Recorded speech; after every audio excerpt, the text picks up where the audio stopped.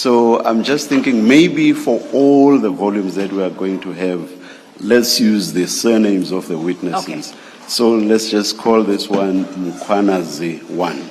So technically it will be volume 1, then Yes. volume 1 equals General Mkwanazi, and then the volume 2 will be for the next witness.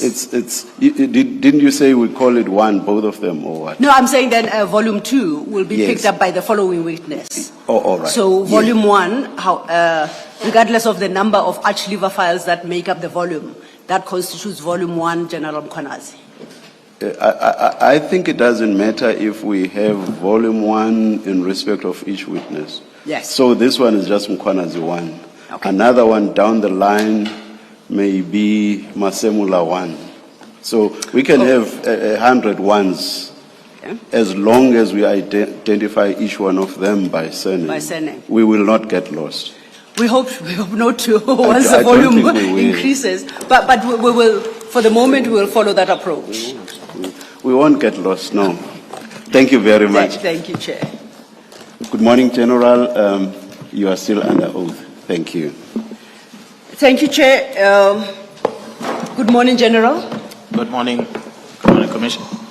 General, when we parted yesterday, Commissioner Khumalo had posed a question to us regarding some aspects that we had already covered. And you recall that we undertook to answer that question when we start today, before we continue with your testimony. And I propose that we do so now. And Commissioner Khumalo will correct me if I misquote him, but sorry, I got distracted. The gentleman behind me keeps talking, so it's distracting. If I understood his question correctly, Commissioner Khumalo wanted to understand, in respect to the 121 dockets, and I guess for lack of a better phrase, the ownership of those dockets. He wanted to understand whether the dockets that we reference as Eastern Cape dockets are owned by the task team or they are owned by, let's say, the Eastern Cape Police Service. If I understood the question. I understood the question differently. Okay. But let me let my colleague. Thank you. Thank you, Chair. The first question, good morning, General Mkwanazi. Good morning, Commissioner. Yes. You will recall that, and then maybe while we are at it, Advocate Silo, we should just clarify the letter from the Minister. Yes. Containing the directive to disband the task team. Yes. We kept referring to it as the 2 January 2025 letter. It is in fact dated 31 December. Indeed, Commissioner, it's the 31st of Yes. December. 2 January is when he learnt of it. When General Yes. Mkwanazi first learned of the letter. Indeed. Yes, and what I tried to understand or establish, General Mkwanazi, is your understanding of the instruction to disband the task team and what became of the task team. In other words, the members of the task team subsequent to the instruction to disband it. Did they all go back to their stations or to their provinces? What became after you became aware of the instruction? Thank you, Commissioner. Commissioner, as I said yesterday, that the instruction was not officially given to me. It will have been sent to the National Commissioner, and National Commissioner did not communicate anything to me. But what I know of is that the team continued working.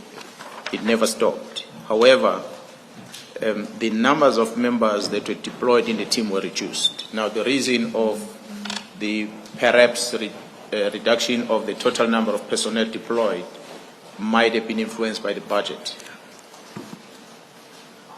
But I guess the National Commission is in a better position to explain what led into the reduction in terms of the number of personnel. So there's quite a lot of police officers that withdrew and went back to their stations, whereas others remained. All right. So if I understand you correctly, until there was official communication to you from the National Commissioner, you did not take steps to disband the task team. That's correct. I did not take steps to disband the task team to date. Thank you. And perhaps then, and thank you for the clarification, it is an aspect that we were going to cover, might as well then complete it. To give a sense of the timeline, as we understand things, the letter is dated the 31st of December 2024, and it is dispatched to the office of General Masemola as the National Commissioner on the same date.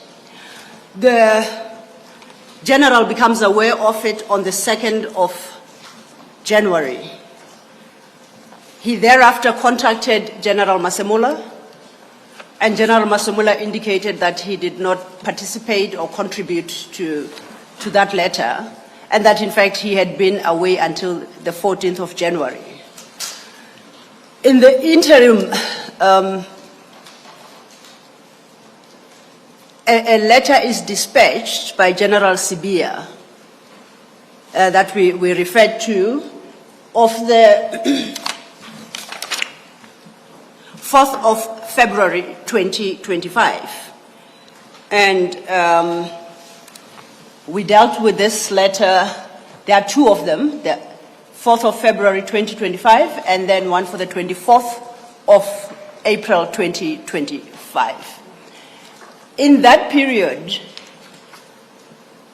there were engagements, as the witness testified, regarding the possibility of possibly reversing the decision.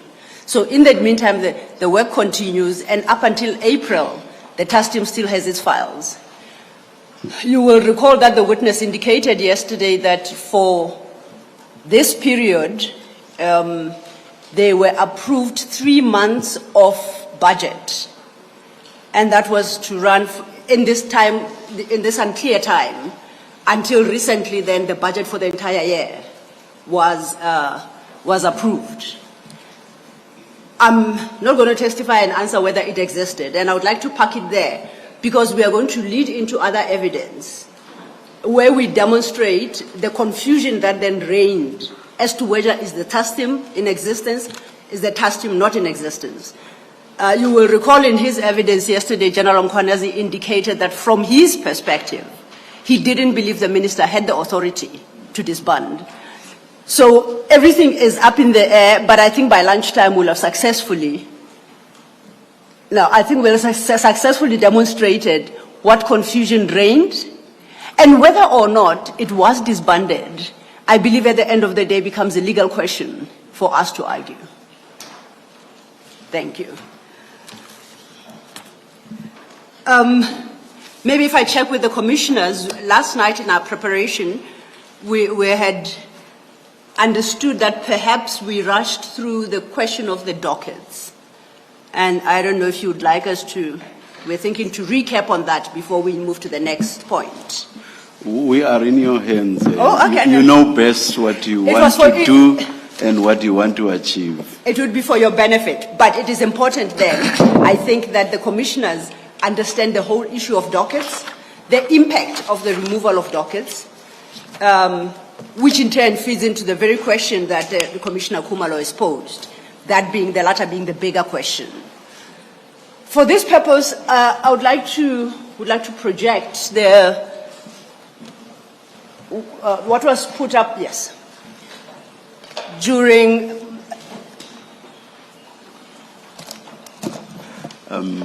yesterday. I complained privately, of course, about the fact that my co-commissioners don't have these monitors. I do have one in front of me. My co-commissioners should have those as well. They should not be expected Indeed. to turn and look across there. and we do this on the assumption. May I plead with the Secretariat that this should be attended to. Of course, I did not talk to you, Commission Secretary, so I'm not blaming you. Thank you. Yeah, thank you, Chair. And I'm sorry I didn't check. Following discussion after the first hearing, the assumption was that the equipment has since been provided, and therefore they will have. I do apologize that we are here, but I think this is the only slide that we'll have to project for today. Yes.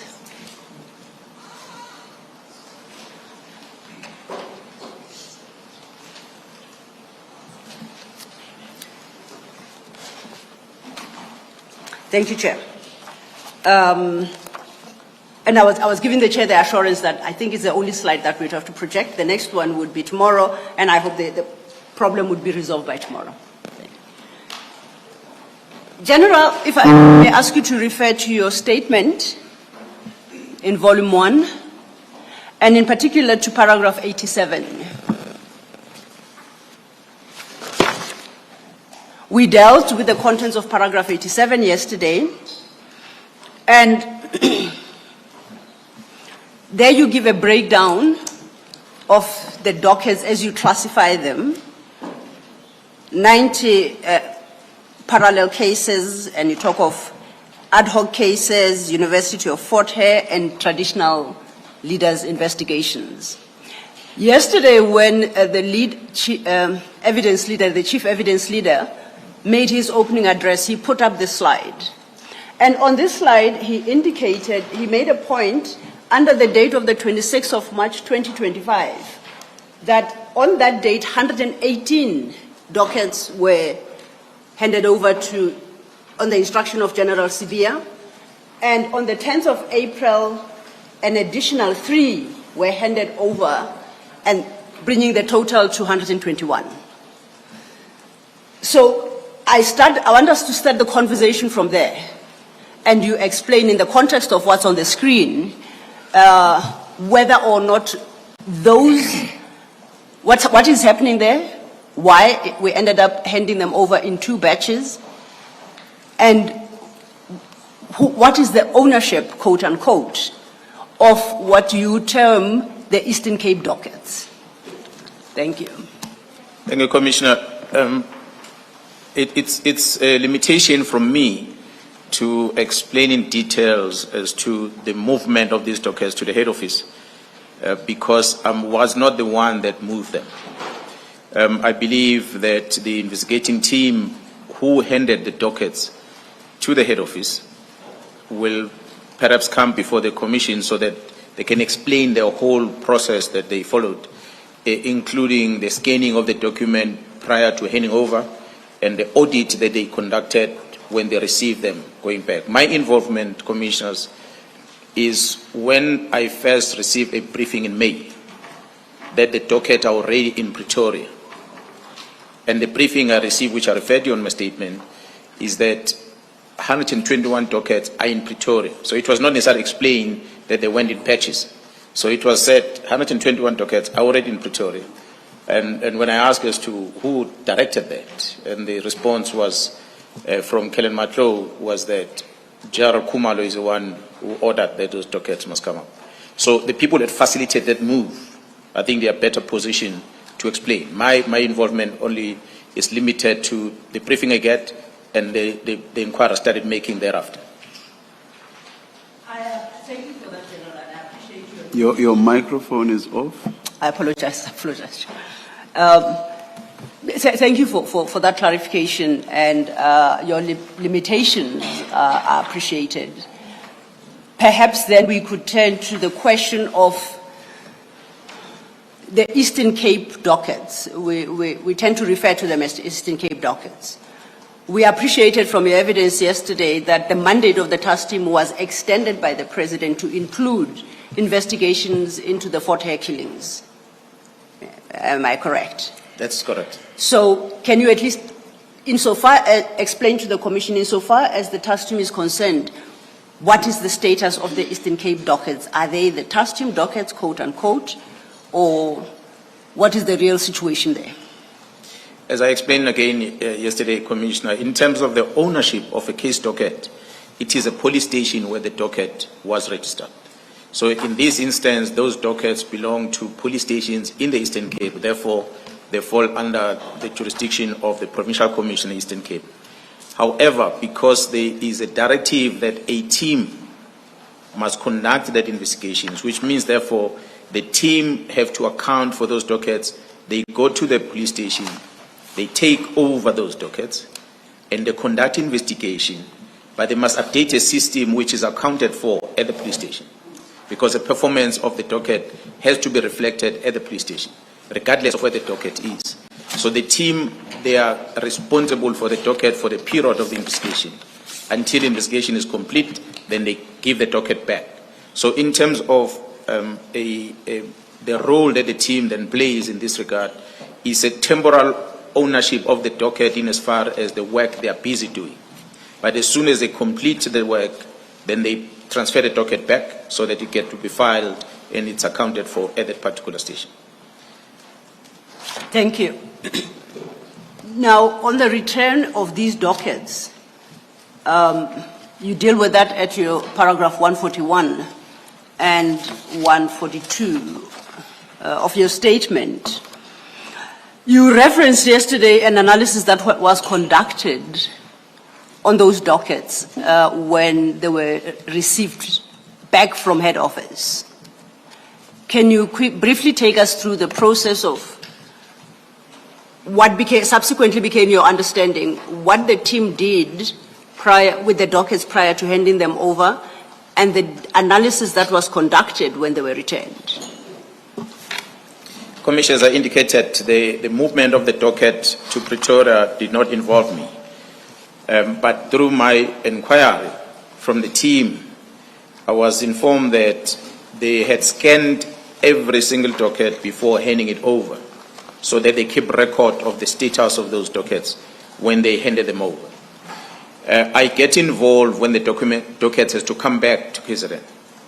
And my involvement is started with a meeting that was held between myself, the acting divisional commissioner of detective services, as well as General Kumalo, and my deputy provincial commissioner, acting Major General Gopal. So we had a meeting, all of us, where we discussed how we're going to handle the process of receiving the dockets back. So from that meeting, the agreement that we reached is what we did thereafter, which was to have the very same team responsible from the political killings task team to hand over the docket, those that has a database of the status of the docket as they handed them over, to come over to Pretoria and meet up with detective services who are in possession of those dockets and go through every single page of the dockets, meaning auditing the status of the docket as they are still in Pretoria versus the status of the docket as per the scanned copies that they had in their possession, just to cross-reference to check whether is everything still as it was when it was handed over. So that is a process that was followed thereafter, and upon agreement, then the dockets were signed off back to the task team as in the same form as they were handed over. And would it be correct for the Commission to understand that a full audit then was conducted on those dockets, and that there could potentially be a report, an audit report available regarding the matters you've just addressed? That is correct, Commissioner. A full audit was conducted. Commissioners are going to pay attention. You're going to see later when the audit report is produced that is going to perhaps, as the team are discussing between the head office and the task team, that the number of dockets differs. Differs in the sense that it is not 121, but it's 123. The counting rules of the task team is that when they have a case that involves, which is a priority as per the criteria, typical example, a political leader was killed, a case is registered. And through the investigation, they pick up that there's another docket that is linked to perhaps the suspect or the weapon that was used. It becomes a parallel case. So they take that docket and they merge it with the main one. So it becomes a sub-docket to the main docket. So when the team counts, they count the main docket, they don't count the second one, because it's a parallel investigation. It might we finalize and they achieve success on it, take it to court and finalize. But the counting rule is that they count the main docket that was a main focus area. So when the team handed over, there were 2 of the parallel cases that were attached to the main dockets. So when the team spoke about the handing over the docket, they talk about 121. But when this audit is done and the head office team who did not understand the counting rules, they then said, but there is additional 2 dockets that are inside other dockets, which therefore means there must be additional 2, which makes the number to be 123. So there was any discussion and explanation between the team that our counting rules, we count the main docket, we don't count the second one. But when they were scanned to be handed over to head office, even the sub-dockets were scanned. So everything was as it was handed. So the report will reflect that. I thought I must bring that to the fore so that there's no confusion. But an audit was conducted and finalized, and the report was produced as such. Thank you. Thank you, General. At paragraph 141, you draw the conclusion based on the analysis that the team conducted and reported to you on, that no investigations were done on any of the dockets. Do you see that? Yes, I see. At paragraph 141. At paragraph 142, you give examples, an example of the extent to which there was a complete failure to advance any of the dockets from the time they were taken until they were returned.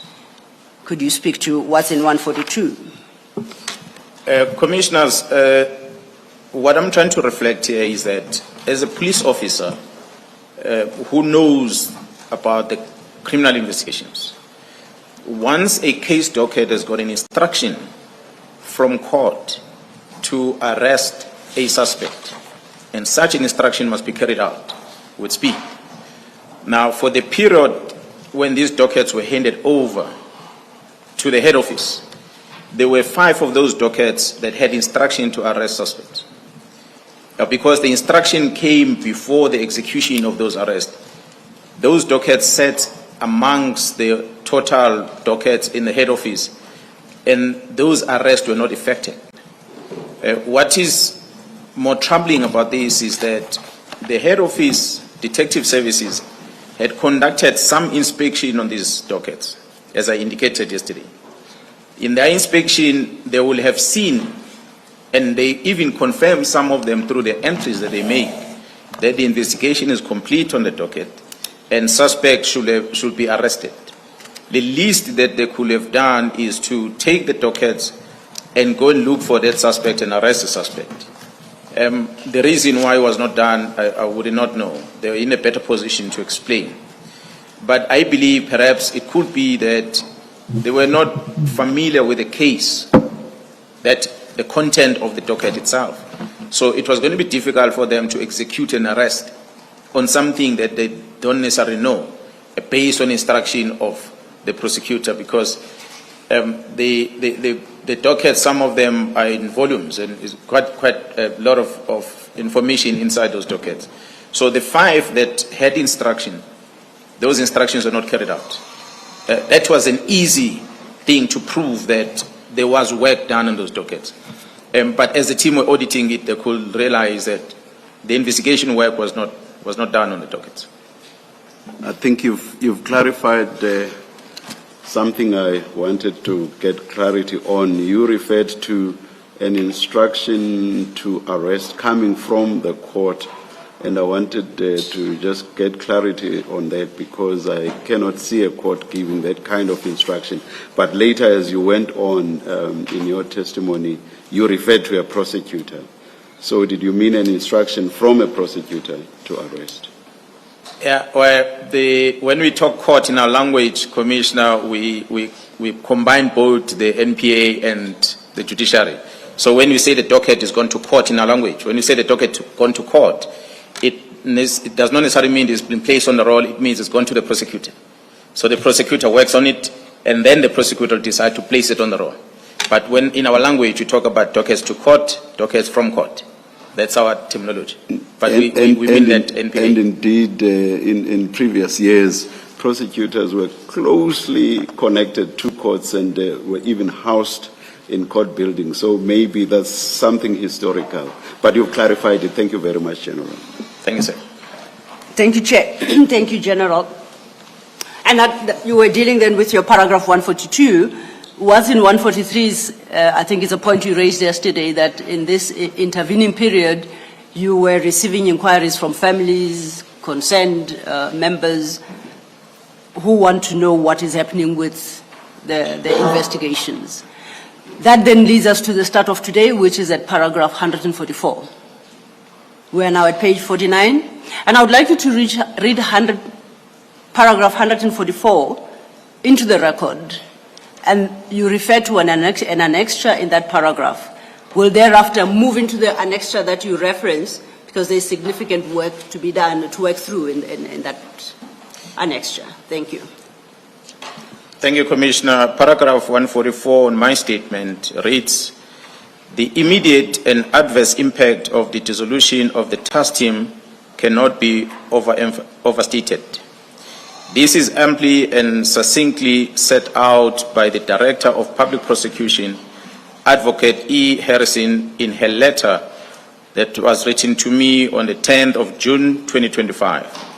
Advocate Harrison points out that the benefit of case coordination efforts under the auspice of the task team, of which the NPA is a part, which have led to numerous successful prosecution, will be lost as the individual dockets will have to be returned to the respective areas where the crimes were committed. On the happening of such eventuality, the dedicated prosecutorial team, which had been established by the NPA, will have no further role to play and will have to be dissolved. I annex here to Mark MK12 a copy of this letter. Thank you, General. Commissioners, that letter is starts at page 194, MK12. And also, General, if you could turn to that annexure, 194.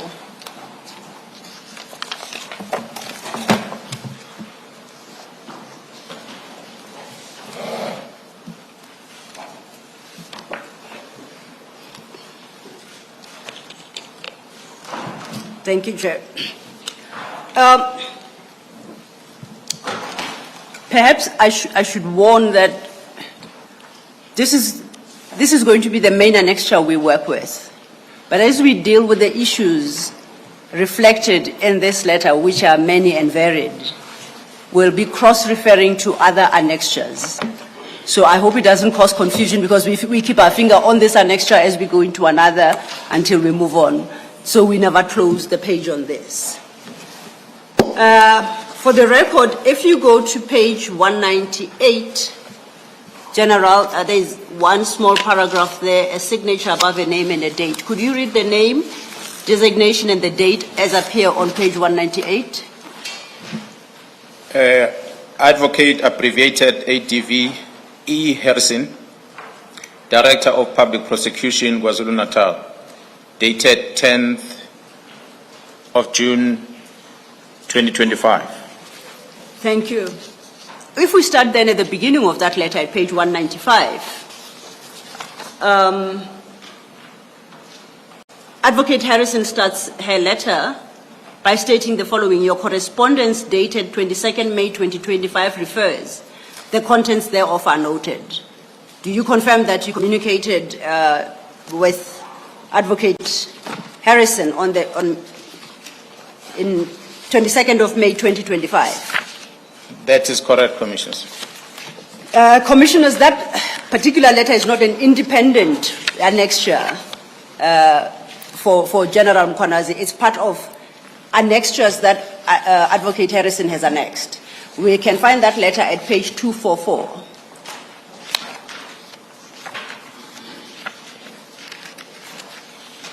In order to... Have you found the letter, General? 244. Thank you. Yes, ma'am. In order to appreciate then the response that follows in Advocate Harrison's letter, your letter is very short. Could you please read your letter into the record and we understand what issues you had raised with her that invite a response, this lengthy response she's about to give. Commissioner, on the date on the 22nd,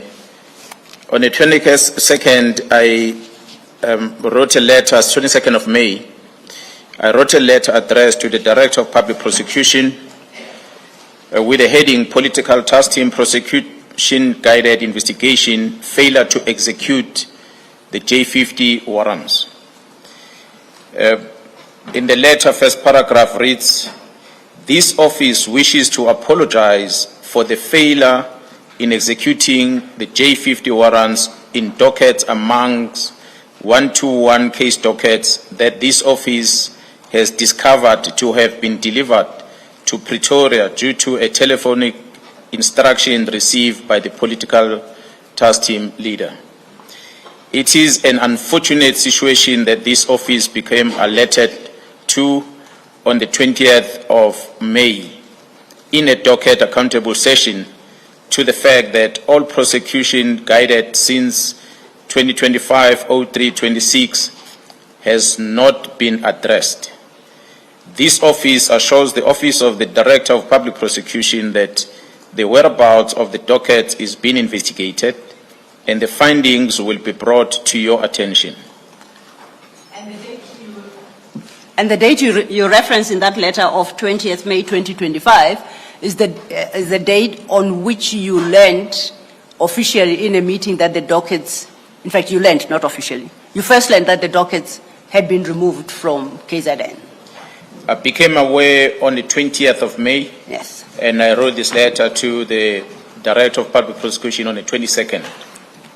Okay. Now let's get back to our page 195, which is Advocate Harrison's actual letter.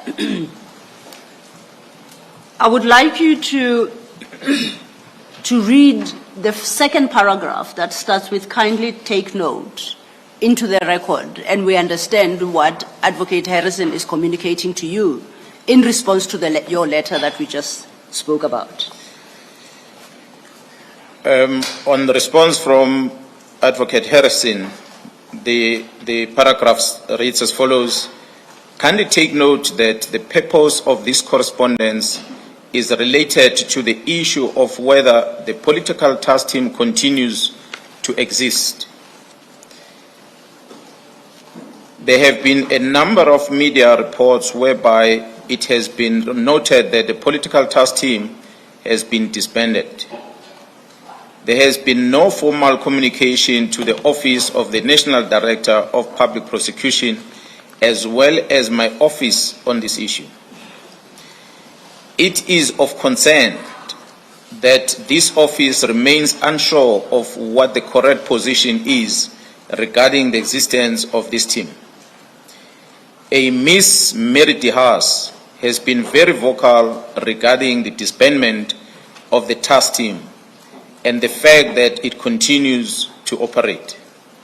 My office has had to indicate to her that I have received no formal correspondence regarding this disbandment. Despite this response, the concern continues to be a problem." Thank you, General. If we can then sum up. We know from your evidence yesterday that you, as the provincial commissioner and the head of the political killings task team, never received any formal communication regarding the decision to disband. Am I correct? That is correct, Commissioner. And we learn from now Advocate Harrison from the KZN DPP that neither was the National Director of Public Prosecutions informed, and that she confirms she too, as the head of the KZN DPP, was not informed. That is correct, Commissioner. She then, at the third paragraph, informs you of how she has dealt with the matter, and I would like you to read that into the record. "I engaged Advocate Zaba regarding the content of your above-mentioned correspondence. He has confirmed that members were sent to his office to collect the dockets. My office cannot ignore an instruction when members are sent to collect dockets, as same is the property of ACPS. Upon inquiry, regarding the existence of the task team, there was no clear response except that he noted that members of the task team have indicated to him that they will finalize the outstanding cases on the court roll. This is the only information that my office has regarding the issue. And if perhaps we go over leaf and we read the first paragraph. In 2026, there will be local government elections. We are aware that all elections are preceded by violent political activity. These consist of murder, attempted murder, assault, criminal injury, malicious injury to property, etc., being committed. The modus operandi differs in that it may involve members from the same political party against each other or between the different political parties. And if I may just clarify your understanding, yesterday the chair inquired from you what you meant by intra-party killings. Would it be correct? I think your response was that there are killings of each other by members of the same political party. And this is what she references when she says killings involving members of the same political party. That is correct. Thank you. My reading of the letter thereafter then, from the second paragraph, Advocate Harrison gives a history of the NPA's involvement, KZN, in the task team before she draws some conclusions at page 197. And it's important that we work through the steps that she has set out in this letter. And this is when we start cross-referencing the many annexures. She starts her second paragraph with the wording, upon my assumption of duty in the province as the Director of Public Prosecutions in May 2019, parenthesis, acting at that time, close parenthesis, my office was approached by General Kumalo, who requested for dedicated capacity to respond to the political task team. Do you see that? That's correct. The General Kumalo referenced here, is it the same General Kumalo we spoke of yesterday, who you said was the project leader of the task team? That is correct, Commissioner. And the body of that paragraph, she references a document dated the 13th of June 2019. She has marked it as Annexure A. For the benefit of the Commission, that document, which is Annexure A to Advocate Harrison's letter, is at page 199. So if we could turn to page 199, General.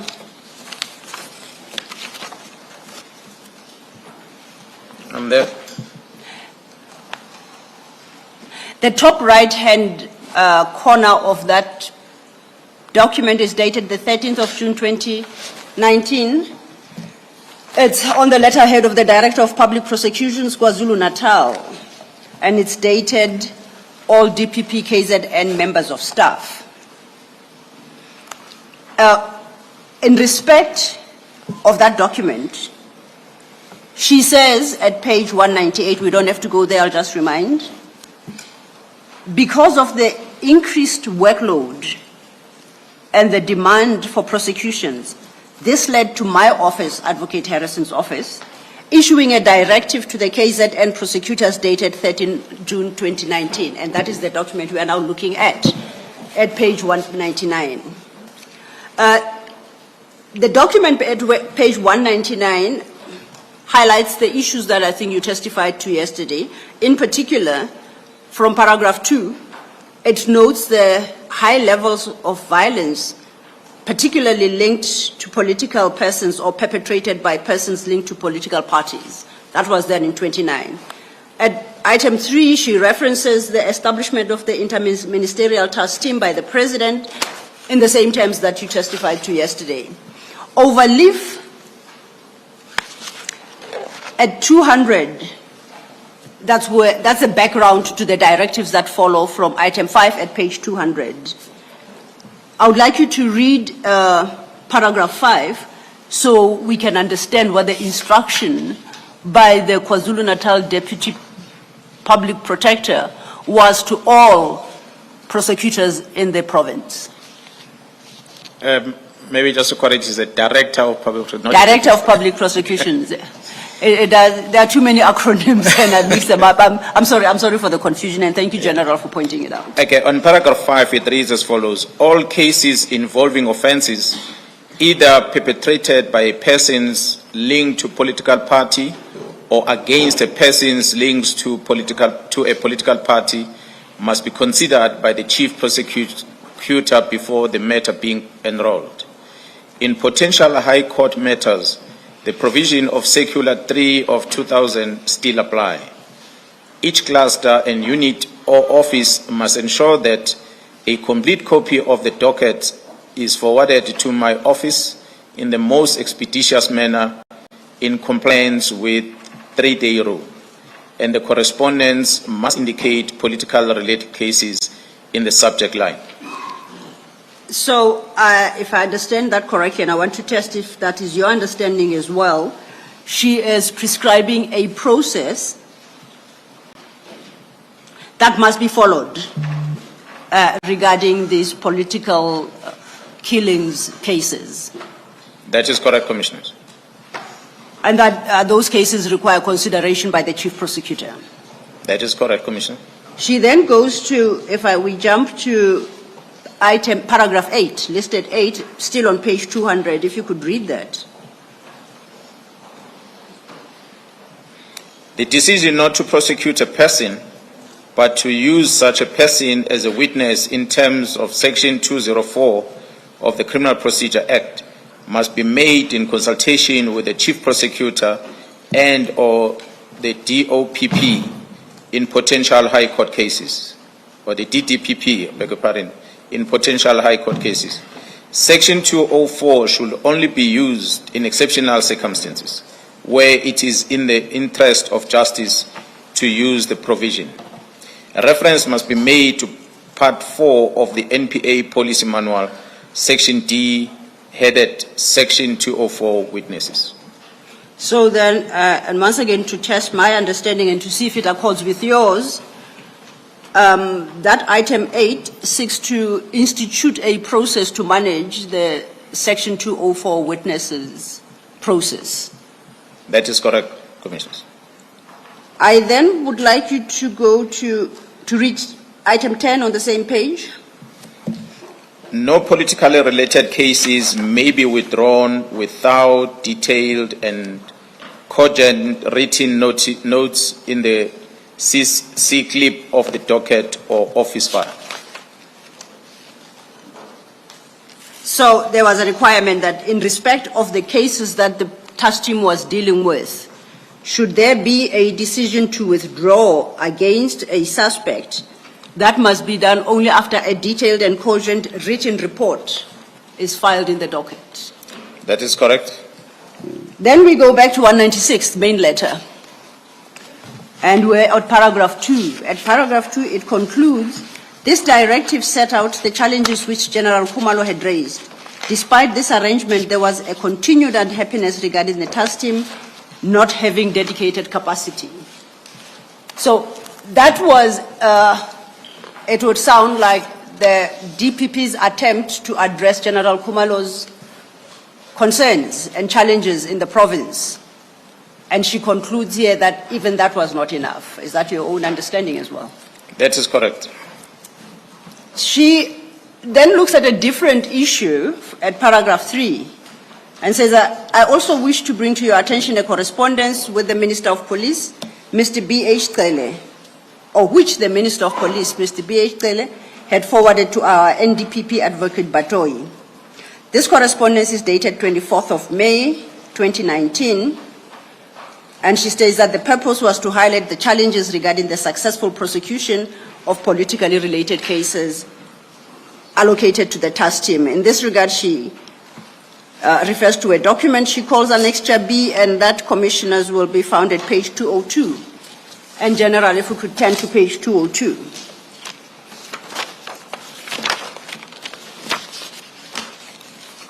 Now, it's a fairly, well, not too long, but it's about 6 pages.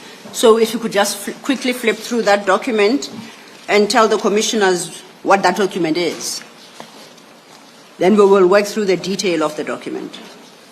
It's an NPA internal correspondence from the Director of Public Prosecution in KwaZulu-Natal. I beg your pardon.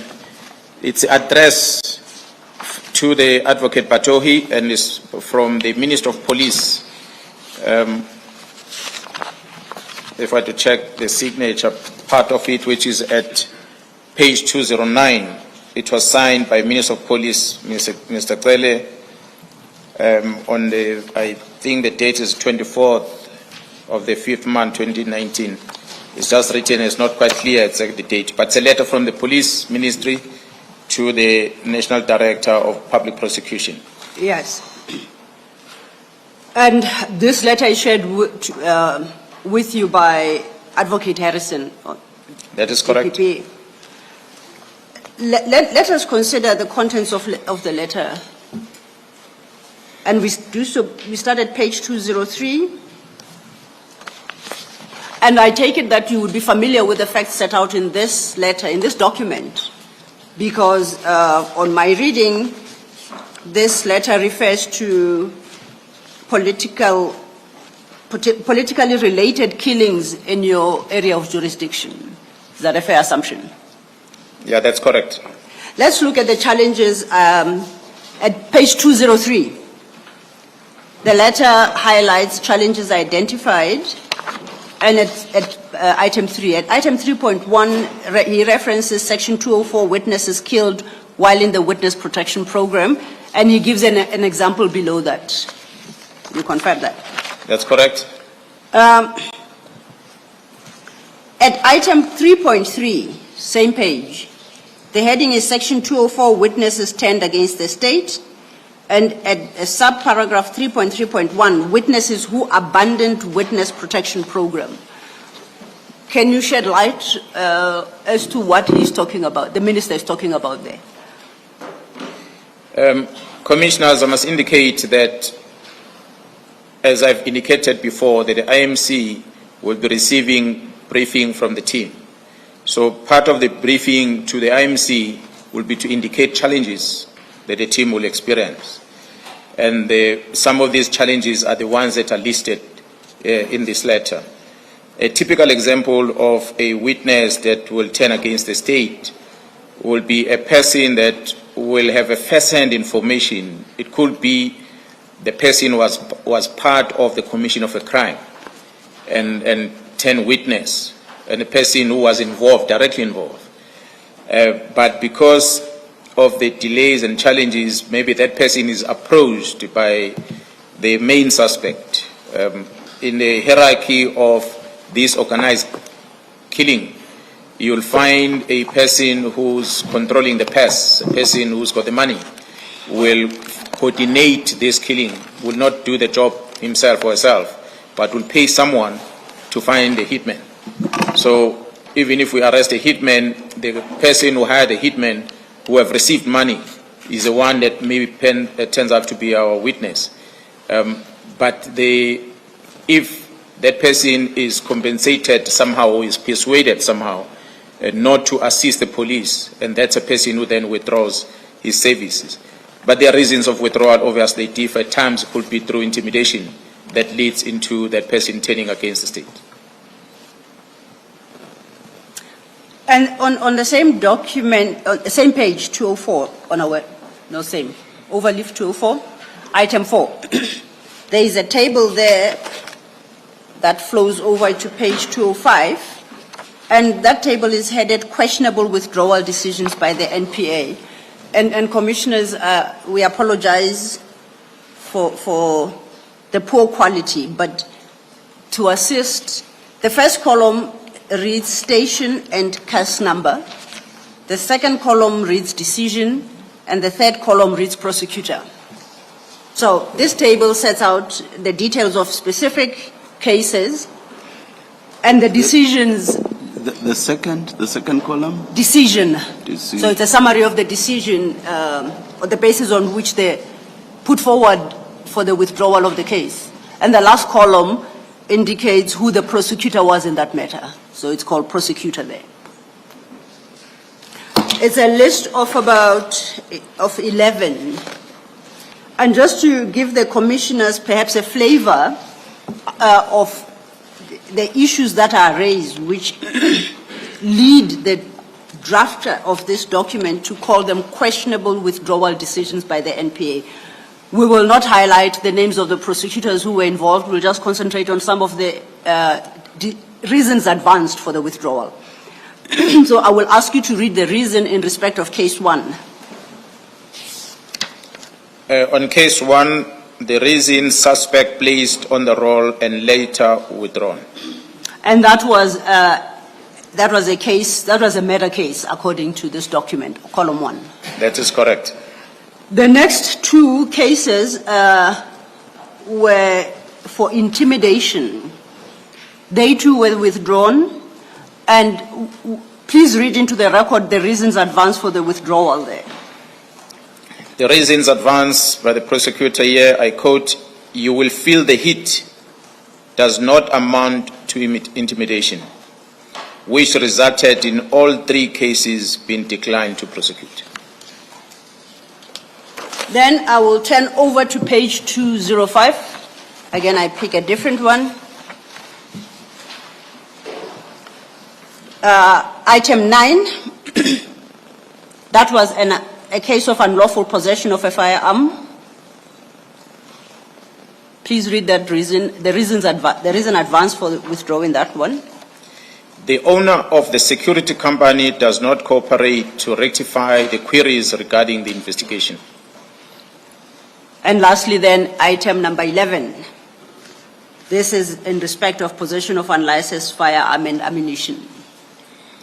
Unreasonable demanding additional evidence to enroll the case despite overwhelming evidence which link the suspect to the case. Yesterday you testified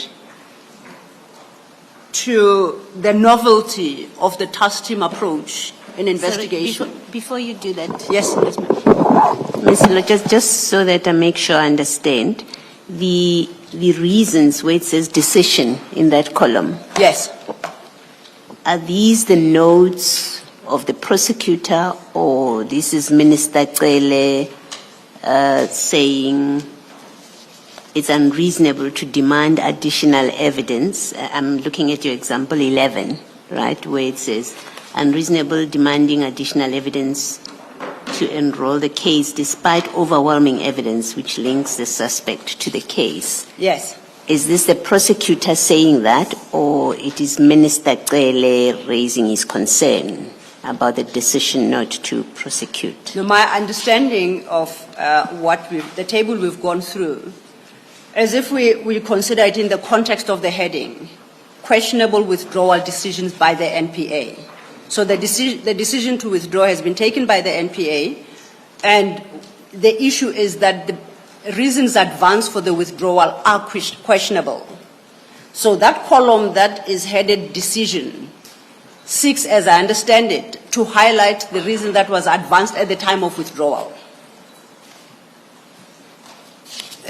So I did not read this table to include any personal input by or opinion by Minister Cele. Okay. He was just reflecting what is already on What is record recorded. Okay. regarding these decisions by the NPA. Thank you. Thank you.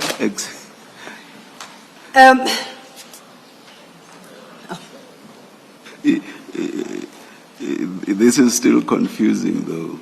Okay. Because I cannot see the prosecutor saying that they unreasonably demanded additional evidence. So probably it's the minister here expressing his own view, and maybe what happened is that it was the prosecutor who was insisting on additional evidence. And so the minister is expressing his view that that was unreasonable because there was sufficient evidence. So this one sounds to be an exception to what you are saying, which is what's in that column is the decision, as was recorded. But I would perhaps ask that we park the issue for the moment as we work through the document, we will realize that the minister technically is quoting the information that became available to him regarding all these issues. Because sometimes it gets so specific that is information he simply could not have. So clearly the source of the information, he is reflecting the situation on the ground. He concludes at page 209 with the findings and recommendations. So I understood that document and the table set out therein not to be expressing his view. Perhaps to save time, let's Yes. just say my co-commissioner, Commissioner Baloyi, did raise this, and let's just leave it at that for now. Indeed, I hope by Yes, the time we yes. get to the conclusion of this document, Yes. perhaps then we'll have a better understanding. Maybe just a question of how it's expressed. Yes, But it would yes. seem to suggest that the last column gives you the name of the prosecutor who was involved. The second column gives you the reason why it was withdrawn. This particular one seems to have a comment that it was unreasonable. The case was ready to go to trial, but there seemed to have been further demand for evidence. Now, it may potentially mean that the prosecutor himself was refusing to take the matter to trial and demanding more evidence, when in essence, practically, the matter was Yes, ready. and then Yes. someone else says that was unreasonable. And because this is the minister's document, it's on that basis that we think That it might be him. is the minister expressing that opinion. But as I We said, can flag in it. the interest of time, We'll find out exactly where that comes from. yes, let's move on. The next table, still on page 205, deals with what the author calls the questionable decisions by the NPA. And the headings there are, once again, case number and the charge, and the second column should read decisions. Here, there are two cases, two meta cases, and if you could just quickly highlight what under the column decision advanced in respect of each, General. The first case is Ntuzuma case 242 of 10/2012. It's a murder case. The NPA guidance to take the case for formal inquest instead of trial, despite strong evidence of premeditated murder. The second one is Plessisler case 2335 of 2018, murder. Unreasonable demanding additional evidence to enroll the case despite overwhelming evidence which links the suspect to the case. And just for completeness, then at page 206, it's a similar table, but this time it speaks to speedy trials delayed. Do you see that? And Yes. it follows the same format. It gives you the name of the accused, the case number, and then the decision advanced. Would I be correct to suggest that all these are matters that the task team at the time, regard being held to the fact that this is generated in 2019, that the task team was concerned about, which is delay in prosecuting matters that have been investigated? Would that be a correct understanding of this document? That is correct. Then if we go at 207, under item 8, accused granted bail whilst on bail. Now that goes over till 208. Starts at 207 into 208. We don't have to read them. You could choose an example to highlight what the concern is here about accused being granted bail whilst on bail.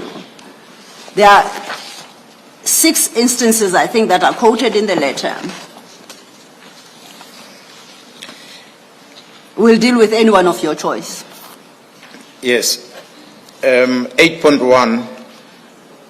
Sifiso Khadebe, a well-known hitman, was arrested on IB's case 91 of April 2017. Murder of Councillor Tobela was granted 10,000 rand bail. While out on bail, he committed another offences as per AB's case 869/2018, the discharging of firearm and was granted 1,000 rand bail. Mzimkhulu case 5/10/2018, possession of unlicensed firearm, granted 1,000 rand bail, and Mzimkhulu case 112/10/2018, possession of unlicensed firearm and ammunition, granted 2,000 rand bail. Bail was opposed on all cases, but it was unsuccessful. So the situation is you have an accused, they are charged, they are arrested, they are granted bail, they are released.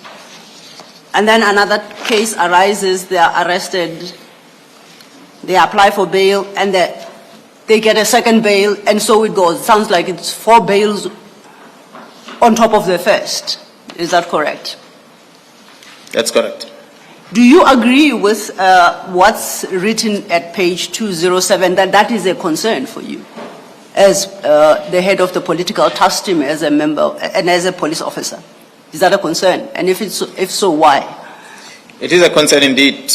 As I said earlier, that this will have been an extract of the briefing that was given to the IMCs about the challenges that we're experiencing with regard to the prosecuting of these cases.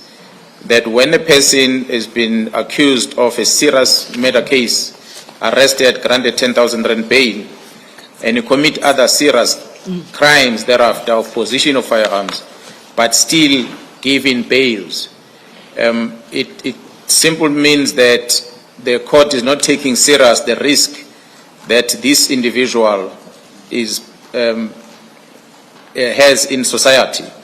That if he keeps granted bail because of murder and is arrested with a firearm again, and is granted another bail, and again arrested because of the firearm charge, and granted bail again, it simply means that he is allowed to go out there and carry a firearm and do whatever he wants to do with the firearm. The court does not see the need of stopping this person from doing that. And this has a serious consequences towards the witnesses and many other people that are involved on cases that this person is arrested for. And perhaps for the sake of completeness, let's look at case at page 208, which is a slightly different case, but along, in the same vein, under item 8.6. If you could read that. Fisokuhle Ntuli was arrested, charged, and sentenced on Patfontein case 50 of June 2016 for 4 times attempted murder charges. He appealed and was granted bail. Whilst on bail, he was arrested and charged on 4 murder cases, as per Nongoma case 30 of April 2016, 391 2016, also Nongoma, 88 Nongoma, as well as 127 Nongoma, all of them in 2018. Yes. And possession of unlicensed firearm as per Nongoma case 285 of 2017, and Nongoma case 147 of 2018 June, that he is alleged to have committed while on appeal. So this accused is actually charged, convicted, and sentenced. Then he appeals. He's granted bail while he's awaiting his appeal. And in that period, manages to commit 4 more murders. That is correct. Okay. Now, Manages to be charged with a commission of... that's more precise, legally correct, yes, manages to be charged. Then I think what we have just worked through, which was what Minister Cele at the time communicated to Advocate Baktoy, culminates in certain findings and then followed by recommendations, and that's set out at page 209. I think it is important to appreciate the findings made in 2019 because that gives a sense of the situation as it prevailed in 2019, appreciated even by the minister. So if you could read the findings under item 9 at 209. Findings reads as follows. The political related cases, especially murder, are organized in nature with different role players carefully identified, that is hitmen, spotters, coordinators, and individuals at the top who are ordering the hits. Bullet 2, most cases are dependent on Section 204 witnesses that were part of the syndicate, especially when the investigation has to be directed against individual on top, open bracket, politicians and entrepreneurs, close bracket. Bullet 3, the involvement of politicians and business people possess a threat of attempts to bribe the criminal justice system personnel. If it fails, then attempts to turn Section 204 against the state. If that fails, then they kill the state witness, which results in the case being withdrawn. Paragraph 4, bullet 4, the lack of dedicated prosecutors to guide and prosecute on allocated cases. Bullet 6, bullet 5, I beg your pardon, the trial-ready cases being postponed for a longer period due to unavailability of dedicated magistrates. The last bullet, the repetitive granting of bail to accused who are already on bail. Yes. So those were the findings that Minister Cele drew at the time. Did they accord with your experience and knowledge with the situation as was prevailing in KZN at the time? That is correct, Commissioners. And he turns then lastly at item 10 by making recommendations to Advocate Batoyi. If you could just quickly read those into the record. Recommendations, 4 of them reads as follows. Bullet 1, a dedicated courtroom for the processing of the politically related cases. Bullet 2, dedicated preferable prosecutors and magistrates to deal with these cases. Bullet 3, appointment of a permanent KZN Director of Public Prosecution. Bullet 4, urgent appointment or utilization of police officials to fulfill the function of the security officers in the Witness Protection Program as prescribed in the Witness Protection Act 112 of 1998, Section 3, 5A, Roman figure 3, and Section 6B.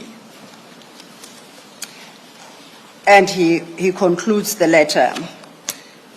Now we go back to...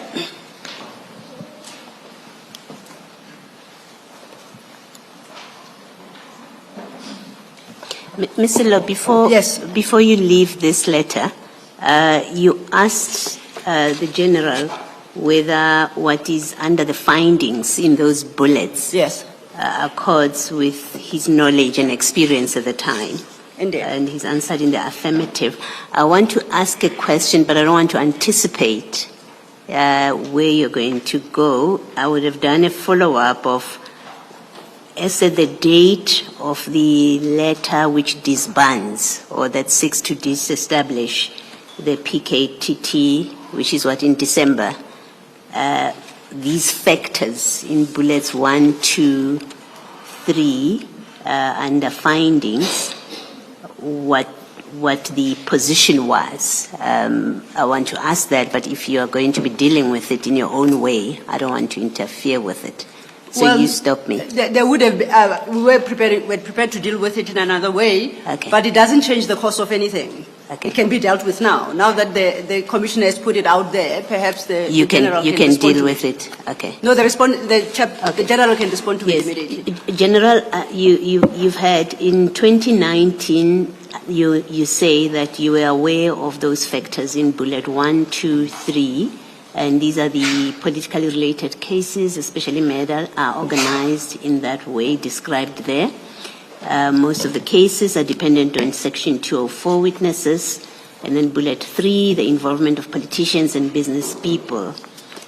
Is at 2024, when Minister Mkhunu sends the letter or the instruction to disband the political killings task team. What, in your impression and experience, is the position? Is it still the same? Is it any different? It remains the same, Commissioner, that there is a lot of interference with these investigations in different forms, as is listed there, in order to try and close these cases by business people and politicians. And by and large, because they are political cases, the people on the higher level of the syndicates that are involved are the ones that are behind the closures of dockets. So they influence the docket. It still remains the case to date. Thank you, General. Thank you, Commissioner Baloyi. We go back then, General, to Advocate Harrison's letter, and we were at page 196. And we're looking at the last paragraph. I invite us to consider the last paragraph of that letter at page 196. And she states on 23rd August 2019, there was a steering committee meeting. There was a presentation done, and that presentation she attaches as Annexure C. For the record, that Annexure appears at page 210 of file 2. However, that copy is not the best, and I would just for the record like to point out that it is the same plan that General Mkhwanazi dealt with as MK5. No, I make a mistake. We are at 210. Then it's the next one that I ran ahead of myself. We are dealing with Annexure C, the one at 210. If you could turn to that document, General. Yes, I'm there. Advocate Harrison says this was dealt with at the steering committee meeting, and it's headed Progress Report, Investigation and Prosecution of Investigation and Prosecutions of Political Related Cases, Steering Committee, 23 August 2019. Now, yesterday morning, you recall, when you informed of the establishment of the task team, you highlighted the various governance structures of the task team, and the chair even asked you about the National Steering Committee. My question is, the steering committee referenced here, if you could look into the content of that document, do you know that steering committee? Is it in any way related to the task team, or is it a different steering committee? It's a steering committee related to the task team. So this is the task team steering committee. She goes on to say that, perhaps before we deal with that, let's look at that report at page 220. There are recommendations.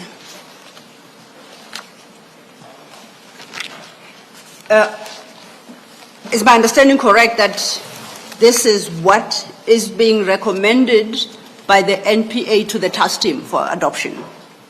That is correct, Commissioners. Can we just quickly read that and understand what was being recommended? And for the record, I know that this is 25th August 2019. If we refer back to the minister's letter, that is from May of 2019. There are 4 recommendations, Commissioners. The first one, dedicated courtrooms ×2 for the processing of the political related cases, 1 serving the central and northern regions, and the other court servicing the Midlands and southern regions of the province. Recommendations 2, dedicated prosecutors ×6 and presiding officers ×3, preferable from outside the province, to deal with these cases without delay, fear, and compromise. Third recommendation, the use of dedicated correctional center, in bracket, Epongweni, Kokstad, super maximum prison, close bracket, already identified by the Minister of Justice and Correctional Service for accused of political related cases to minimize the risk of interferences. The last recommendation on bullet 4, utilization of police officials to fulfill the function of the security officers for state witnesses on political related cases who are on the Witness Protection Program as prescribed in the Witness Protection Act 112 of 1998, Section 35A, Roman figure 3, and Section 6B. Thank you. To your knowledge, this being a presentation to the task team and the recommendations are being made to the task team, were these recommendations accepted by the task team? It's recommendations that were made which to some degree were accepted, except the challenges that were expressed regarding the dedicated presiding officers on the matter, which was required the Department of Justice, the courts especially, as although the minister was part of these meetings, but there was no magistrate, chief magistrate as part of the team. So that is what then the NPA was going to escalate to the court. And before at least the 31st of December 2024, what was the prevailing position within KZN insofar as these recommendations are concerned? What had been implemented after the task team accepted some of these recommendations or were able to implement them? I must indicate, Commissioners, that when the team was working up until that period, there has been challenges in some of the presiding officers which led into one complaint against one presiding officer, magistrate, that was registered through the right channels for investigation. General, I apologize to interrupt. Can we give the commissioners a moment? You're not. Okay, thank you, Commissioner. You may proceed.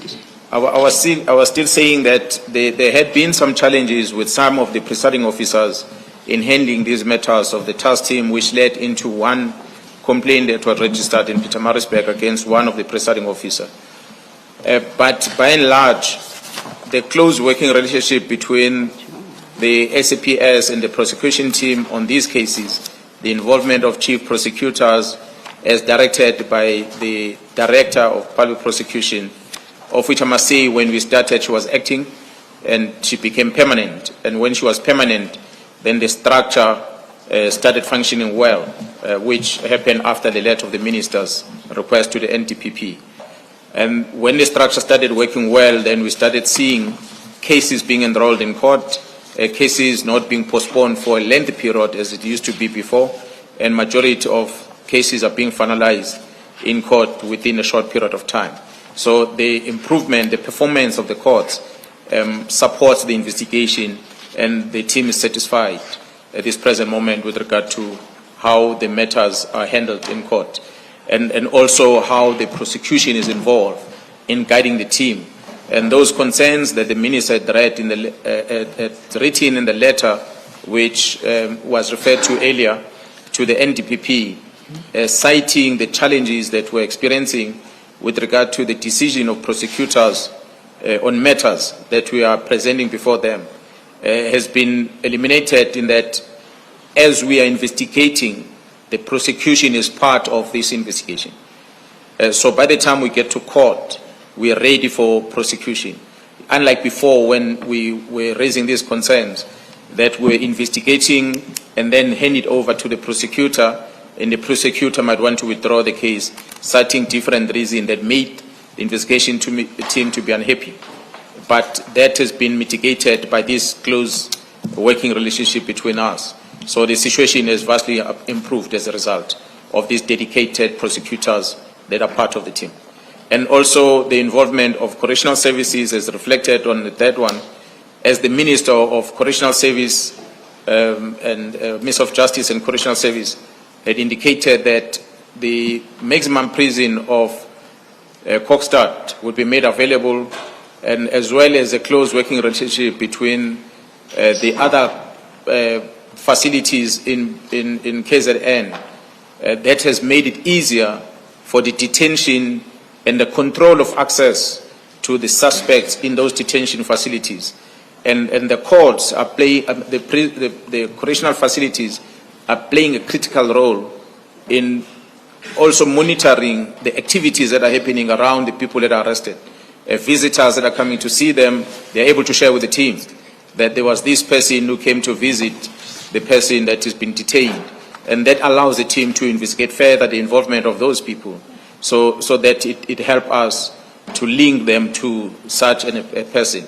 There's been a lot of success as a result of that, which we thank correctional services for playing that critical role to help with this investigation, not only just to detain the people, but to assist also with the interviews, making the facilities available for the team to have easy access to correctional facilities to allow the team to be able to investigate. Thank you, General.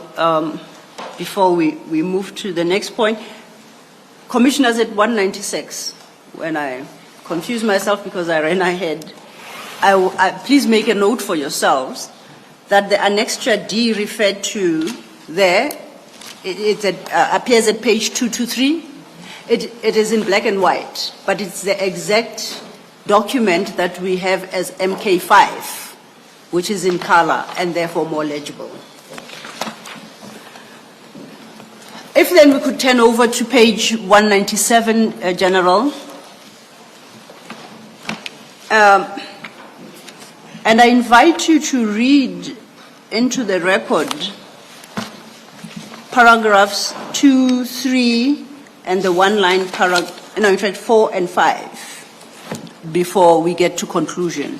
So you can skip the first paragraph on that page.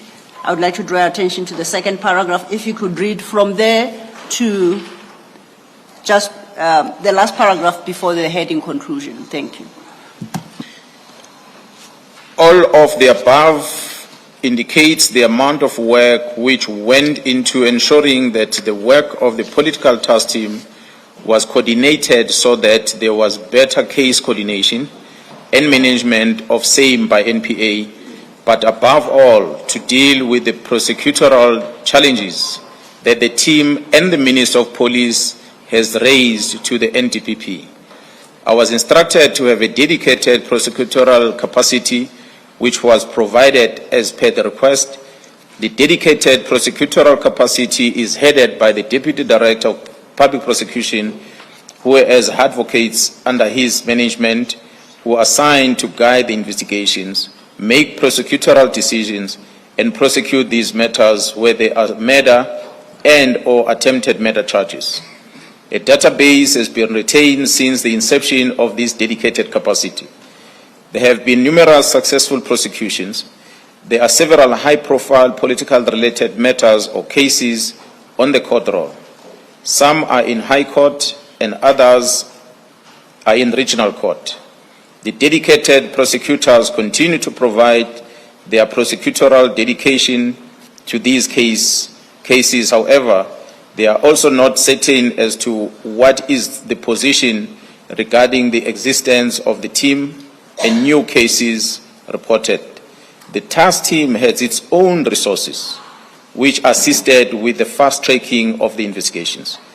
All of the information above has been set out to show the seriousness that this office made to address the challenges which the task team and SAPS as a whole had raised. I understand from what you've just read that it is the Office of the DPP speaking through Advocate Harrison about the concerns on the part of the DPP and the NPA office as regards the so-called disestablishment of the task team and the loss of effort made since 2019 to address political killings.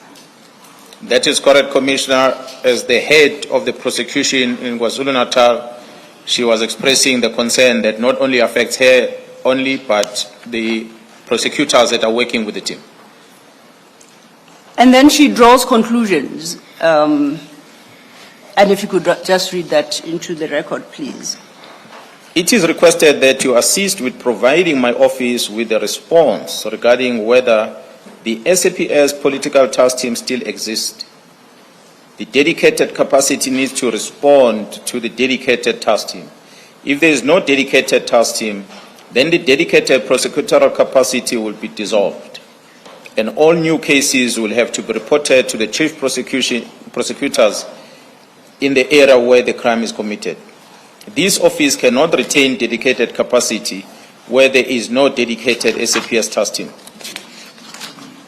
Your correspondence will assist as the unit has to plan for the year 2025-2026. It has its own priorities as per the NPS AOP. As we are all aware, organized crime has become the new focus or priority, and this office needs to plan. I am unfortunately not able to complete the planning because the issue regarding the existence of the task team has not been communicated.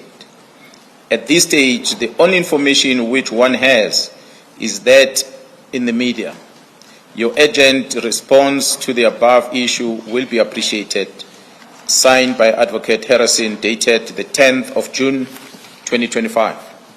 And that the signature is as Director of Public Prosecutions, KwaZulu-Natal. That is correct.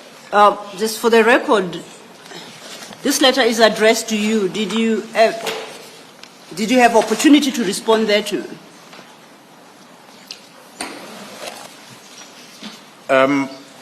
Beside a telephonic conversation that I had with her, I did not formally respond to the letter, commissioners, because it was a time when I was busy trying to intervene with regard to the decision of the minister to dissolve the team, trying to facilitate that this decision must be reversed in order to mitigate these challenges, which of course it had not happened, and I can safely say without jumping forward that the further engagement we've had with the DPP in relation to this and the decision of the team has led into the criminal case docket being registered, which we cannot discuss it now. It's subject to all this which has happened. Sorry, Advocate Silo. General, having regard to the content of this letter, can you just tell us whether you shared similar concerns as those expressed by Advocate Harrison in the letter? That is correct, Commissioner. Commissioner will recall that when she starts her letter, she refers to my letter to her. In my letter to her, I'm apologizing for the failure to carry out her task, instruction of arresting that we have failed to do as the police, and explaining the challenges as a result. That's why then she's writing, expressing the same concerns to me. Really, what she summarizes on her letter are the concerns that the team shares with the prosecutors that are working under her. So she's just elevating that to bring it to my attention so that I can, when I engage with my principal, be able to show what the prosecutors are saying with regard to this decision of the minister. And then the consequences going forward. The letter also mentions new cases and what consequences will be in relation to new cases going forward. That is correct. The engagement I have with her was that as and when the cases are coming, we will still allocate them to the team, and I will still expect the prosecutors that are dedicated to continue. The fortunate position that we are in is that although some of these 121 dockets were taken to Pretoria, quite a lot of other dockets were still in court, and the very same prosecution team was involved in those dockets. So they are still engaged with the team on that level, not necessarily taking new dockets, but they are still engaged with the team in as far as the courts, dockets that are in court. But as soon as we engage, and then they understand that it is not the IMC that took a decision to disband, it is not the National Commissioner that took a decision to disband. The team is still on the ground, albeit that is not taking new cases. And the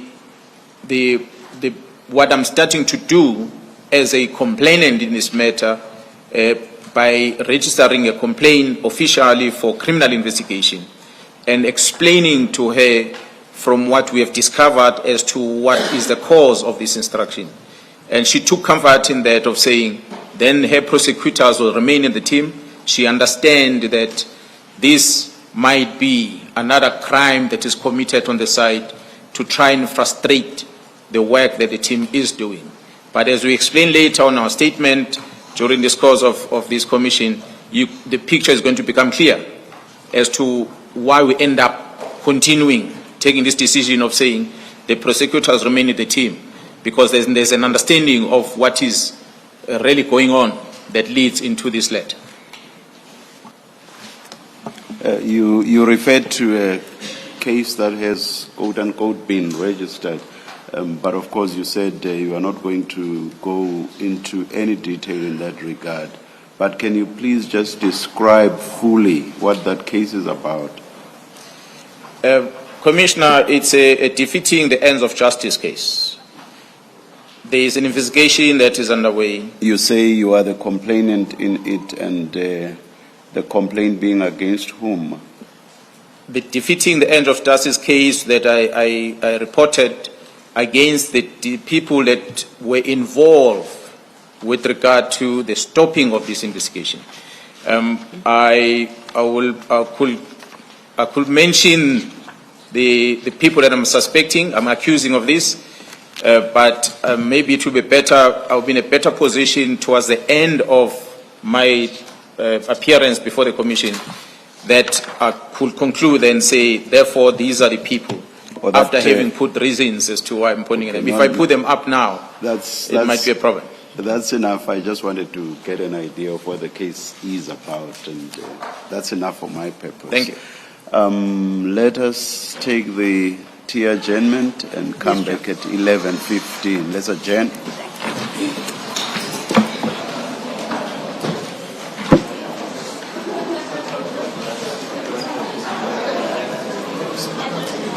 Do you see why we couldn't? Urinda? You got ubitsa.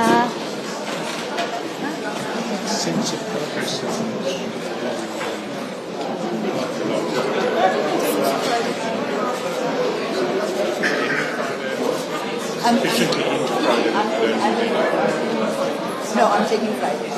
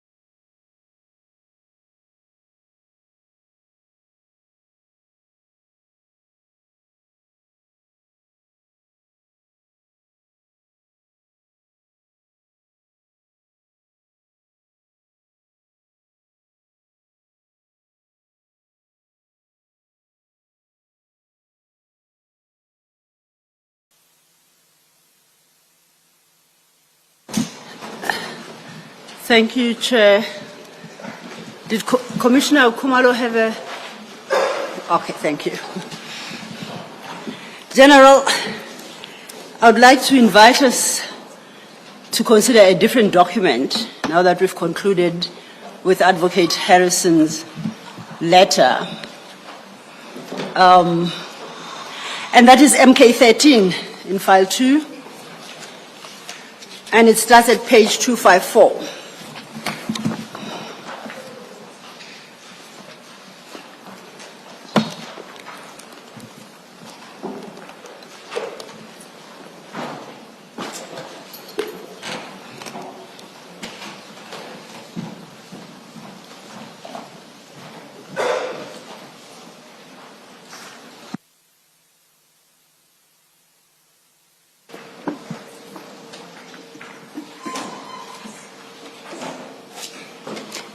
Ms. Silla, Yes, Commissioner. you went through that letter with the general, the letter from the Minister Cele then, Yes. which has those tables and it lists areas of concern. Indeed. The significance of what you were discussing or of that letter is not clear as it relates to the terms of reference. Just so that it's not lost on us. It's one thing to read an interesting document, but what is sought to be conveyed in the evidence of the witness and how it speaks to anything that we are concerned with is not clear. Will you be dealing with that at some point? No, I won't. I'm ready to address it now. Okay, please. To locate it in its proper context, the annexure that the General put up is annexure MK12, which is the letter from Advocate Harrison. It's Advocate Harrison's letter, which has got annexures to bolster the points she makes in her letter. And that is what caused us to go to these annexures, including the one that you referenced, written by Mr. Cele. So if you recall, Commissioner, Advocate Harrison in MK12 sets out the history and the issues that had been identified and the response to those challenges. So Minister Cele's letter technically captures the challenges as were communicated to the NPA.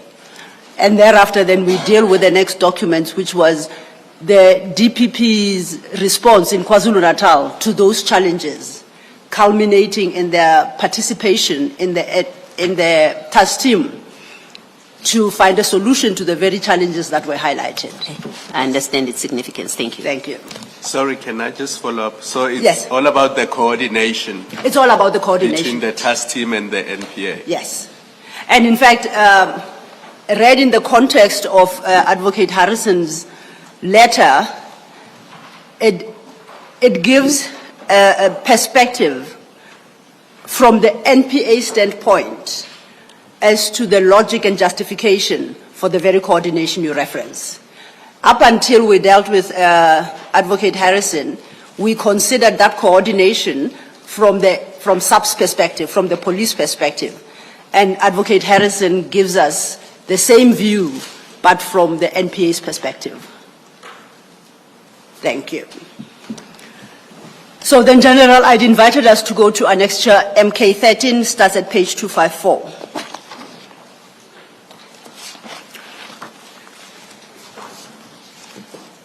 Before we deal with the contents of this document, can you just identify for the record what it is?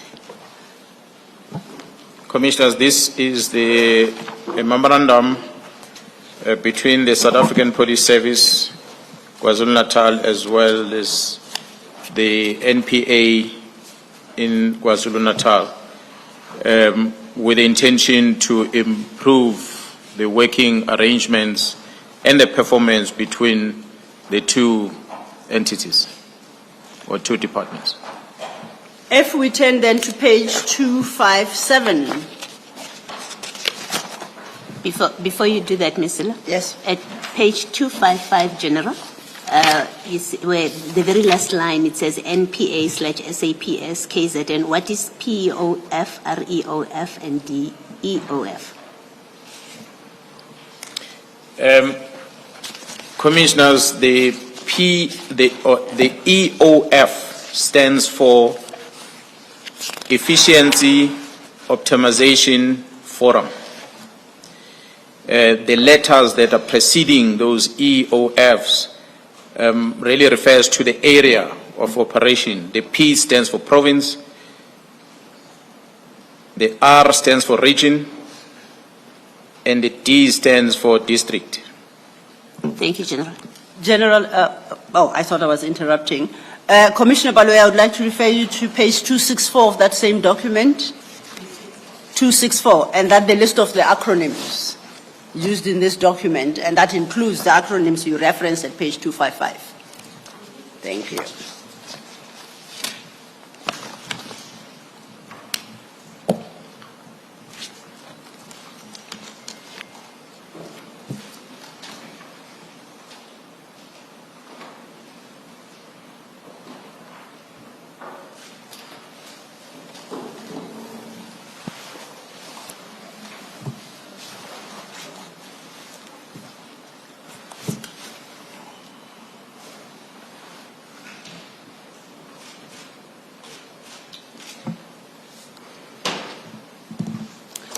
Thank you, Chair.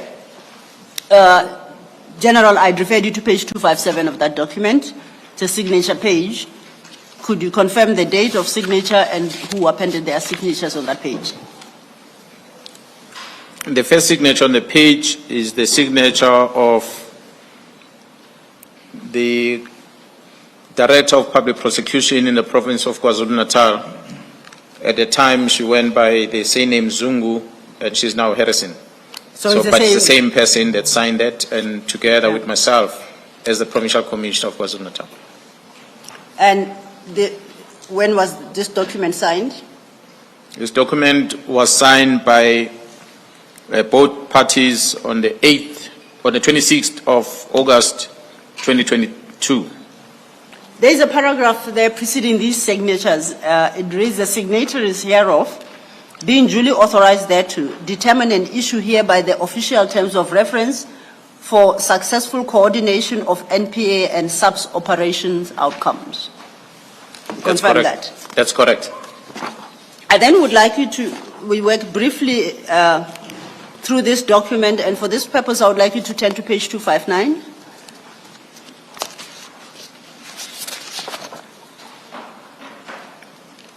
And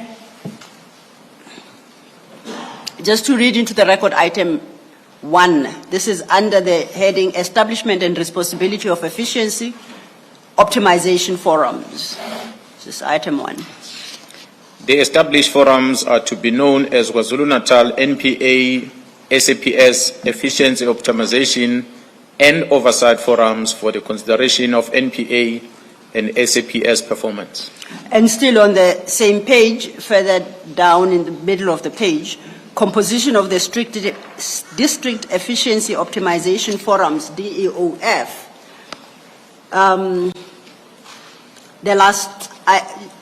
That paragraph sets up the composition of the forums and highlights that the NPA under item F, the NPA will retain chairmanship of the forum. Is that correct? That is correct. My question is, that was as at the date of signature, which was, you said, in 2022. That is correct. Up until the attempt at disestablishment, was that situation prevailing? Was it still the NPA that retained the chairmanship? The situation still prevails up to that date and beyond. And if we turn over, leaf at page 260, under the objectives of the forums, if you could read those objectives into the record. The objectives of the forum are to A, ensure that all courts achieve the targets in terms of outcome 3, outputs, and operational objectives. B, monitor progress with regard to the achievement of joint targets. C, identify and address challenges encountered in meeting targets. D, identify and address specific crime types, modus operandi, crime trends in hotspots. optimize performance of the NPA and SAPS in the KZN province with the end result of the people of this province being and feel safe. Those objectives, as were established in 2022, are they still applicable to the forums as we speak, whether or not legally the task team has been disestablished? These objectives are still applicable to date, Commissioners. And lastly, on this document, page 261, under the heading Meeting of the District Efficiency Optimization Forums, I just want to highlight items 1 and 2, if you could read those. The meetings of the forum shall take place monthly. If any urgent matter arises, the chairperson may convene a special meeting to discuss such a matter. So it was anticipated at the time that the meeting will take place at least once a month, and could be more That's correct. if the need arose. That's as far as I want to engage with this document, General. But before we move on, is there anything you want to highlight to the Commissioner regarding this particular document, this Memorandum of Understanding? Commissioners, as you'll see on the signature on this document, as I had read on the record, or indicated on the record, as it's reflected on page 257, that is dated the 26th of August 2022. I had indicated yesterday that I was appointed as a provincial commissioner in the province of KwaZulu-Natal in April 2021. So, on top of the challenges that we experienced with regard to the workings of the task team, we also had challenges in general with regard to the cooperation between the police and prosecution in order to achieve the same objective in the province. That's why we felt it's important for us to have a formal structure of working between us and the NPA, which is not only applicable at the provincial level, which is not only focused on the task team work alone, but on the working arrangement from the local level to the regional level as well as the provincial level between the South African Police Service and the NPA. So this is what led into the development of this document using both legal teams of the SAPS as well as the prosecution. That allows us to have this better understanding and a good working relationship between the two of these departments in the province of KwaZulu-Natal. Now, Commissioner Balo. Yes. At that page 261, where you read item 1 and 2, item 10 states that minutes are to be forwarded monthly to the DPP, the SAPS Provincial Commissioner, and the Deputy Provincial Commissioner Crime Detection. Why was this considered necessary? What was the purpose of having that? The Commissioner will notice that there is a district, there is a region, and there is a province EOF. So what is happening in the lower forums, whatever they're discussing in the lower forums, it is important for the higher structures to get to know, meaning they will have sat and engaged and deliberated on matters at the district level. Whatever the meetings that they've held and the discussions that they had amongst them, it must be elevated to the higher structure, which is myself and the DPP, because we have to monitor whether there is any compliance with the directive and this MOU that we've put together, so that when we meet in our forum, we take into consideration matters that already came from the bottom, and we can also intervene early enough if there are challenges in those structures at the bottom. That's why what you just read, Commissioner, is the lower level. When it says these minutes must be forwarded to the higher structures, you'll see the higher structures is reflected on the same document, the following page, 262, the Provincial Optimal Forum.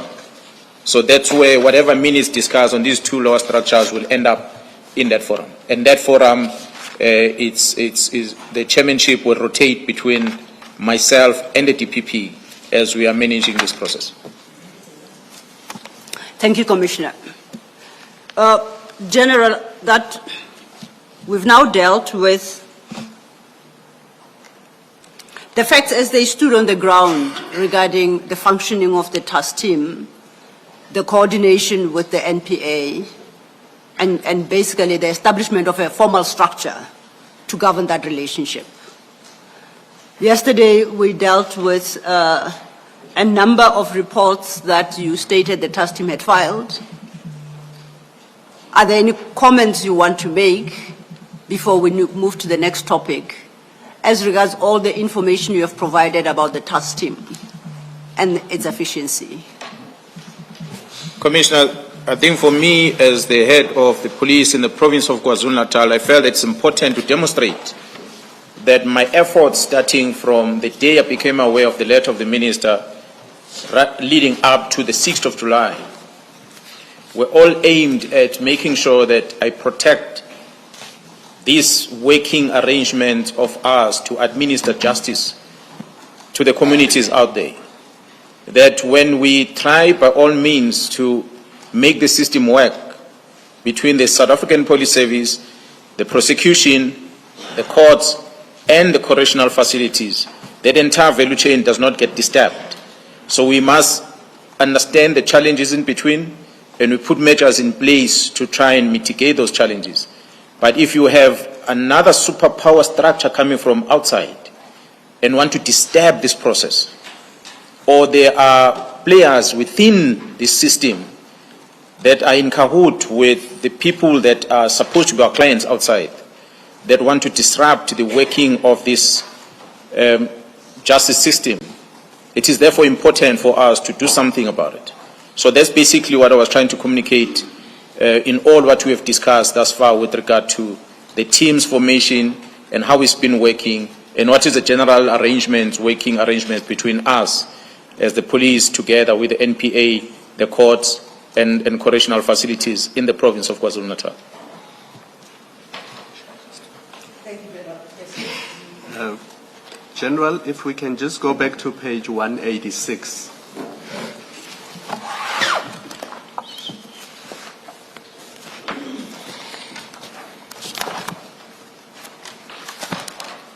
And for the record, if I may, Commissioner, that's The letter, yes. Okay, 6. It's 9. Are you there, General? Yes, I'm there. The last paragraph says a preliminary report has to be submitted to the minister by the 20th of January 2025.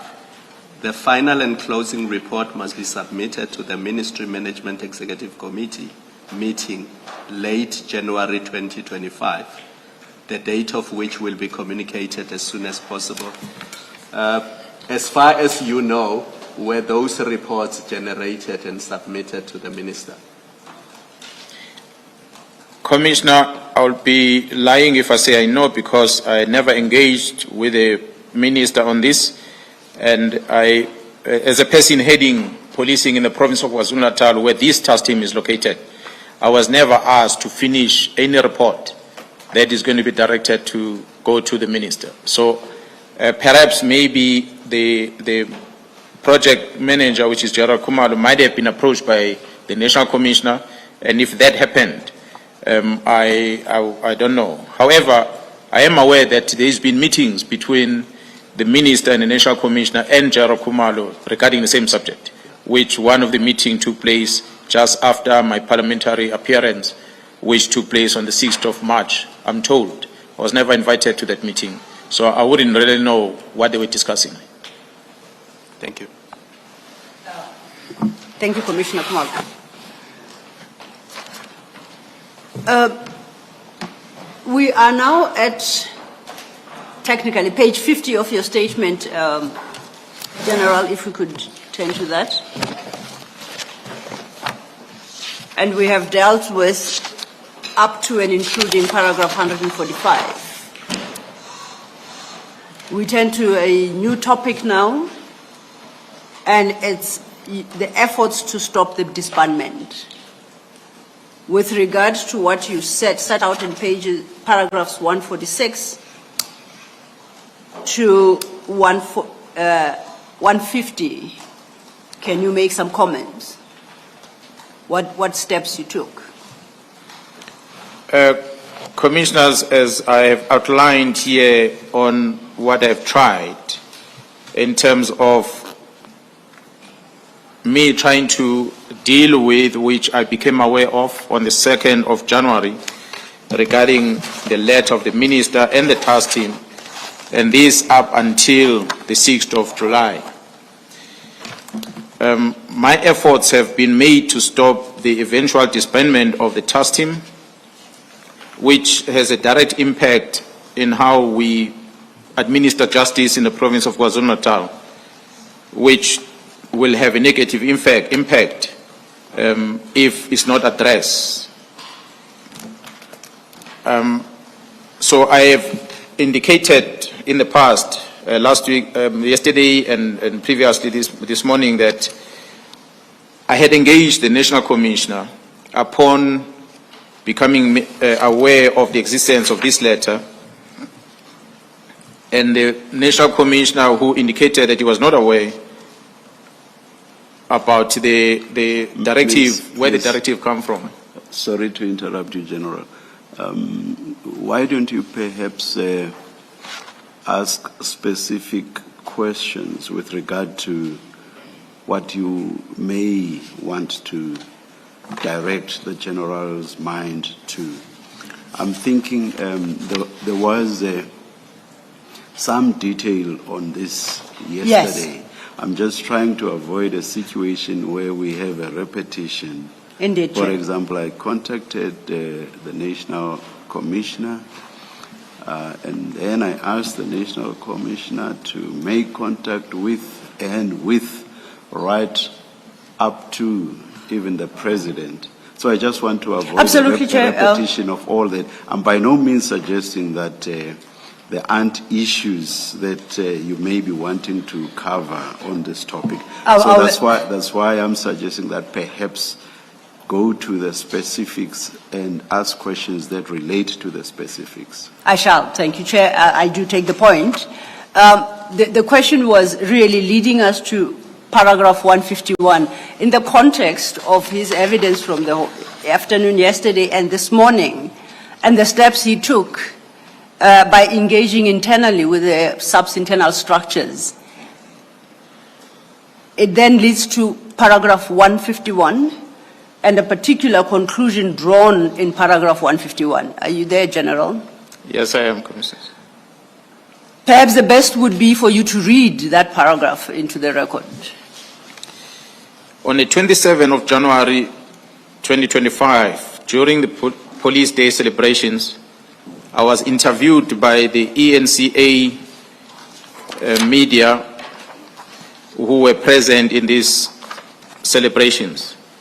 During this interview, I mentioned that I believe that the minister issued the directive to disband the political killings task team because someone had whispered in the minister's ear that the team was investigating cases that might link his or her associates. The political killings task team should be disbanded. My conclusion in this regard was informed by the facts that objective evidence within the police structures militated against the dissolution of the task team.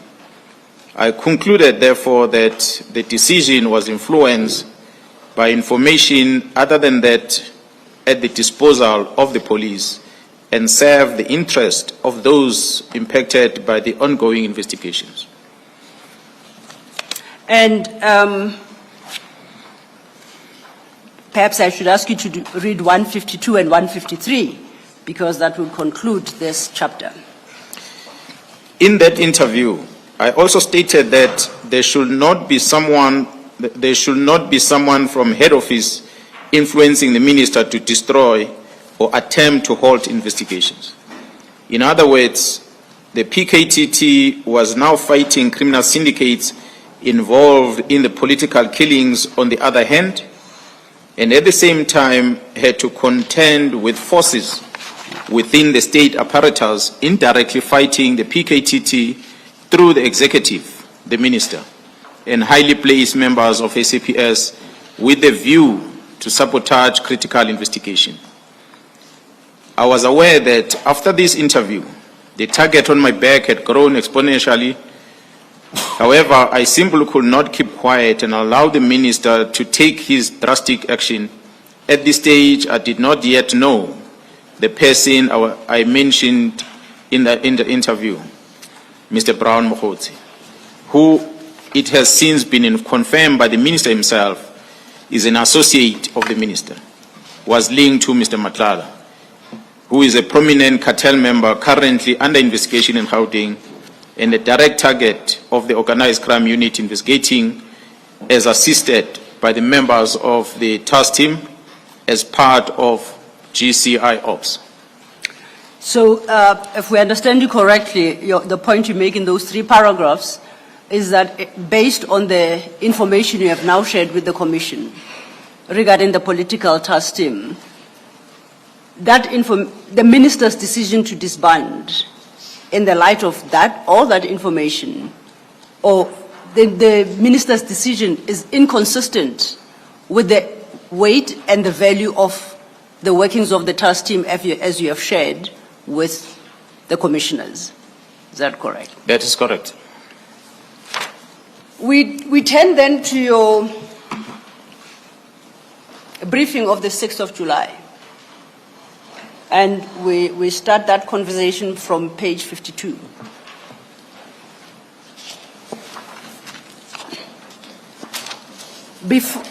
And that is under the heading Allegations Advanced Against Various Arms of Government, Functionaries and Other People. Do you see that?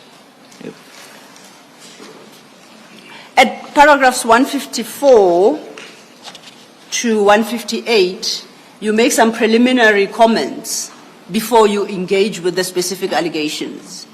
And I would like you to highlight those key comments which, in my understanding, invite the Commission and the listeners to consider the allegations that you will now be addressing in a particular context. You don't have to read everything that is there, if you could just highlight. On the 6th of July, I made these allegations of impropriety and criminality on the part of some against a person serving in the different arms of government and within the entire law enforcement. And that includes some members of business communities and perhaps some politicians. So these allegations I made after the careful consideration of the facts that were in my disposal. And those facts were supported by the investigations that were ongoing and the reports that were in those investigations, which then suggested that indeed there are some people that are involved in trying to frustrate the police work that will involve politicians, and evidence that shows police officers that are involved, as well as some people within the higher office of our justice system which are in courts, that include prosecutors that are involved with these criminal syndicates operating in South Africa. From page 56, you deal then with the allegations as they relate to politicians. And just to give us context, at 56, you break up politicians into 2 groups. The one is headed Parliament at page 56, and then at page 61, there is a subheading, the executive. You confirm that? That's correct. And so far as Parliament is concerned, you raise concerns regarding 2 members specifically in this. That's correct. You had stated that in your paragraph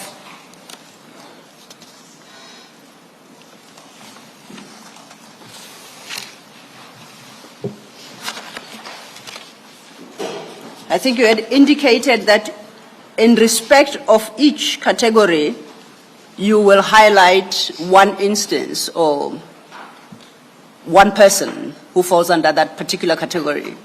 But it should not be understood that the complaint is confined specifically to the one person. So when we deal with politicians, much as you highlight two here, your contention is that the problem spreads beyond the two and that there are actually more. Is that correct? That's correct. And that the evidence of subsequent witnesses to follow will deal with the detail of the other persons per category. Is that the approach adopted? That's correct. With that in mind, then let's turn to page 56 under politicians and specifically Parliament.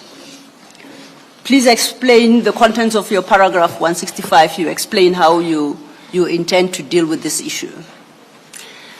On this specific paragraph, Commissioners, I want to focus my address in part to the role that is played by Mr. Fadel Adams, who is a Member of Parliament. And in briefly, I will also touch on the role played by Ms. Colin Barnett, who is a member of Democratic Alliance. At 166, you summarize the concerns you have regarding Mr. Adams. That's correct, Commissioners. Can you read that into the record so we appreciate? The main concern with Mr. Adams are mainly two. The first one is the unauthorized access to the intelligence information and his reckless use thereof. The second one is the abuse of his... Apologies, General. At this stage, because there are specifics about individuals who, according to the General, are implicated, I think I should place it on record and make this public announcement. Yes, Chair. That because of time constraints, as I understand from Indeed. the evidence leaders, and on my understanding, the statements having been finalized the day before the hearings, it was not practical for implicated notices to go out timeously and before the hearing. But the evidence leaders have undertaken that notices will go out. Transcripts of the evidence relevant to each implicated person will also be sent out to the implicated persons. So in that sense, the implicated persons will not be prejudiced. Indeed, They will Chair. be able to have a look at the evidence that has been led, and indeed even the statements themselves will be shared with the witnesses for them to consider their positions and to address the implication insofar as it relates to each one of them as best they can. So they will be afforded a full opportunity as to how to address what implicates them. Am I recording the position correctly? Absolutely correct, Chair, I confirm. And to point out that the provision of the rules, which require us to the extent that we are able to notify of implication before the witness is led. This is one of those rare instances when it was not possible. As the Chair will recall, the witness's statement is dated the 16th of September, which is the day before we started. They were prepared. The difficulty was the service in that short period of time, so they were struggling with service.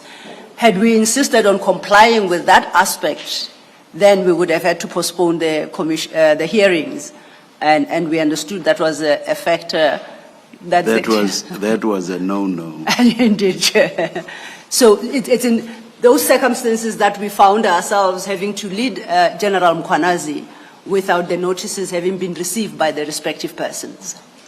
And we do undertake, as the Chair correctly points out, to provide all the facts and material that support the implications that General Mkhwanazi advances to each specific person that is dealt with in General Mkhwanazi's statement, as soon as his testimony is done, Chair.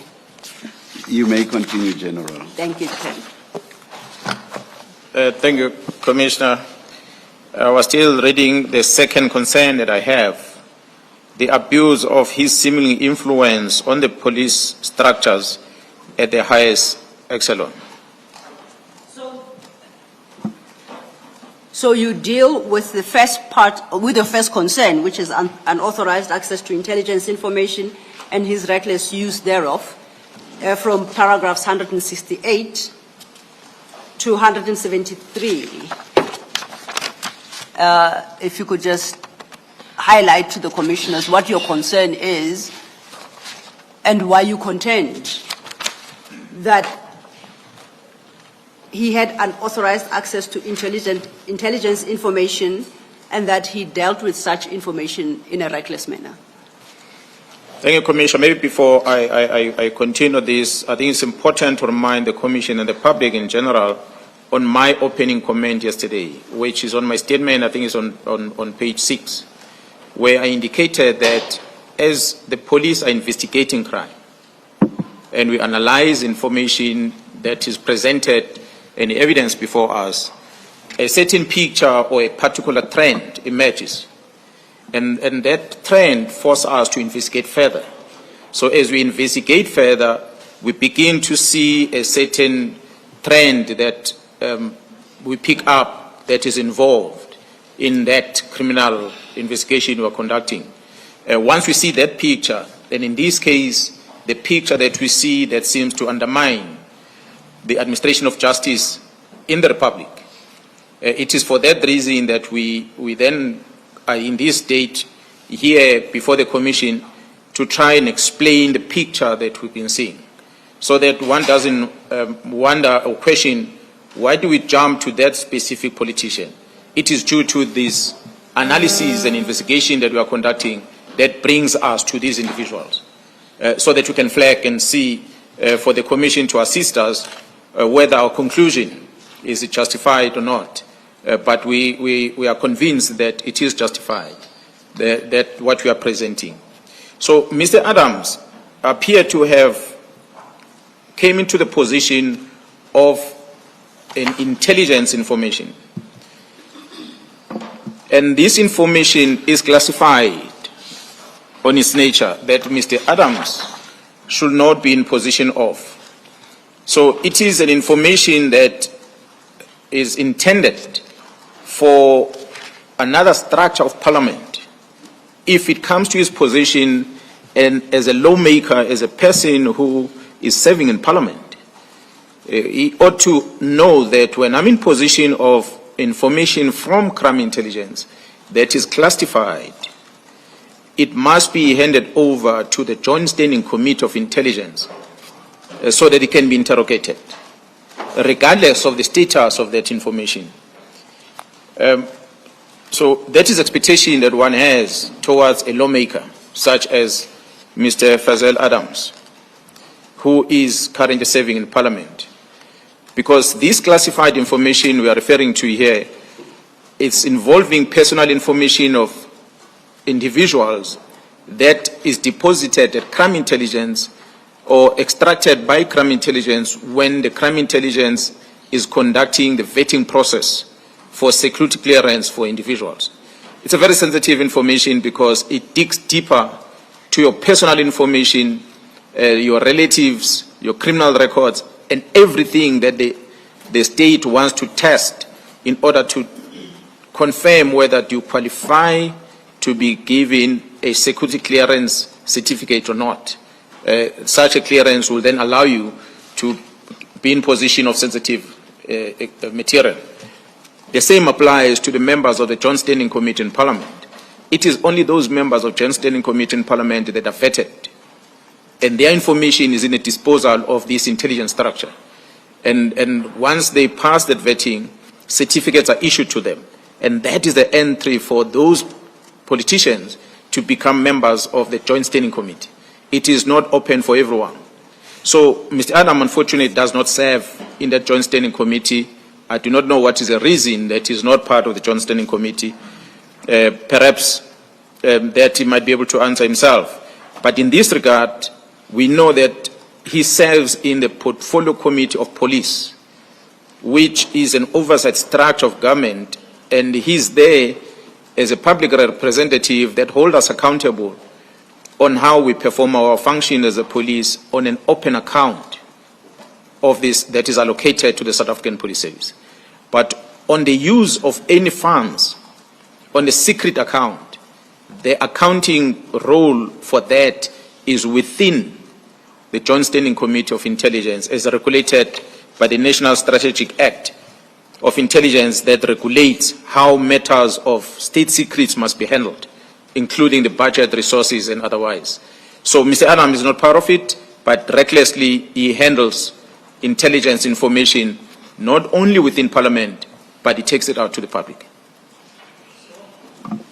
Understanding your concern then, and you pointed out that he does not sit on the Intelligence Committee within Parliament. May I ask this of you, Ms. Sillo? To what term of reference does this testimony relate? It relates to the second part of what he'll be dealing with, which speaks to the concern about it's basically access to unauthorized information, and as a parliamentarian, dealing with that information in a manner inconsistent with the position he holds. But then it leads to the second aspect at 166.2, which is the use of that same information to abuse his seeming influence on the police structures at the highest echelons. That will then lead to, quote unquote, triggering a process through the Minister of Police to take certain steps that the General believes is abuse of office and it interferes with the workings of the police. The Chair will recall that when General Mkhwanazi started and explaining the various arms of government, of the police, he referenced crime intelligence, which though is located within the police, it is regulated in terms of the Intelligence Act. And it is the abuse he believes is perpetrated by some people. Maybe let's leave it. Okay. Perhaps at some stage, whether it's when you make submissions Indeed. or after all the evidence has been laid, we will see how the strings will be pulled together. I'm happy with that approach. But I've raised the question. Yes, it's noted. It's noted, Chair. My question to you, General, was how then would you suggest this specific parliamentarian ought to have dealt with that information?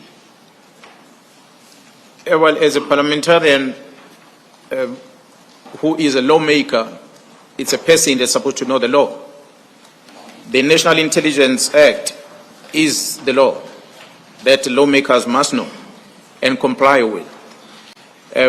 It will be expected that he knows that this information is an information that's supposed to be deposited to a different structure or an oversight body of Parliament, and so that it can be handled with sensitivity that it deserves. But unfortunately, he did not do that. And from paragraph 173 onwards, you deal with how you say Mr. Adams actually dealt with that information. Can you take us through that? Commissioners, as I'm outlining again here, I've said when I started, we investigate the picture emerge that calls for further investigation.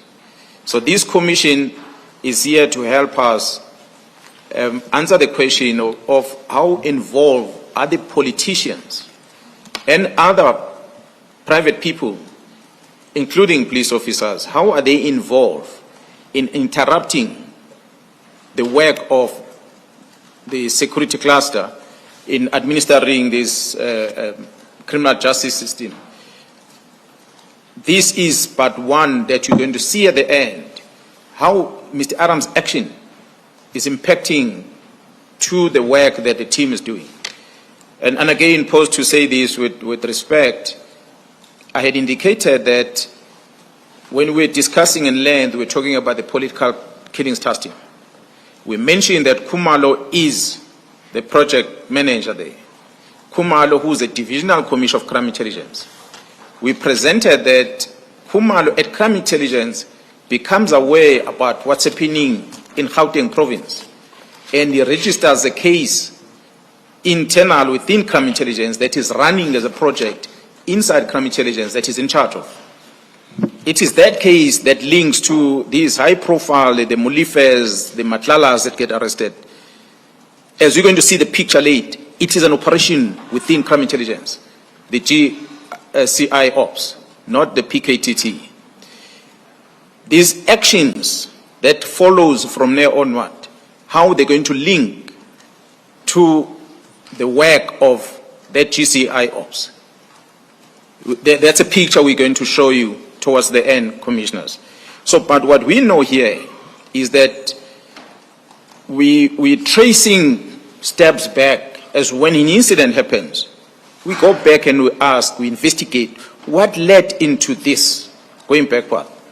So, although we are explaining it here where it started, but not how we investigated. We investigated by starting at the result of something, and we backtrack to establish, like a crime scene.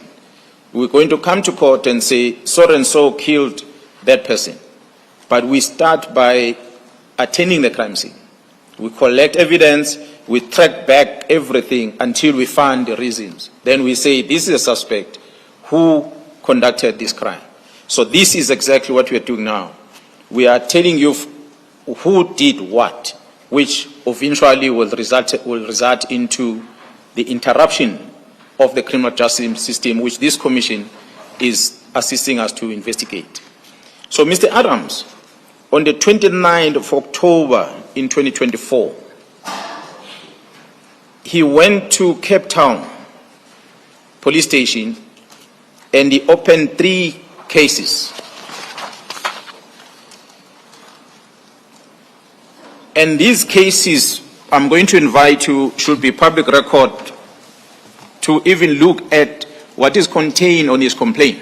It does not even warrant the registration of a case. There's no elements of crime on his complaint. But nonetheless, he opened the complaint. And the complaint is really about the vetting procedures within crime intelligence, a space that he ought not to play in. So he takes this sensitive information and he goes to the police station, and he goes and opens a case at the police station, which therefore means he has access to the records within crime intelligence of the secret information that he should not be in possession of. But he takes that information, he goes to a police station, he opens the case about that. And this information, as I said, the vetting procedures of the South African Police Service, where the allegations that the police is manipulating systems within the vetting process. This is a person that, as I said, Commissioner, is not within the Joint Standing Committee of Intelligence in Parliament. He's in an open committee. But he speaks, he opens a criminal case about the matters of crime intelligence. Mr. Adams further claims that there's an abuse of the secret fund account. He does not have an oversight. He doesn't even know the budget allocated because he's not part of the committee. But he claims here that there's an abuse of the secret fund account at crime intelligence. So his accusation, his claims, allegation is that this secret fund account, these funds are being channeled to places where they're not supposed to go, including the procurement of vehicles for a political task team in KwaZulu-Natal. We demonstrated yesterday about the budgetary expenditure and everything from the team, where it comes from.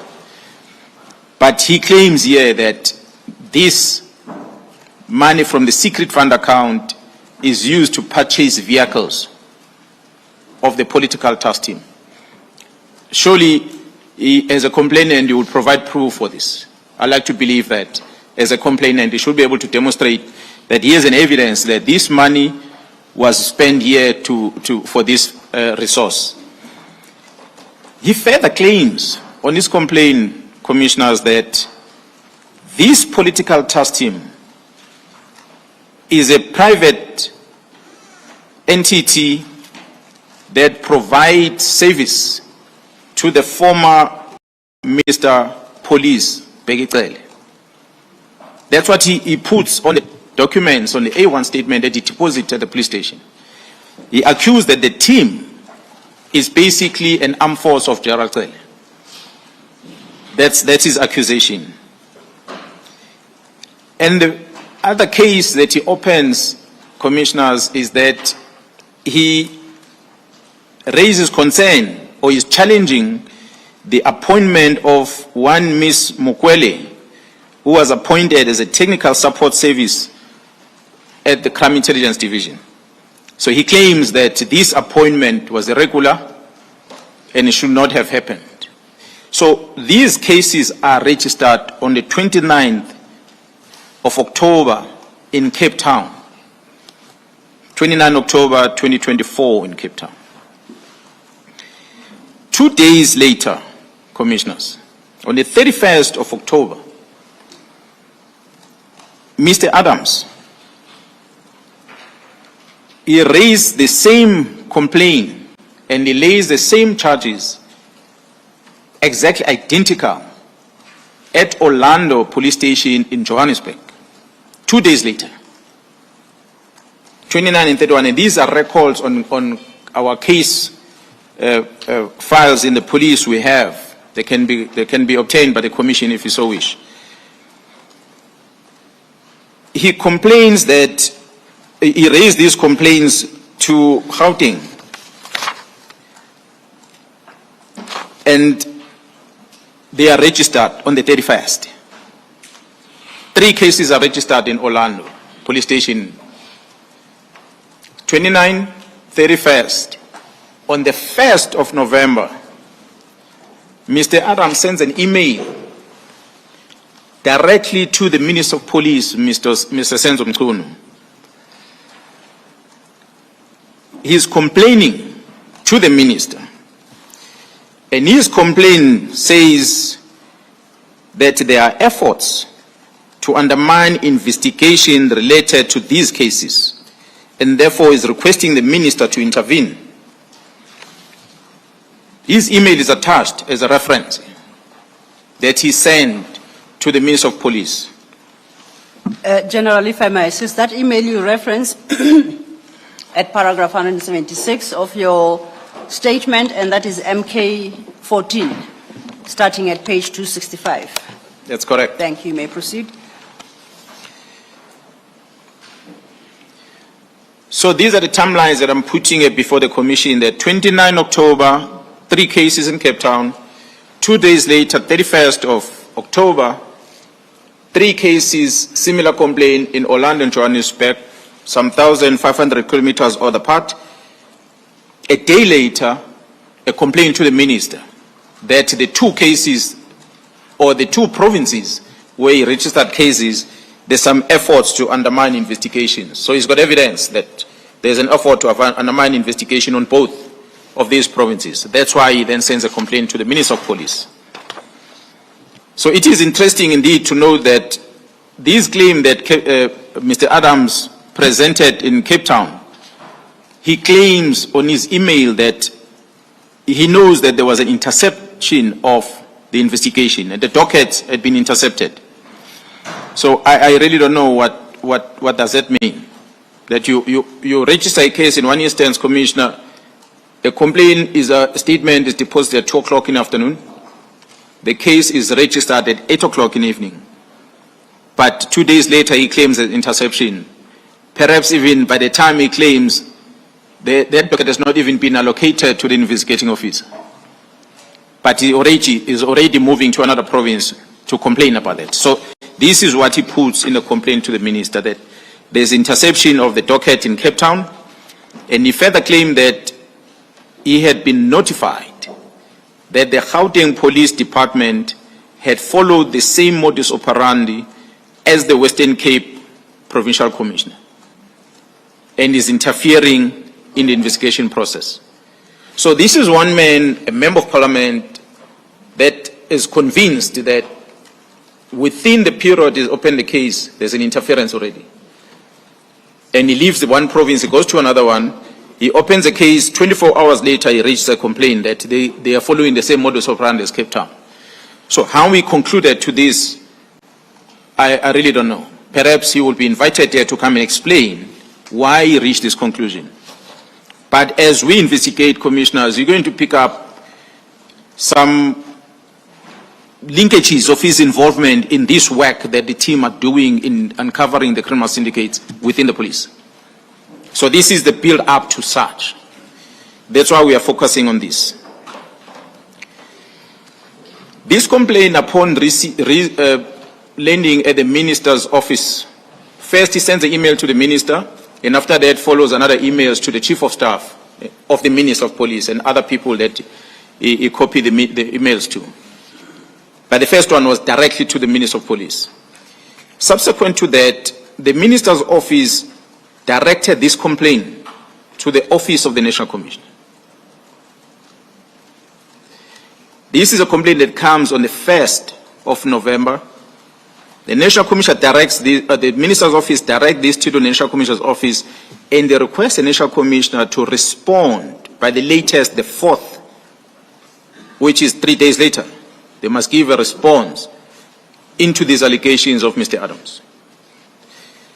The National Commissioner's office acted on that complaint by directing a division in the police that is responsible for dealing with complaints, which is a division inspectorate.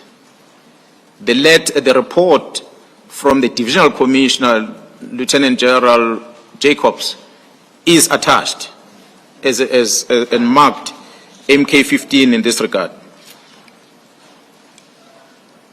This General Jacobs and the team, upon receiving this complaint, they acted upon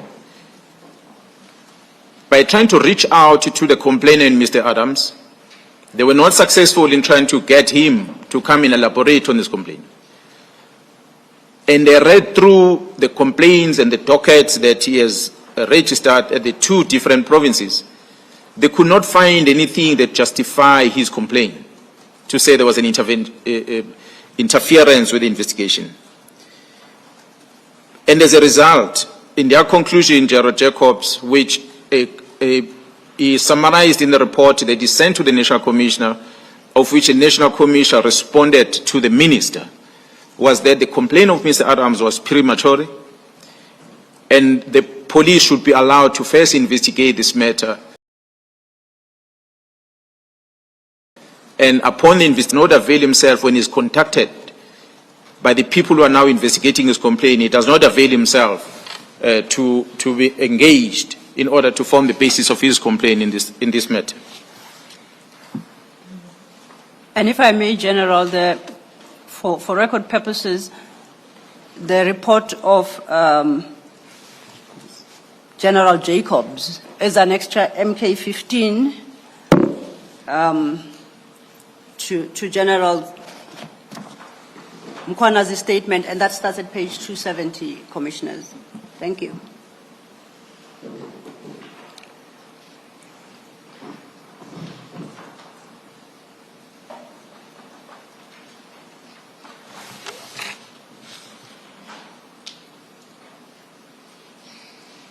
Can I proceed? No, he wanted to know if he may proceed. The commissioners were engaged, so we thought...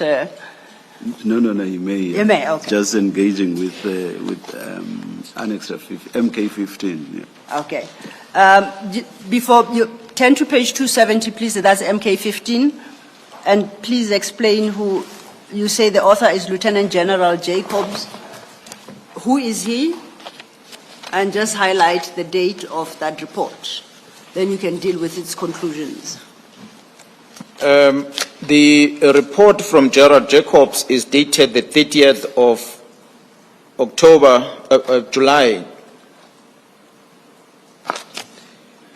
2025. And you say who is, what position does General Jacobs hold and in what body?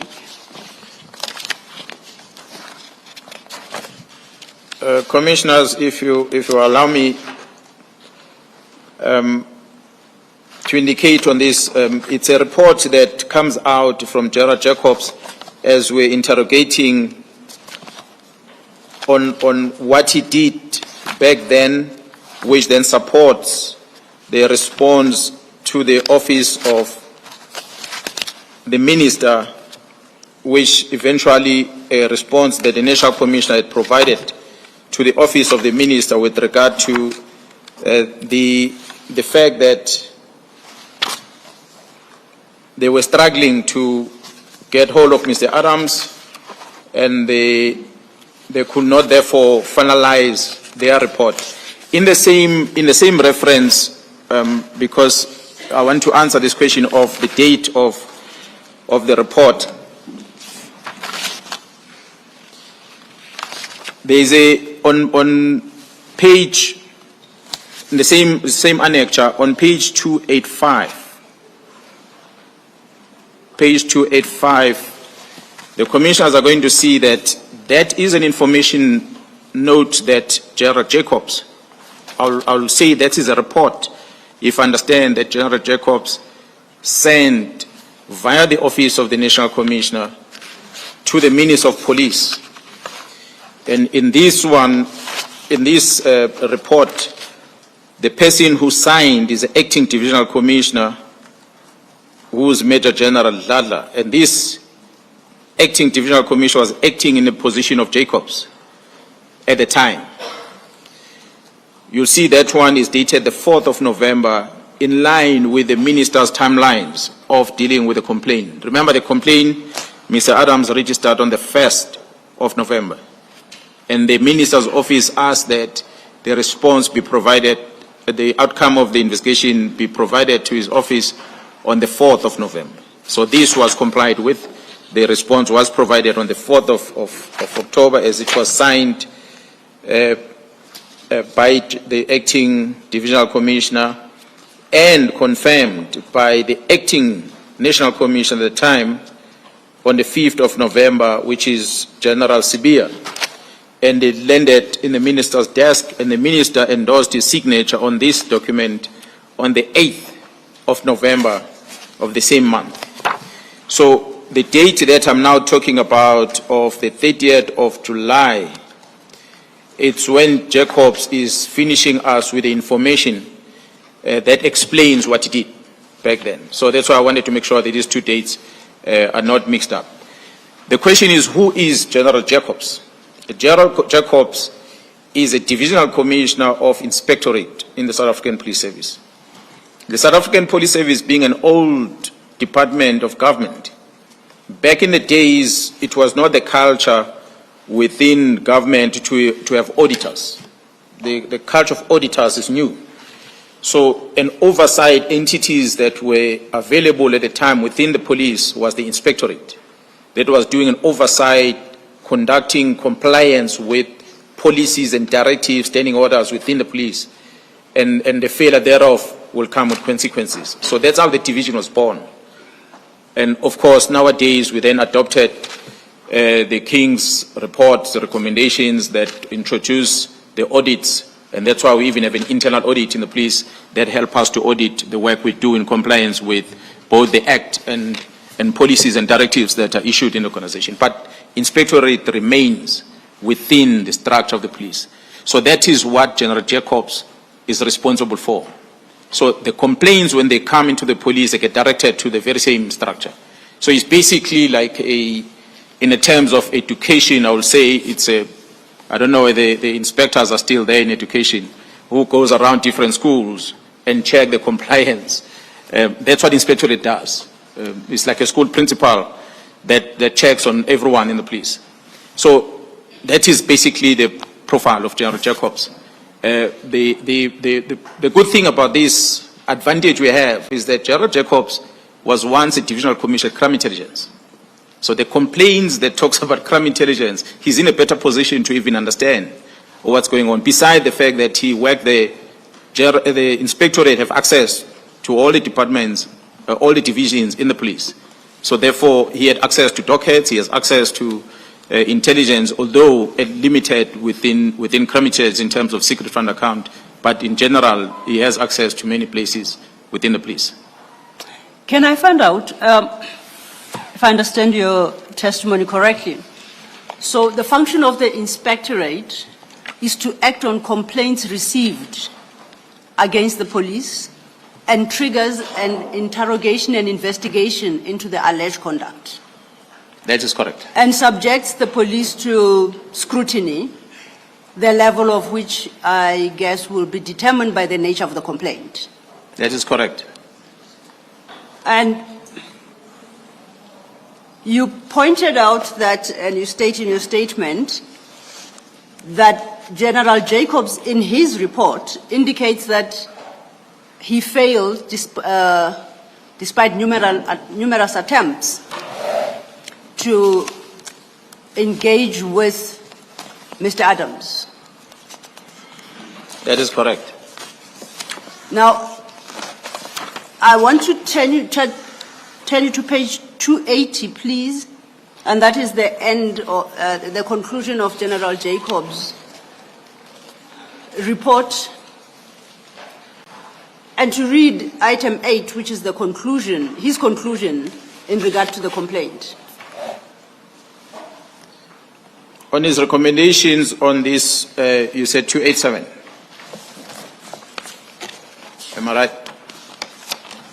I was reading the report of the 30th of July, an extra MK 15, that is the report from General Jacobs. Yes. Do you have it? It starts at 270. Yes.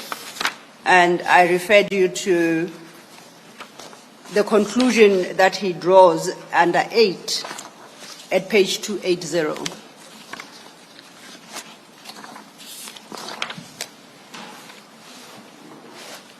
Okay, the last paragraph on 280 reads, this office is of the considered view that the process followed to obtain, peruse, and hand over the 7 criminal dockets are above board and conducted without any malice. Do you know whether there has been any further investigation by the inspectorate regarding the complaints of Mr. Adams beyond this report? I am not aware of such. Commissioner, I want to, in order not to be confused on this Jacobs letter that we are talking about now, which is reflected from 273 and ending with the paragraph that I just read on 280, which is dated the 30th of July 2025. As you can see, this one ends with Gerald Masimula as a recipient of this report. So this is a report that was recently done as the explanation that Gerald Jacobs was explaining to the National Commissioner with regard to the status of case dockets. So they might have been, I might have put them in the same bundle, but I think it's important for me to differentiate between the two. Yes. They're in the same annexure, but the one of Gerald Jacobs and that was investigating the complaint of Mr. Adams, it's a one that starts on number 285 in the same annexure. That one, 285, and it ends with the signature from Inspectorate at 287. Yes. Maybe if I may read those recommendations on record on 287. So the one starting at 285 is the information note. This information note is actually the outcome of Jacob's investigation as expected by the minister was supposed to be submitted on the 4th. Okay, and that is dated, for the record, the 4th of November 2024. Exactly. Okay. So the recommendations on that one It reads, there are 3 of them. It says, this office recommends that an extension of 10 working days is provided in order for the following to be considered, whereafter a comprehensive report can be provided. Yes. Number 1, interview the complainant and obtain a detailed affidavit. Number 2, perusal of all criminal dockets, including the Vilera case 38 of 8/2022. Determine if any other government department is investigating the same allegations. That is the recommendations from Gerald Jacobs. You'll notice, Commissioners, that in paragraph 3.2 on the same letter at number 286, I'm going to read on record this paragraph, if you're allowed. Yes, please proceed. An officer from Division Inspectorate who was in Cape Town on other official business made several attempts to conduct an interview with the complainant, but due to other commitments, the complainant had to cancel the proposed meetings. The complainant indicated that he could travel to Gauteng if required. That is part of what they are indicating as part of them causing the delay, hence they're asking for the extension of time, that they were not able to interview the complainant in this regard.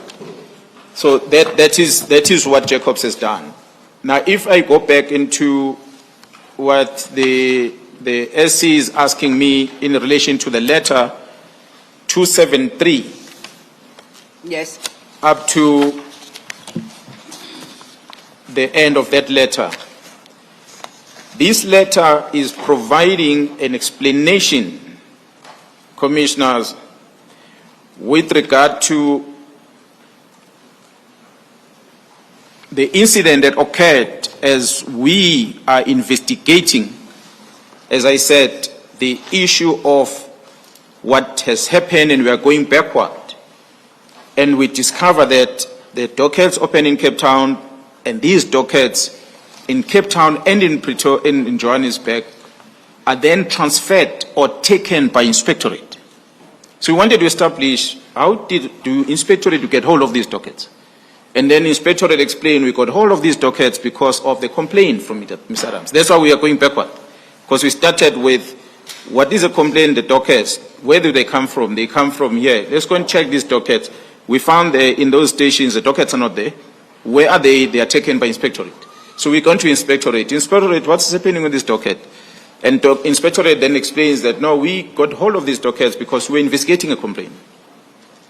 And what thereafter happened to this complaint that we're investigating? What happened to these dockets? And then you're going to see another department coming in that while we're in possession of these dockets, investigating the complaint of Ms. Adams, then suddenly IDEC, which is an independent body within the NPA, newly established, comes to inspectorate to demand the dockets. So this report was explaining that although they took the dockets because of this complaint, but the dockets were eventually taken by IDEC from them. So these dockets ended up with IDEC. But we're going to explain the issue as the SC is trying to lead in terms of putting an evidence of how the sequence of these things has been happening as the picture emerges of answering the question of interference of politicians in the work that we are doing as a police. Thank you. General, that then would lead you, because you have introduced it already, to paragraph 180 of your statement at page 59. Yes. Are you there? And you deal with these issues up to paragraph 185. Once again, if you could just summarize what the complaint is. And this concerns the minister's office. in relation to the complaint as leveled by Mr. Adams? Commissioners, we are aware that the National Commissioner, through Gerald Jacobs, through the Office of the National Commissioner, had responded on the complaint of Mr. Adams and requested those 10 days, of which the Minister has acknowledgement of that, although he doesn't comment, and that he does on the 8th of November. On the 11th of November, the Minister's Office, Chief of Staff, specifically Mr. Nkabinde, directed a letter which he signed personally. He directed a letter to IDEC, which is an independent directorate against corruption. And it directs this letter to IDEC in respect of the case dockets that were both open in Cape Town and in Orlando. The copy of the letter is attached and on this statement and marked MK16.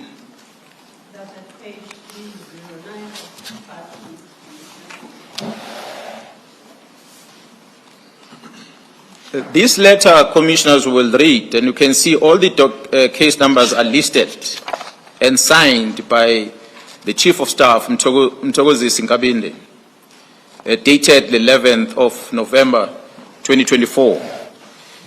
This letter claims that the Minister's Office is submitting this and requesting, in terms of Section 27 of the NPA Act, Act 32 of 1998. They are alleging that this matter is of a serious nature that involves corruption of the police, and therefore they are inviting IDEC. They are approaching IDEC in terms of Section 27 to investigate these cases. It is unclear why the Chief of Staff decided or elected to act on his behalf. He signs it himself, although using the letterhead of the minister, but he's a Chief of Staff. Despite the fact that the minister had acknowledged the report from Inspectorate.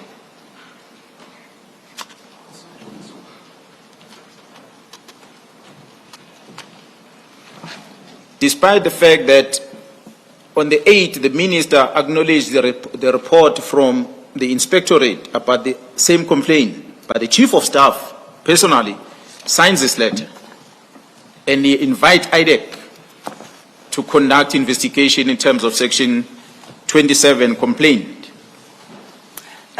General, apologies, just so we don't lose each other. MK16, which is the letter from the Minister's Office signed by the Chief of Staff to IDEC, is Yes. dated the 11th of November 2024. Yes. And your issue is that that letter is dispatched, notwithstanding the report provided by the Inspectorate to the Minister. That's correct. And that report is the one you pointed out to, dated the 4th of November, wherein the Office of General Jacobs sought an extension to investigate. That's correct. And that was dated the 4th of November. So technically, the Inspectorate has not reported back to the Minister as to the outcome of its investigations regarding this complaint. Thank you. The 10 days is not even up at that stage. It's not over. 10 days is not over. I must indicate, Commissioners, that documents ordinarily that comes to the Minister, they go via the Chief of Staff. So the Chief of Staff had, in that document we referred to earlier, from the National Commissioner to the Minister, which is authored by Inspectorate, dated the 4th, the National Commissioners acting, signs on the 5th, and the Minister acknowledged that in the Minister's Office, they've acknowledged it on the 5th, on the same day the National Commissioner signed it, or the acting, Jairus Beer, on the 5th, they acknowledged that letter on the stamp that is placed on 285 on top right corner there. as an indication that the minister's office receives it on the 5th. Although the minister then, after reading it, he then signs it on the 8th. So the letter is authored the 4th, National Commission signs on the 5th, the minister's office received on the 5th, the minister himself acknowledged, signs this document on the 8th. So the request of 10 days has not lapsed, because 2 days later, the 11th, we then see the Chief of Staff writes a letter to IDEC. So he's basically asking IDEC to take this docket. I must maybe indicate again, Commissioners, while we are still on this point, that the complaint of Mr. Adams that was sent to the minister, I said earlier that Mr. Adams sent an email a day after opening a case. He sent an email directly to the minister, and subsequent to that, other emails were then sent to the Chief of Staff. I would invite the Commissioners to look at Annex 14.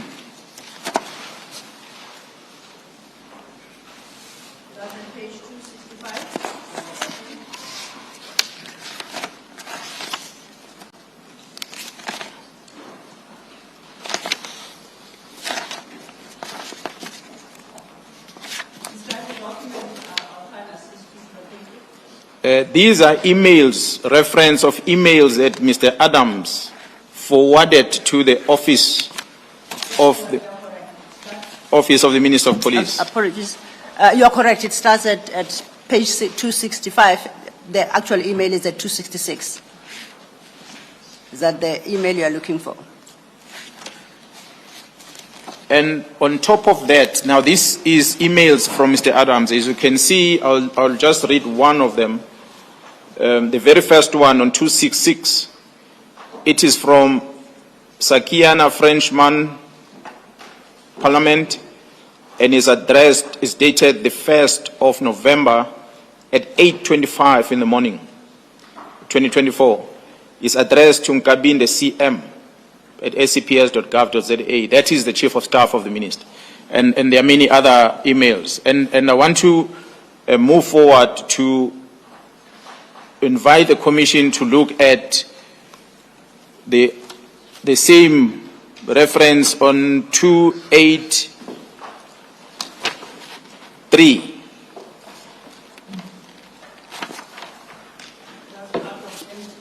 That's part of an extra MK15. Yes. Yes. 283. Yes, and it's a series of emails as well. Yeah, those are the trailing emails. The one on top, which I want to indicate to the Commissioners, that Mr. Nkabinde, who is the Chief of Staff, you'll remember that what I showed you earlier was the email that came from Mr. Adams' office, dated the 1st of November, around 8 in the morning. Yes. At 9:04, the same morning, the Chief of Staff, on the same date, the Chief of Staff sent this complaint directly to the Office of the National Commissioner. The recipients, the Sibula FM Major General and Letogo GH Brigadier, they are both administrators at the Office of the National Commissioner. So this just to show the sequence, that the Chief of Staff received it within an hour on receipt of the email. He already directed this complaint to the Office of the National Commissioner. I'm looking, sorry to interrupt you, General. I'm looking at the email of 8:25 on the 1st of November 2024. It says in paragraph 2, I was told that the dockets were intercepted. This comes after the dockets have been itemized. And then it refers to another set of dockets. And then it says that the same modus operandi was followed.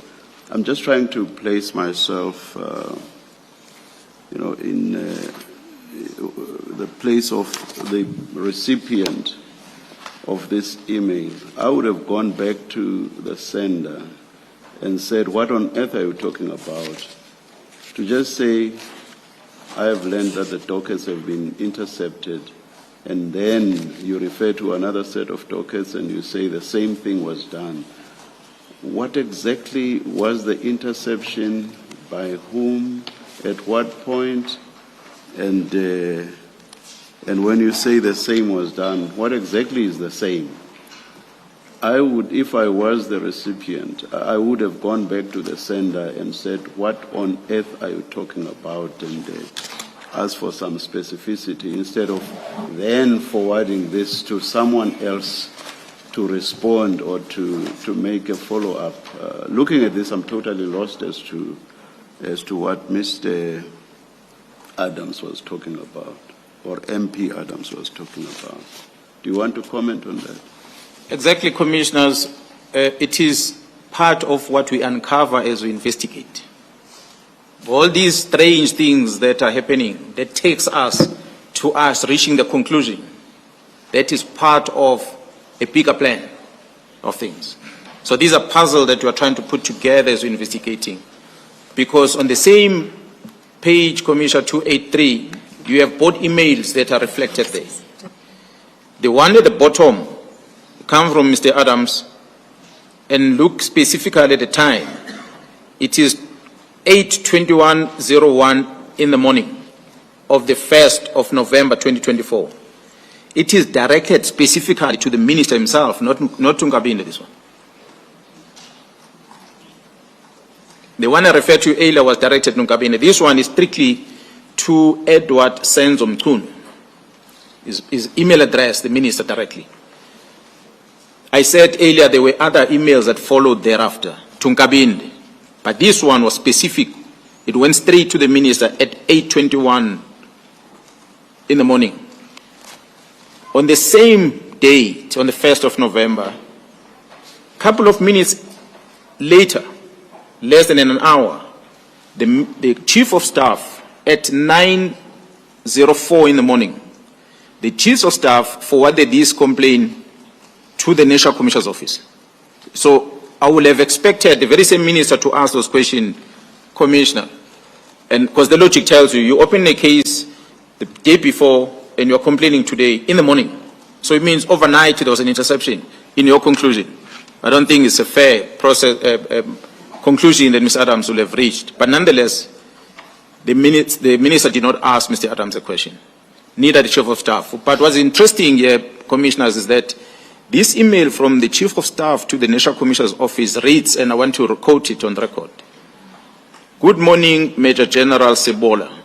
As I said, Sebola is at the office of the National Commissioner. But the Chief of Staff says, the Ministry has received this complaint from the Member of Parliament. In order for the Ministry to respond accordingly, please finish this office with a report in responding to this complaint and the details of the investigating officer who was assigned to investigate these cases. Your report is expected on Monday, the 4th of November at 1500 hours. So this is the timelines that are given by the Chief of Staff, who says the Ministry. I'd like to believe perhaps the Chief of Staff will have received directive from his boss, which is a minister in this regard. But then we come back into what we're talking about, then becomes strange that after the 4th of November, timeline has been met by inspectorate, although the minister received it on the 5th. The very same Chief of Staff then writes a letter under the minister's signature, heading Ministry, cover letter, and he sends this thing to IDEC. Now, you referenced the report from the inspectorate dated the 4th of November, and we understand from that report that a request for an extension was, there was a request for an extension, correct? That's correct. And then you say the Chief of Staff directed a request for investigation to IDEC on the 8th of November.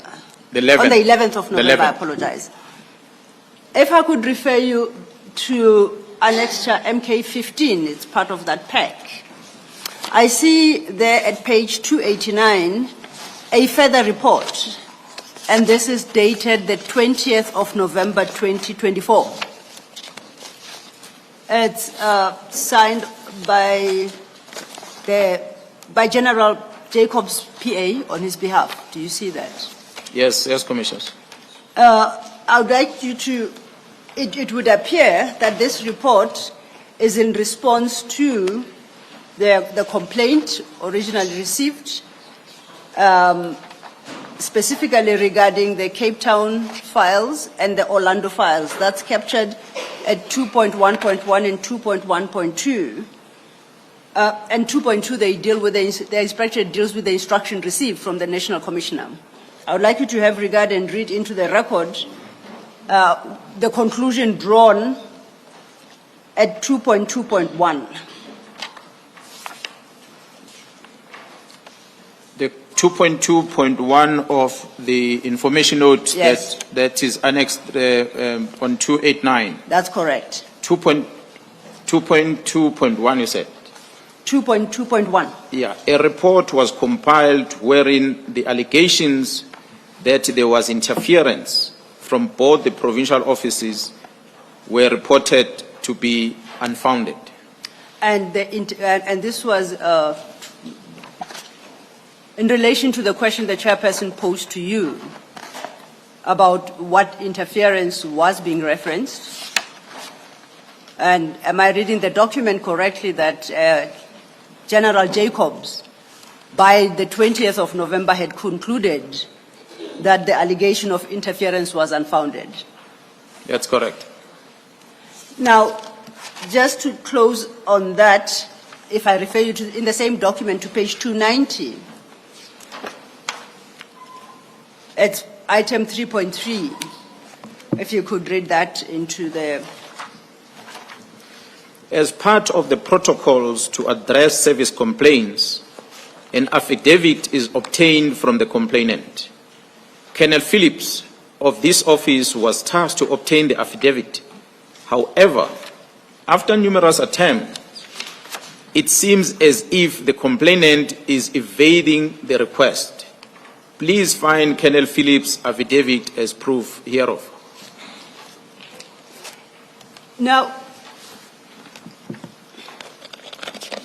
am I correct in understanding that the conclusion is in part based on the fact that the inspectorate could not obtain an affidavit as required from the complainant to substantiate the claim? That is correct. At paragraph 180, you have dealt with this letter already, that the Chief of Staff refers the same complaint to IDEC. Do you know the status of that complaint within IDEC as we speak? I'm not privy to the status of the complaint since the dockets were taken to IDEC. Okay. They operate outside the police. And there, as far as you know, there have been no engagements. Do you know whether or not there have been any engagements with the police from the affected police stations, which is Cape Town and Orlando, in respect of these case numbers? What I am privy to, Commissioners, is that Gerald Jacobs' office, after receiving this docket as part of the investigation, they were approached by IDEC requesting that they hand over those case dockets of Gauteng in the main, and Gerald Jacobs refused to hand over the dockets. And they then, IDEC, wrote to a head of crime detection in the police, it is Lieutenant General Sentumul. They wrote to her requesting the dockets. And she then contacted Gerald Jacobs and asked Gerald Jacobs to release the dockets to IDEC. Now, IDEC is led by an individual, and it is an entity of the NPA as a prosecution. The inspectorate, the detective services, is led by individuals, which is part of the South African Police Service as a department which is led by the National Commissioner. But the correspondence from the NPA to the police does not include the people in charge of the two entities. It includes the head of IDEC and the head of investigation. So the correspondence between the two and the authority is granted by the police detectives and instructing inspectorate to release the docket, and then dockets were then taken by IDEC. To date, those dockets are sitting with IDEC. I see in your state. I'm just surprised that there would have been this much effort, this much laborious activity, all of it stemming from a non-complaint by Adams MP. I mean, with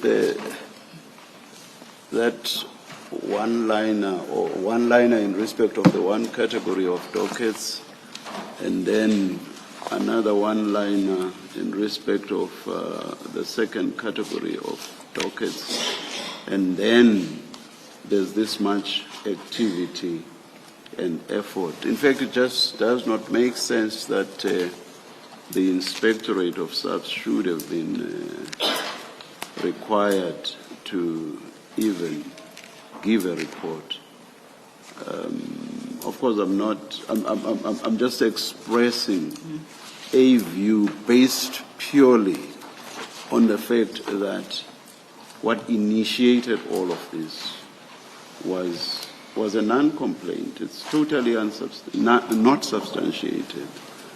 So what the Chief of Staff, or what he refers to as the ministry, what they should have done was to go back to Adams MP and ask for specificity before all of this laborious activity was then engaged in.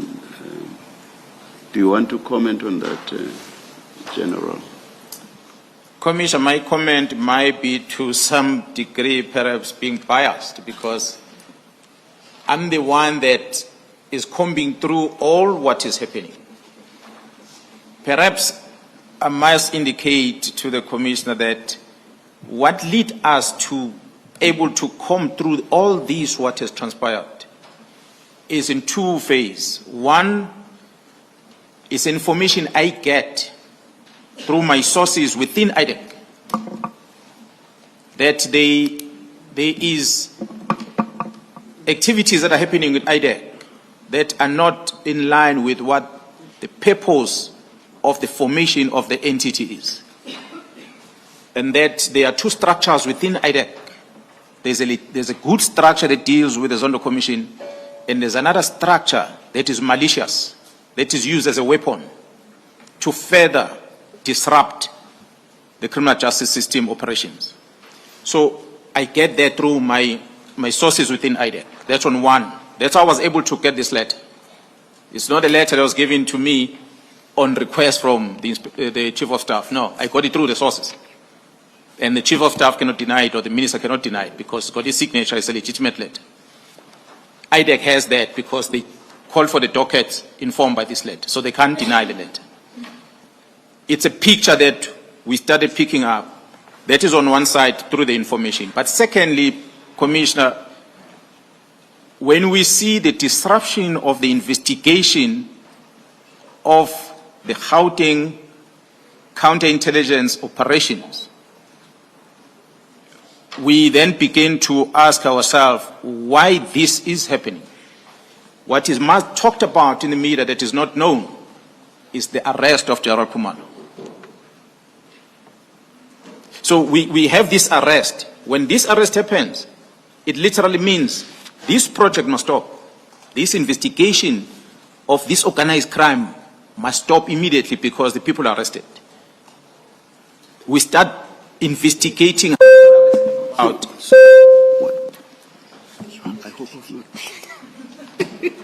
I hope I've not muted.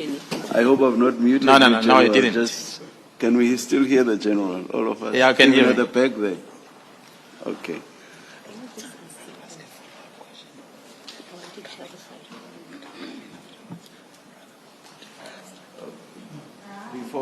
before you continue, General, I just want to say that, of course, it's early days. Yes. My comment about a non-complaint should not be taken as final. I do not know whether the Chief of Staff of the Minister will be called as a witness, nor do I know whether Adams MP will be called as a witness. Maybe the MP will be able to explain why his complaint was indeed a complaint.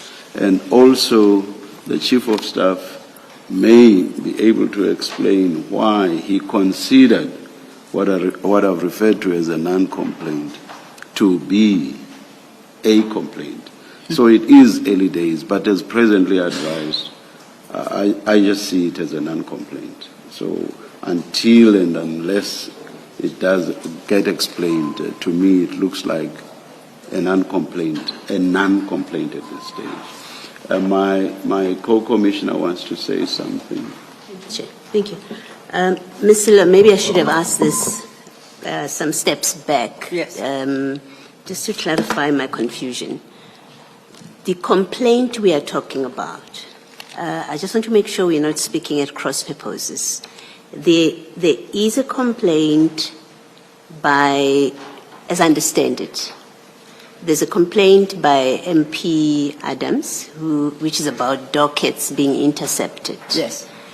But there's also the substantive complaint, the allegations that he's making about the use of the funds of the task team, about the employment, nepotism, and right? So there are those two different things. So where we speaking? Except if I may make a correction, I don't. It's, no, maybe I may not interject. Yeah. Yes. Keep in mind, it's me seeking Yes, to yes, be I sure appreciate that that. we're having the same conversation Yes. when we say that complaint. Which complaint are we all agreed or clear which complaint we're talking about? Indeed. So this letter from the Chief of Staff, it lists case numbers, right? Yes.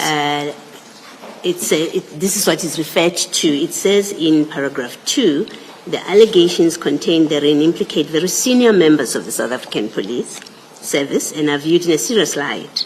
And case dockets were registered as per the following case numbers, and it gives case numbers.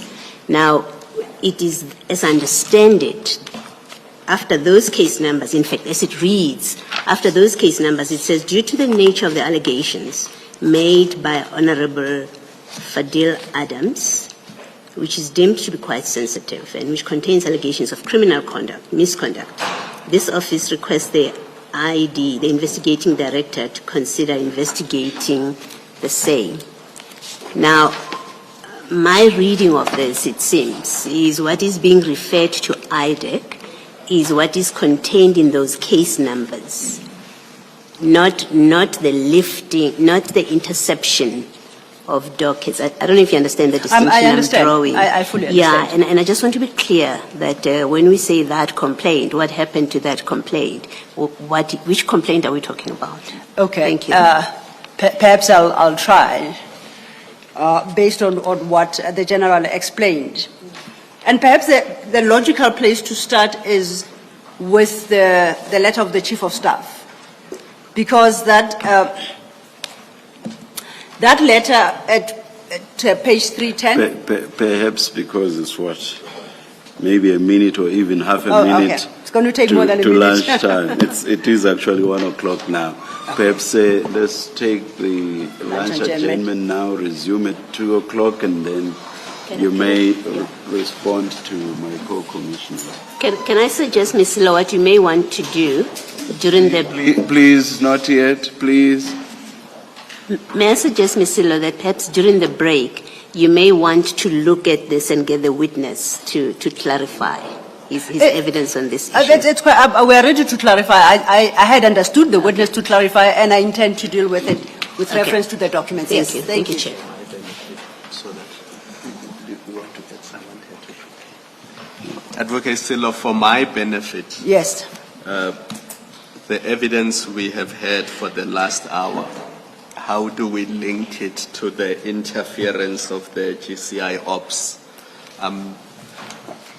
Because it seems to me that there's a complaint by an MP. GCI ops. Yes, it may or may not have merit, but I heard the general said it showed a pattern leading up to, and that's what I wanted clarity Well, on. we will address it because I think the general, there's a comment he made before he stated that, which is that perhaps he's rushing ahead of himself. Yes. So, but we will park it and address both the issues at 2 o'clock when we So reconvene. that you have time to consider Yes. it. No, we will.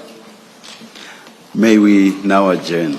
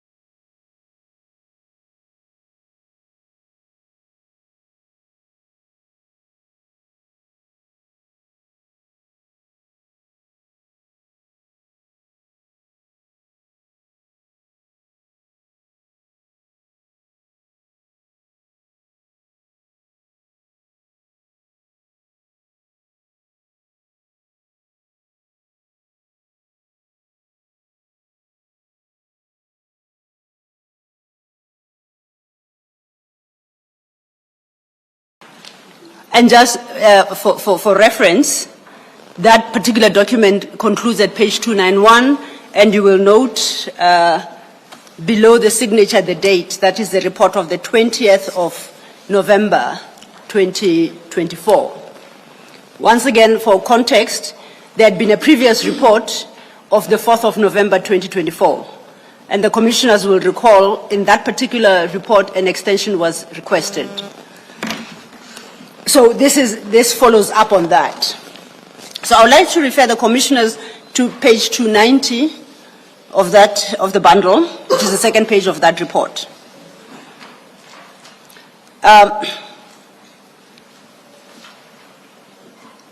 And point to paragraph 3.2.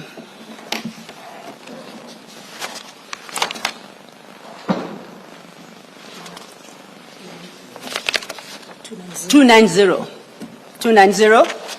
at 3.2. And it states, the affidavits in the dockets are basic and in the opinion of this office lack the elements of crime. So that's addressing the content of the docket. Now, if we go back to page 289, item 2.2.1, it says a report was compiled wherein the allegations that there was interference from both the provincial offices were reported to be unfounded. So that 2.2.1 responds to the, it's not interference, interception, and 3.2 refers to the allegations made in the A1 statement, yes, in each docket. So I trust that answers the question unless another arises therefrom. No, it's not so much a question arising. I think what I wanted to clarify was you had been discussing with the witness and you asked him the question, where is that complaint now? Yes. That kind of question. Oh. And he answered and it wasn't clear to me which complaint is he responding to now. And also just to complete the question, I guess one could also ask, what is it that goes to IDEC? I'm coming there. And I think it ties in very well to Commissioner Baloy's question. When I asked where is that complaint, it's in relation to the complaint that was forwarded to IDEC by the Chief of Staff.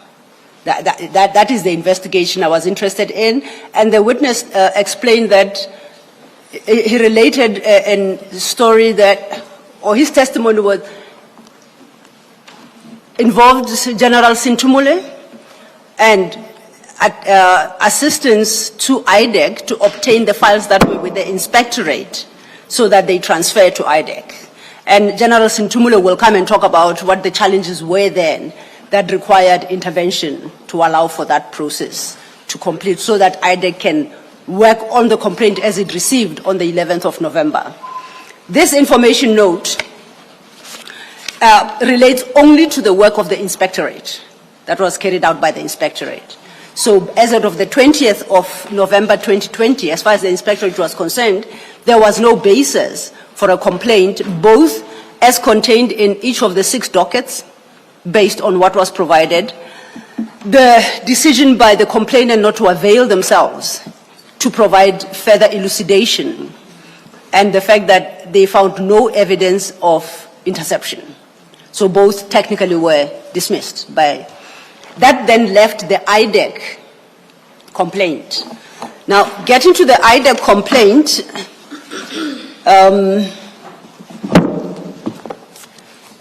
that is the one that is referred on the 11th of November. He deals with it, paragraph 180 of his statement. And the complaint is forwarded to IDEC in terms of section 27 of the NPA Act 32 of 1998. And in the section 27 reads, if any person has reasonable grounds to suspect that a specified offense has been or is being committed, or that an attempt has been or is being made to commit such an offence, he or she may report the matter in question to the head of investigating directorate by means of an affidavit or affirmed declaration specifying A, the nature of the suspicion, B, the grounds on which the suspicion is based, and C, all other relevant information known to the declarant. So when the Chief of Staff issues that letter, he invokes Section 27. And Section 27 is intended to trigger the investigative process by IDEC into the commission of an offence. So now the color is slightly different because it implies some level of criminality. It is that process that I was inquiring as to the status thereof. And you've just referred to an affidavit. This is a letter, not an affidavit. And indeed, that letter is wholly non-compliant with the very sections 27 that it purports to invoke. This leads me to the question posed by Commissioner Khumalo regarding, if I did not misunderstand him, regarding General Khumalo, if I had understood well. Can I maybe rephrase my question? Yes. So there is this complaint by MP Adams, and there is this intervention or decision by the Chief of Staff of the Minister's Office. And I read those with the conclusion in paragraph 184 of the statement, of General Mkhwanazi's statement. Yes. And what I was struggling to follow was whether a suggestion was being made that the Chief of Staff and MP Adams were collaborating to frustrate investigations of the GCI ops, or what is it that the General says they are collaborating to achieve? I'm just missing that from paragraph 184 of the statement. From the testimony of the witness, and again with reference to the documents, we start with the letter of the Chief of Staff, Yes. which arises from a complaint that arrived by email in the Minister's office. That email did not attach the dockets. So the Chief of Staff does not know the nature of the complaints in the dockets.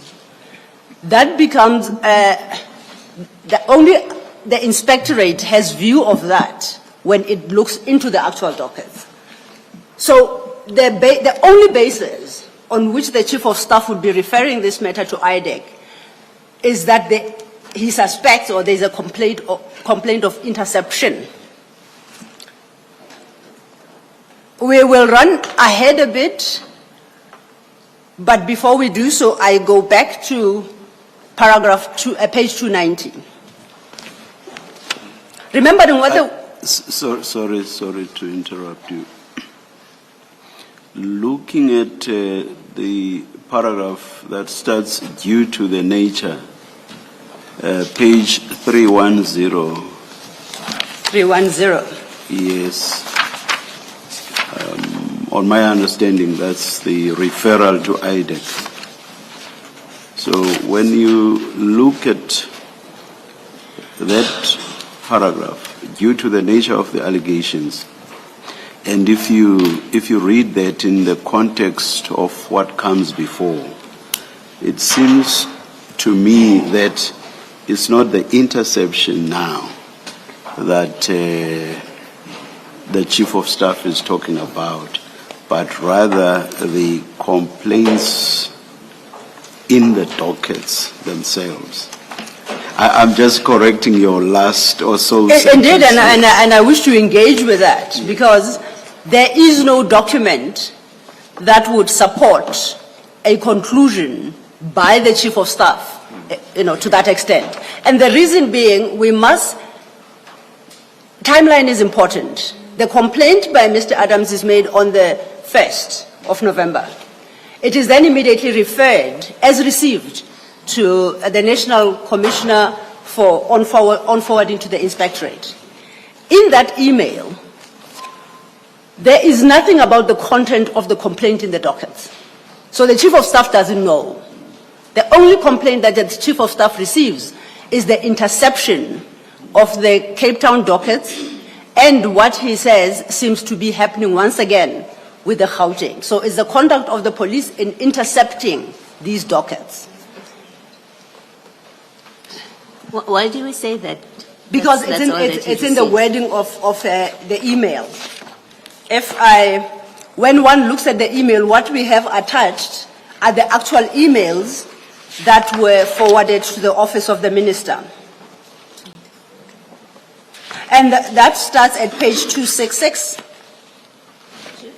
266. And that email at 266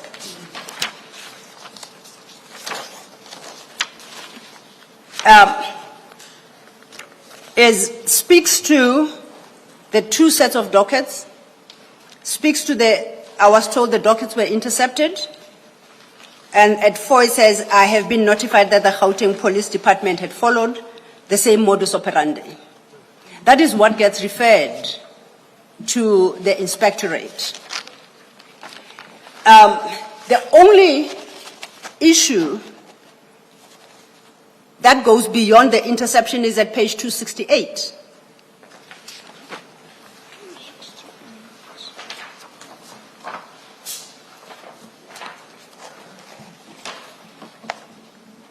And at 268, it's once again, it's an email to Mr. Nkabinde of the 10th of November, the subsequent one. And it reads, we hereby request that an independent officer or body be appointed, as we are concerned that General Masemola may have erred in his statement that the allegations pertaining to Major General Khumalo's security clearance. In this case, the National Commissioner has misled the nation, which in our view is a very serious issue. So now this is a complaint against General Masemola. The dockets themselves, the 6 of them, relate to a complaint about General Khumalo. And hence the conclusion that even as at the 10th of November, the Chief of Staff did not have knowledge on the content of the actual dockets themselves, and therefore the nature of the complaint in there must be correct. And we say that our interpretation has to be correct regarding being head to how he phrases the referrals to IDEC.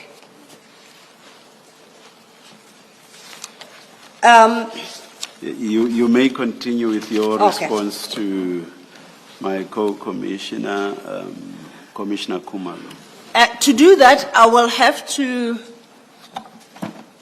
perhaps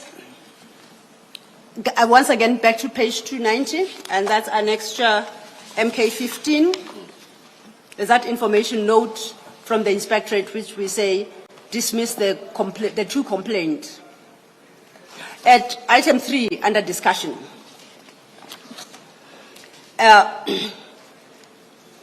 it says the criminal allegations in the 6 cases which were opened are leveled against Lieutenant General Khumalo, Major General Lushaba, Major General Madondo, and Brigadier Nube, and are centered on 4 specific matters.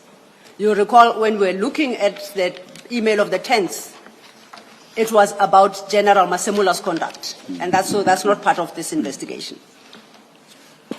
And these are centered on 4 specific matters, namely abuse of the Secret Service account, cover-up of a criminal incident linked to Valera case, failure to address Major General Madondo's results of the polygraph examination, and practices of nepotism.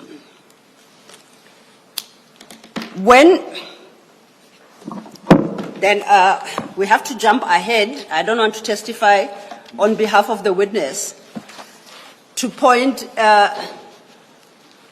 Commissioner Khumalo to page 96 of the witness statement.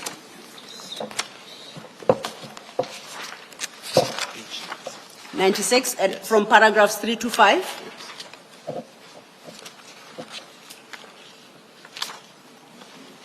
All right. Now,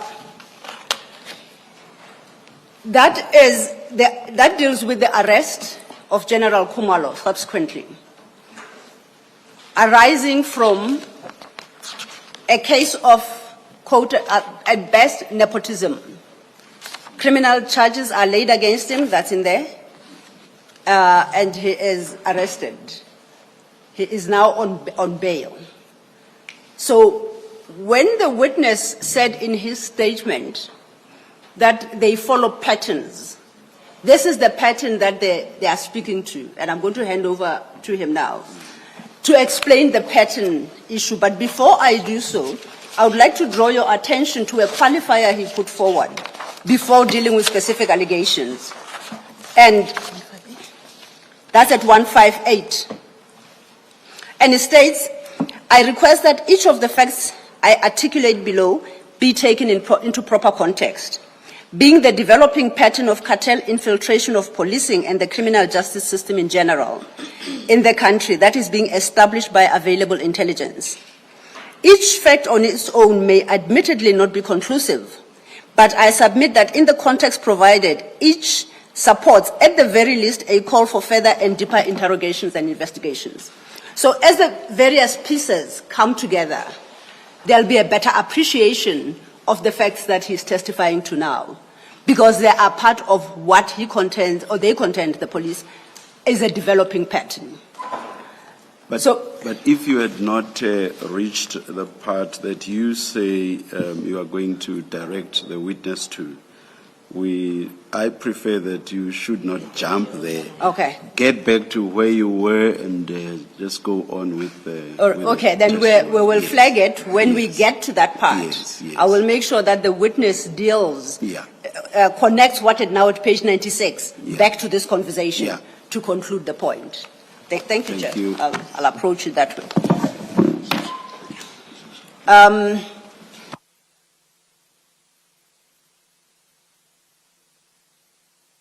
In light of the answers provided, I don't want us to rehash.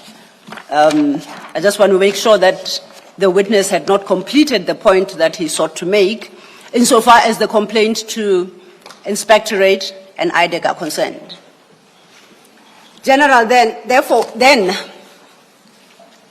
to test my understanding, and please listen carefully,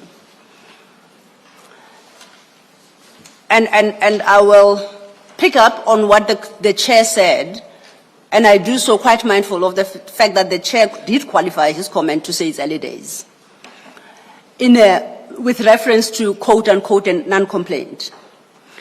So I want to inquire from the witness the nature of the actual complaint insofar as what we've been discussing is concerned. We know that Mr. Adams' complaint, or non-complaint, however it can be defined, triggered two separate investigative processes into the conduct of the police. Is that your case? That is correct. What is wrong with that? What is wrong with that? Commissioner, when as we investigate, as I said before, that we get an evidence of something and we try and connect this with something else, and we start seeing a different picture.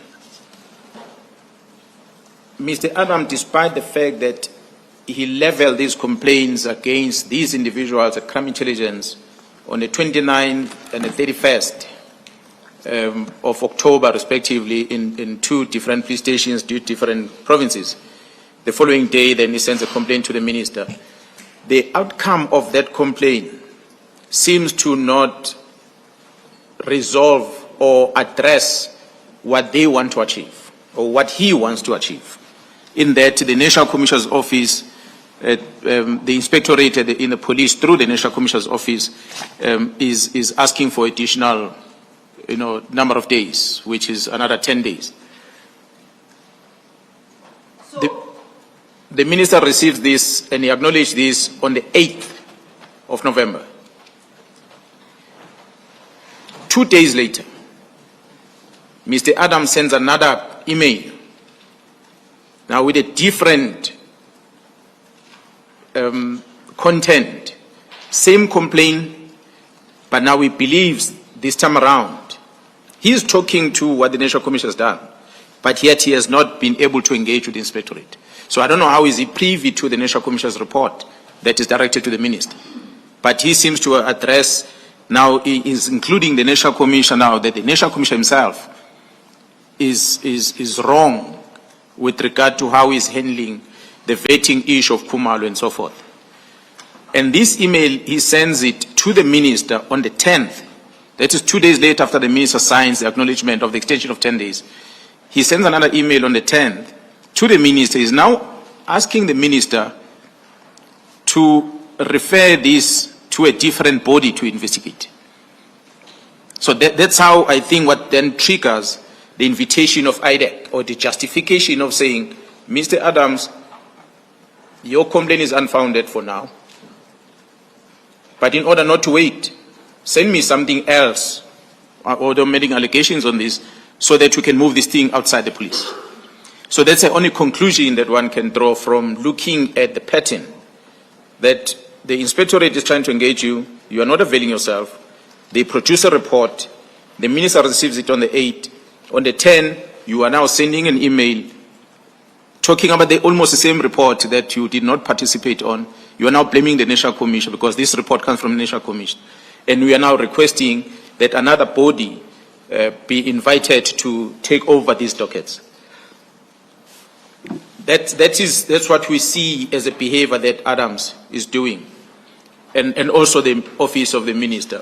Commissioners, maybe if I also take you back a bit, my apologies, that when Inspectorate conduct this investigation, General Jacobs, besides having the expertise within Inspectorate to be able to read the case dockets, because they are detectives themselves within, they are qualified, but he refers this complaint to legal services of the South African Police Service in order to get their opinion from an independent body that is legal services, who are people that are admitted advocates that are sitting in that division. The Inspectorate wrote back to legal services, I beg your pardon, wrote back to Inspectorate on the same complaint, and you'll see it on the Annexure 293. Page 293. On page 293, I beg your pardon. On same Annexure 15. Yes. This is the letter from Inspectorate that is written from legal services that is signed by Lieutenant General Kamani, who's a Divisional Commissioner of Legal Services. And if you look at the last page, 296, on different paragraphs, maybe I'll just read one on record. Paragraph 9 says, as indicated above, this is the response of legal services to having studied the dockets. And they are responding to Inspectorate, giving advice, legal advice to Inspectorate with regard to this complaint.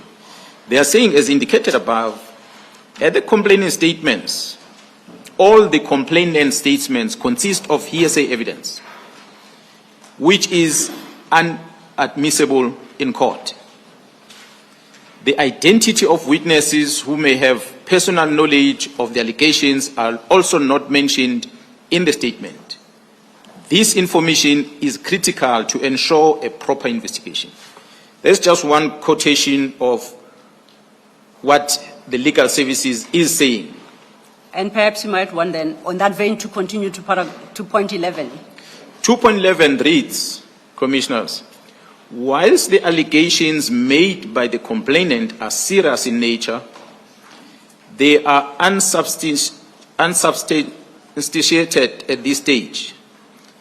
The complainant's statement can be described as vague in accusation rather than account of factual details that fall within the complainant's personal knowledge. So this is what I thought, let me just reflect on, that Inspectorate, in reaching the conclusion on their letter to say there's no basis, there's no element of crime on this complaint that warrants even the registration of the docket, but nonetheless the dockets were registered.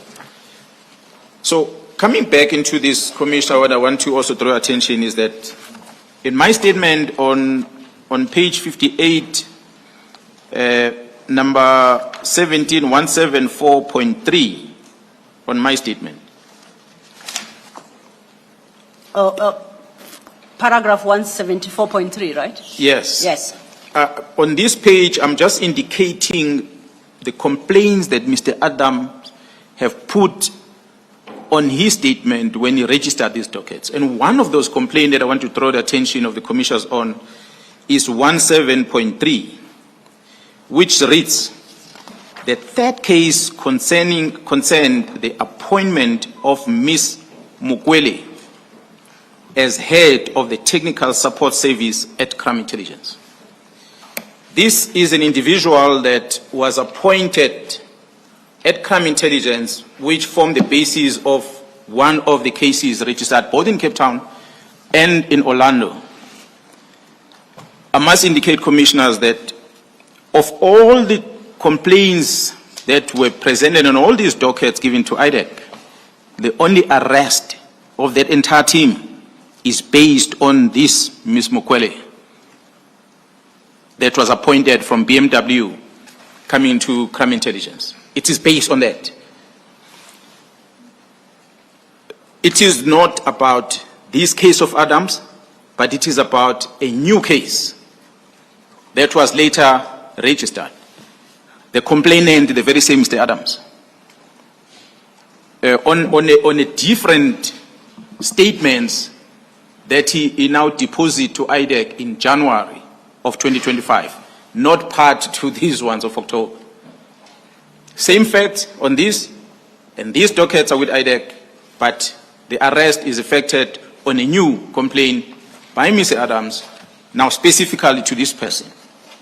So it is why we are saying this is a strategy employed to make sure, Special Commissioner Khumalo, that, as I kept on referencing, there's one central figure here, or there's one problem that needs to be fixed.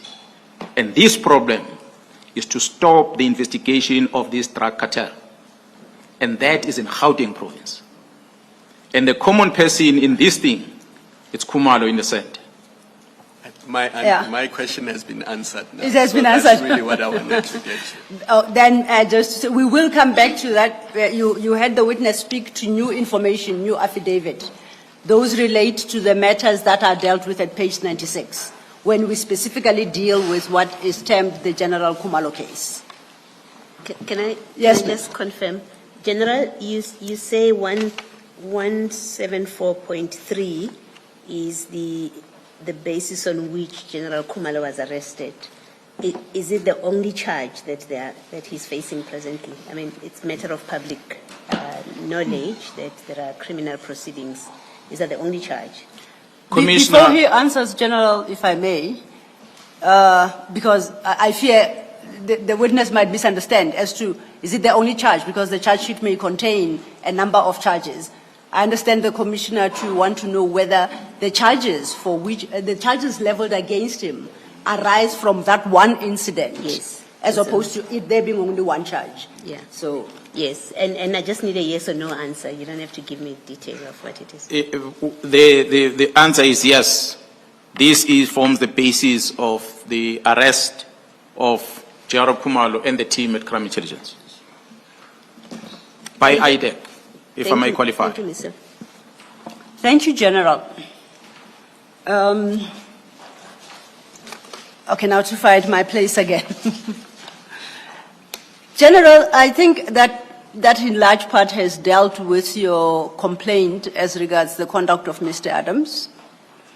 You, beyond that, then move to another issue from paragraph 186, and this relates to what you say is the conduct of Ms. Kola Barnard as a member of parliament. And you have attached, or you have reproduced a start of a statement. In dealing with that particular complaint, please have regard to the question that the chair had posed at the beginning of your evidence about Mr. Adams, or no, I think it was Commissioner Baloyi, which is the relevance of this evidence, this complaint, to the terms of reference. So you deal with your complaint regarding Ms. Barnard, but please try and locate it to the extent that you can in its proper context. Not that I'm claiming credit. I raised that question. Oh, I do. The chair definitely raised it. Yes. If you are able to, if you are not, and you explain it away as part of the pattern that you reference, then we will deal with it in due course. Actually, in my marginal comments on my statement, I have the same question in respect of this MP as well. Okay. Yeah. So I think I've preempted the chairperson's question, asking the same question twice. So, yes, it's in that context that I would like you to summarize what your complaint is and how you suggest that it is relevant to the Commission's terms of reference. Commissioners,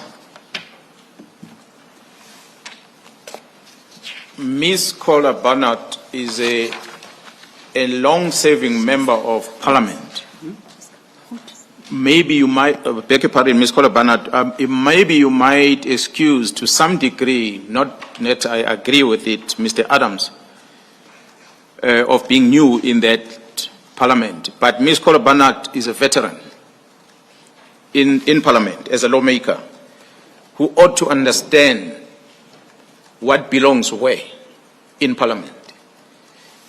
And I can confirm, Commissioners, that she is appointed by her own political party, which is a Democratic Alliance, to be a member of both the Portfolio Committee on Police that deals with the open account, as well as being a member of the Joint Standing Committee of Intelligence, which deals with the COVID funds.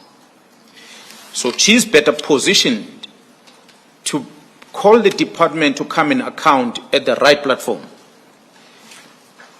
But we have seen, and I said when I started, I'm going to throw one example of each. I'm not going to go into details with many. There are many examples. But she's one of the leaders in our legislature that is participating in both breaking the law as well as fueling these malicious attacks that are happening within crime intelligence, and ultimately directed at Kumalo as the head of that intelligence. I said she is a member of Joint Standing Committee of Intelligence. So what I put here on as an example on page 61 under paragraph 186 is a statement that she released in her capacity as a member of the Democratic Alliance, which I'm going to quote these two paragraphs, Commissioners, on record. The Democratic Alliance is calling for an immediate and thorough investigation into the recent purchase of a multi-million rand commercial property by the Crime Intelligence Division of the South African Police Service in Bria in Durban. The second paragraph, this purchase, approved by high-ranking officials within crime intelligence, raises serious concern due to the vast amount of taxpayers' money involved, especially as it follows a previous highly questionable property acquisition in Pretoria to the tune of 22.7 million rand, a matter that the Inspector General of Intelligence confirmed is now being investigated. The full statement is available on internet. You can go and throw it. It comes from Ms. Kola Barnard. Now she's introducing an Inspector General. We know, and we're going to demonstrate that later, that the intelligence community, they operate separately from a normal account. There are three entities established in the country. One is within defense, another one is state security, the third one is crime intelligence. And both of them are supervised by the Inspector General of Intelligence. That is the only individual that has got access to all the classified and the work that they do at crime intelligence. And whatever reports this Inspector General of Intelligence discover must communicate with the Joint Standing Committee of Intelligence. Later in our presentation, Commissioners, I will demonstrate in some of the incidents that happened at crime intelligence that involve the Office of the Inspector General for Intelligence being used by politicians, which I had an experience on as I read my portfolio, my profile, the experience I had when I was the acting National Commissioner at the time. We will indicate that because in trying to address the issues that crime intelligence and the political involvement, back in 2011, I deposited an affidavit at the Zondo Commission. That affidavit is available. Unfortunately, I was never invited to come and testify at the Zondo Commission. So the patterns that were there, the modus operandi of how they are dealing with things at crime intelligence back then, it still exists today. So what we see here is a person who has a legal obligation to keep the mouth shut and go to the Joint Standing Committee and present and ventilate on this and hold the Divisional Commission accountable. But she does not use that platform. She goes publicly and discloses this. The risk of this, commissioners, is that it forces the members that are within crime intelligence in the public space to defend themselves by divulging all the secrets of the states that they are aware of, the irregularities within crime intelligence that ranges from the police to the political parties, which the members are not supposed to according to their vetting and their classification of that information. The platform they have to vent that is within the Inspector General of Intelligence and Parliament, Joint Standing Committee of Intelligence. So that's why a provincial commissioner like myself, Jaram Kwanas, I'm not invited to that Joint Standing Committee because I've got no business with that budget. It is the Divisional Commission of Crime Intelligence that has an access to the Joint Standing Committee to go and account, because he's the one that is classified to be there and deal with the matter. So we demonstrate here that the Ms. Kola Barnett have acted, and the Inspector General of Intelligence, we have evidence of that he's part of the instrument of investigating the things or counter-investigation of the things that the team are doing within intelligence. So that's what I thought maybe I must bring forward without going more into details. As I said earlier, these are some of the things that J.R. Kumal is going to come here and is going to elaborate more of what actually is contained on this Gauteng counterintelligence investigation, who is involved, and how the counter, what is the role that the Inspector General of Intelligence is playing in trying to frustrate this project. And we know in public, it's public knowledge, that the very same Inspector General of Intelligence have signed MOUs with entities outside that intelligence structure. Okay. One of them is IP, which is within the police, as an example. So, but we'll demonstrate that, commissioners, because what we're trying to show here and tell the South Africans is that the whole intention is to stop the investigation of this cartel and the operations of this cartel. And all the efforts that we are seeing as we are presenting this today is that there is a concerted effort of making sure that Khumalo and whoever he works with are frustrated in making this to end in court. And different approaches are being applied, as we're going to be demonstrating as we are continuing with this testimony today. So you are suggesting for the moment that that issue be flagged, the complaint regarding that particular MP be flagged, and that General Khumalo will testify more as regards the issue you highlight here. Is that your testimony? That's exactly. Simple, because there's a secret fund account mentioned here, there's Inspector General of Intelligence mentioned here. That is not much of my space, so that's why Khumalo will come and testify on this in details, Commissioners. Thank you, General. So those were the two complaints you leveled against the politicians in Parliament? That's correct. Now, from page 61, we now concentrate on the executive, and you start that conversation at paragraph 187. all the way to paragraph 213. So let's take it in bite sizes. And we start at paragraph 187. You may read some aspects of it into the record, or you may speak to it as is most comfortable for you.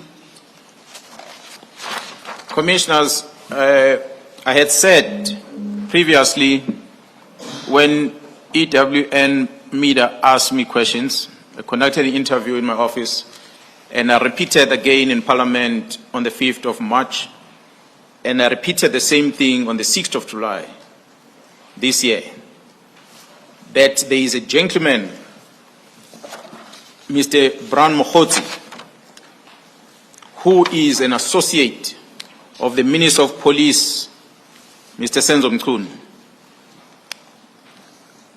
I spoke about Brown Mokhotsi as an associate of Senzo Mchunu, Minister Senzo Mchunu, simple because what confirmed that is that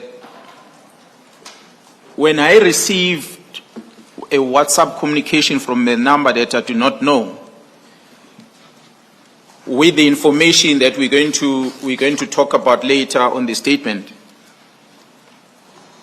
it made me ask a question, because the person who's communicating with me seems to suggest that he is close to the minister, he is with the minister. But for me to confirm that, I had to first engage the person that I said earlier I knew very well, the Chief of Staff, Mr. Nkabende. I called him to confirm this fellow, whether does he know a person called Brown Mokhotsi. General, if I may, and I'm Yes. sorry I do apologize for having to interject.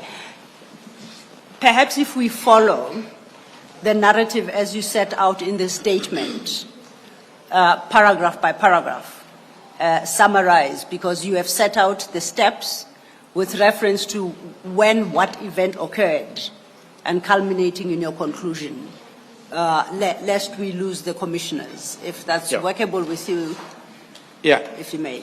No, Commissioners, I was just introducing Brown Mokhotsi, that there is this gentleman who made contact with me, and the Chief of Staff confirmed that this person is a close associate with the minister.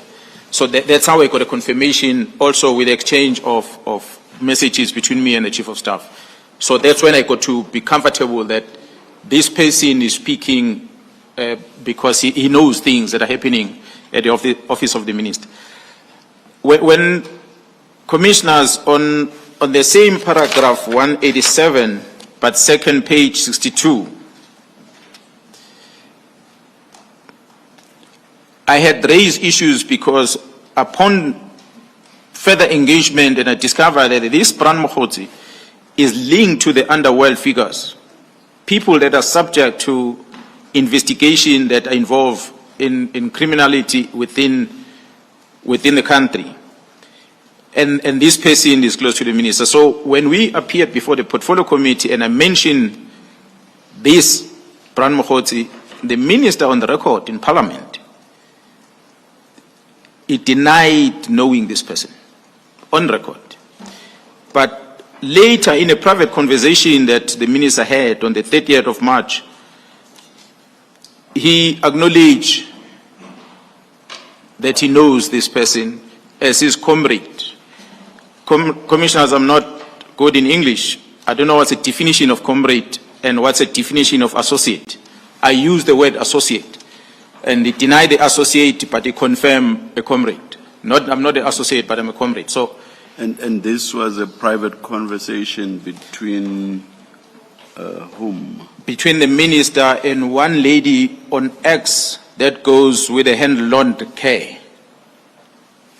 That's a conversation that, fortunately, that lady recorded the conversation. It was a telephone conversation between them. And if I may, General, I know you're getting there, but so the chairperson has posed the question. Is that conversation? I apologize. I switch it off because the paper tends to make noise. To the chair, we will get to that point, but perhaps the chair might want to make a note that recording that the general references is dealt with at paragraph 201 of his statement, and that's where the detail of that recording is provided. Thank you. Thank you. Okay, thanks, Commissioner. Commissioner, the communication between me and this Mr. Brown Mokhotsi started on the 30th of September 2024. This is when I had received a WhatsApp message from Mr. Brown Mokhotsi, where in his own writing in that WhatsApp message, he was warning me in a way of saying that there is attempts of discrediting me by means of a case of the allegations of the defeating the end of justice case that was going to be registered in relation to an incident that had happened in KZN at Correctional Services at Timpangeni. General, if I may, I know that in the next I do apologize. Yeah, I hope I tend to bump into it, so it makes noise, but I'll keep it on. From here on, you deal with a series of communication, and you only attach the actual communication at the end of your narrative. May I request, as you walk through the commissioners through what you say here, that perhaps we invite them to your annexure MK17, and you read both what you state in your statement in relation to any single event with reference to any part of MK17. Thank you. Thank you, Commissioners. Commissioners, I said the communication started on the 30th of September when Mr. Brown Mokhotsi made his allegations. Now, obviously, I don't know where he got my number from, but he made contact with me, cell phone contact. Sorry, is it the one on page 315? 313, that's where it referring starts, to? Commissioners. It starts from 313, 313, 314, and it runs up until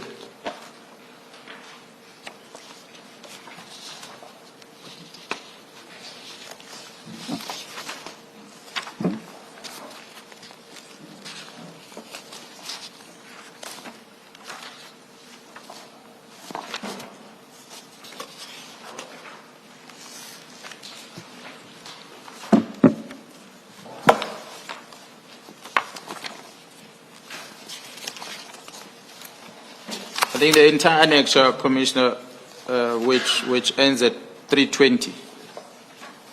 I'm trying to identify the very first communication. Just look at page 315.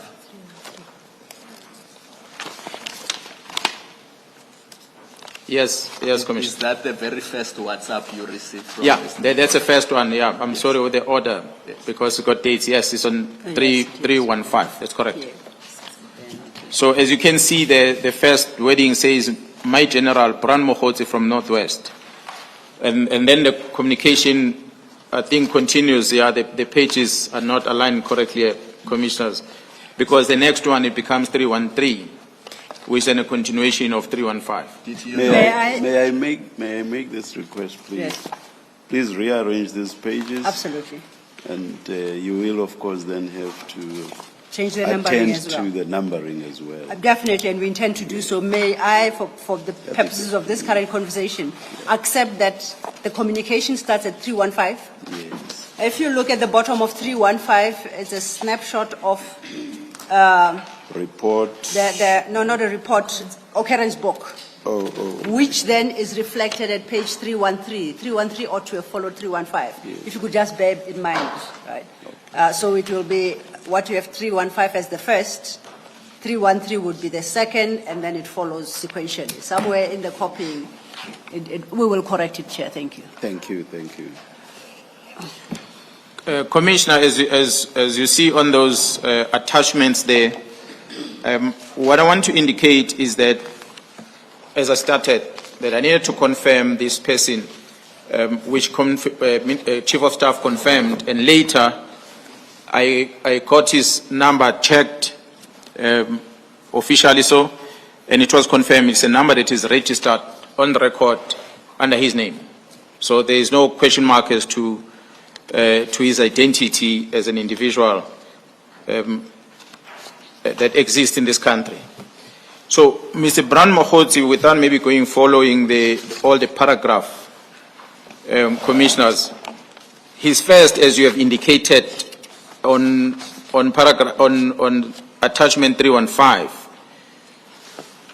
he start by first sending me a message about the basis for this attempt to open a case against me. And he attaches a copy or a screenshot of a police register at the police station at Mpangeni. He had said this from Northwest, but he sends me a copy of the occurrence book of Mpangeni SAPS. That's a police station that is serving the Minister of Police. It's literally less than 5 kilometers away from the minister's house. I received this thing. I'm already told it's close to the minister. That's why I'm linking the minister to it. He sends me this OB, and I'm asking myself, I wonder, how does he get hold of a copy of an OB entry? But nonetheless, he sends me the copy of the OB entry. But he also sends me a draft letter that was not signed. The letter that is not signed has the similar content. Unfortunately, Commissioner, we did not print it, but it is that which is referred to on 313 KZN factual report. That is the draft letter. It's a letter, police letter, that has got the details of an officer that was in charge on that scene on the day of an incident that happened at correctional services. But that officer did not sign that letter. It's a letter that is drafted but without a signature. So he attached it on WhatsApp. Before you proceed, just for the record, that letter was not provided for the purposes of your statement. It is what is attached as per these messages under KZN factual report. But the actual document itself is not provided to us, so we don't know the contents. Am I correct? Well, because it was attached, I had opened it. I cannot remember if I saved that letter separately. I'll just have to check on the record. Because I did a screenshot of the conversation between me and him before they were deleted. So we will check and see if you can still... I'll check on my records. Probably I will have the copy of the letter. Thank you, General. Commissioners, this is the first communication he has with me. And I then responded to him, as you see there on 315. On his initial letter, when I asked him what was he talking about, then he sends me this communication. But I gave him a response on that communication. And my response was to him that I am aware of the incident. I was involved in that incident. I'm the one that guided the leader of that team of how to handle that case. The content of the occurrence book and the content of the factual report that was attached is a true reflection of my guidance to him. And I explained to him what actually transpired at this correctional facility on the day. Please refer me to the relevant page. That would be 3-1 what? Your response to him. Because the sequence is confusing as was indicated earlier. Commissioner, I'm going to have to align these attachments here because I think indeed they are confusing. If the Commissioner agree, allow me. Can we take a 3 of 5 minutes, and then you just rearrange this. We just Please, rearrange please, and we'll please. renumber. Because, for example, I'm looking, that was a State House, blah, blah, and I have no idea We shall do so. Thank you, Chair. Thanks for the opportunity. how that comes into I- the picture. Yeah, yeah. Well, not unless Commissioner wants to break, but it doesn't take me long to get to the right page on my response. It's just the sequence of them, because it. I know them. Yeah, that's why I was asking you to take me to the relevant page, because I didn't see where your response is, for example. General 318. 318. Is that, so is it your response that starts, that was a State House which is within DCS premises? That's correct. Does your response start exactly there? Commissioner, I don't think it starts there. It could be that maybe not all the attachment that we put Does in. it start at the bottom of 319? I know that matter very well, which was an illegal yeah. operation that was conducted at the premises of a high-ranking DCS officer without a search warrant. That was a State House, which, is that how it flows? That is correct. That's Chair, correct, Commissioner. and- Maybe we should take that break, then we can align. Let's take the then we can align opportunity this. granted, right? Thank you. Let us indicate we'll stand somewhere here. We shall. Thank you, Chair.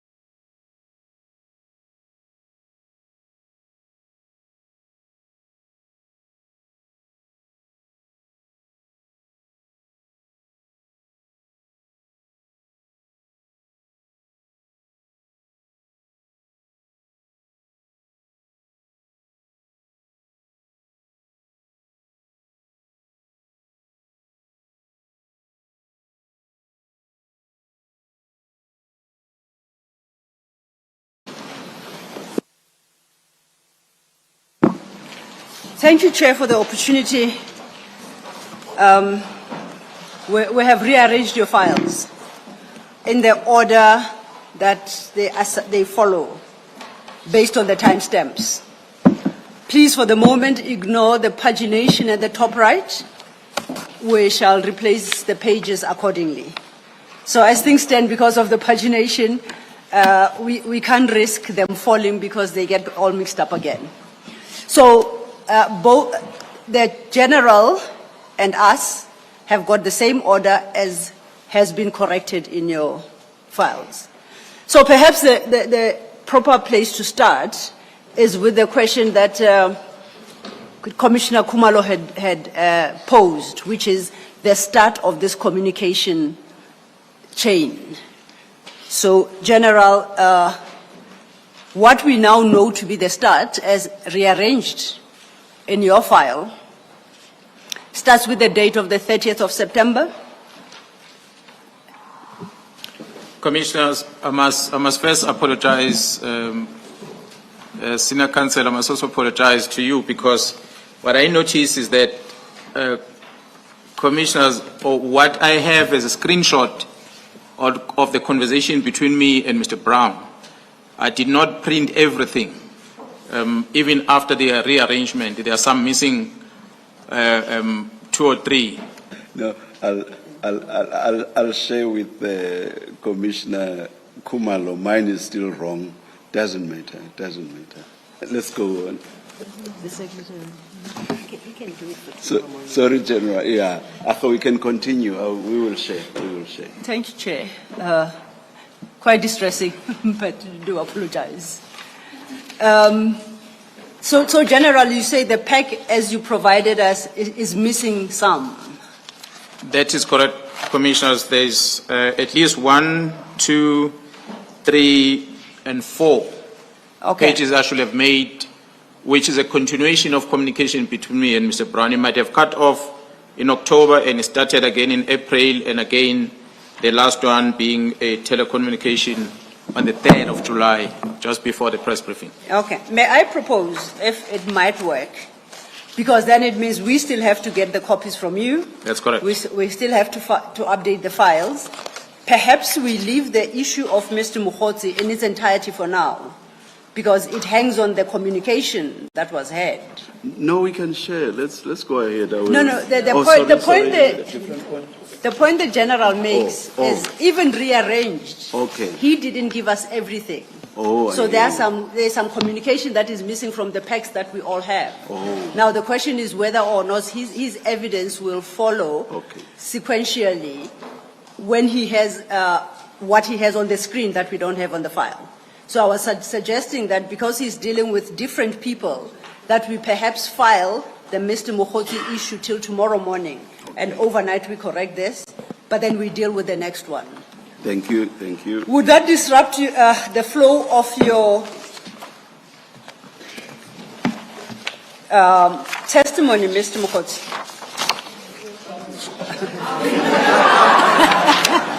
It's been a long day.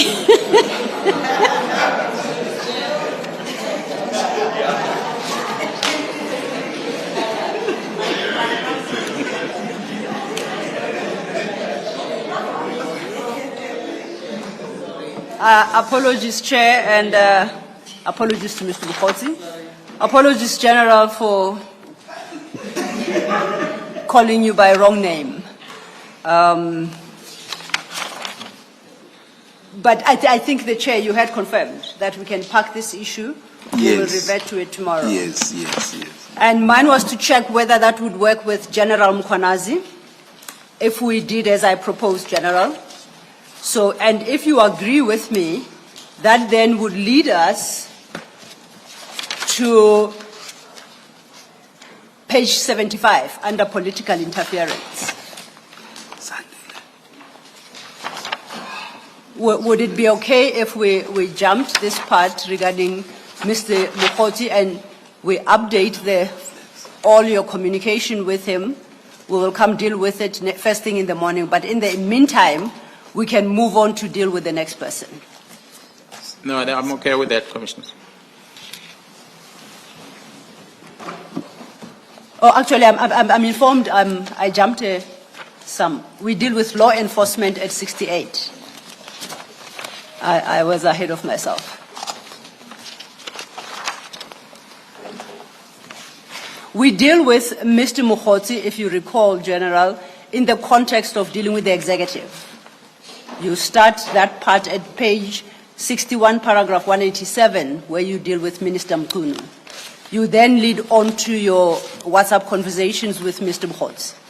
And I'm saying that entire conversation we park for today, and we move on to your next issue, which is now dealing with law enforcement agencies, starting from page 68, and we will come back to the issue of Mr. Mukhosi tomorrow. Would that work? That's correct. Okay.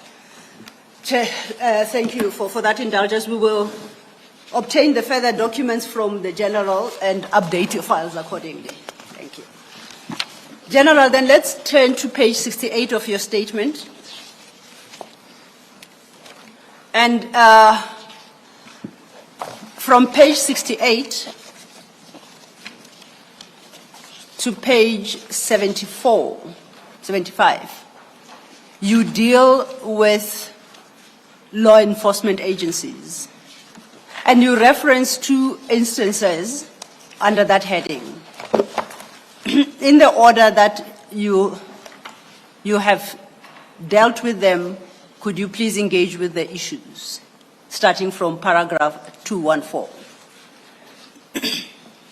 Commissioners, as I said when I started yesterday, what I will present before this commission, it's an information that I have a personal knowledge of, which in the main was the political killings trust team that I've already addressed. And some of the things I'm going to be presenting here, it's an information that was presented to me by the different disciplines in the police as they are engaging on the work that they do.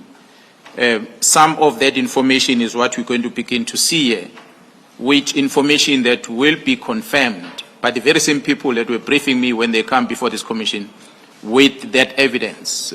For instance, I will talk about a report that is available, which I have seen, but I might not display it here. They are going to come with that report and show it to the commission, if that is okay. I just want to make sure the commission understand, so that as when I talk, it mustn't be the question of where is the evidence of this you're talking about. It could be the information that I'm told during the course of work, as in my capacity as a senior officer. Mind you, commissioners, that the 10 members that are members of the political killings task team are still in Gauteng, part of GCI Ops.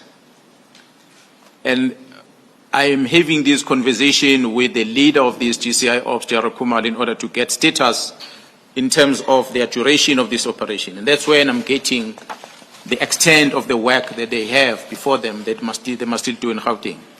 So one of those, as we are indicating how this criminality or the syndicates are operating, getting the individuals that are within the political setup as well as business that we're going to talk about later, maybe tomorrow. And there's also police officers that are part of this, or law enforcement officers.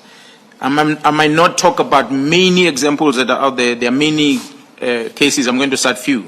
So one of them is this, what is sitting at 214, where I was indicating that the Mr. Matlala, Ket Matlala, Vusmus Ket Matlala, is one fellow that has been enjoying too much privilege from the law enforcement. And the typical example is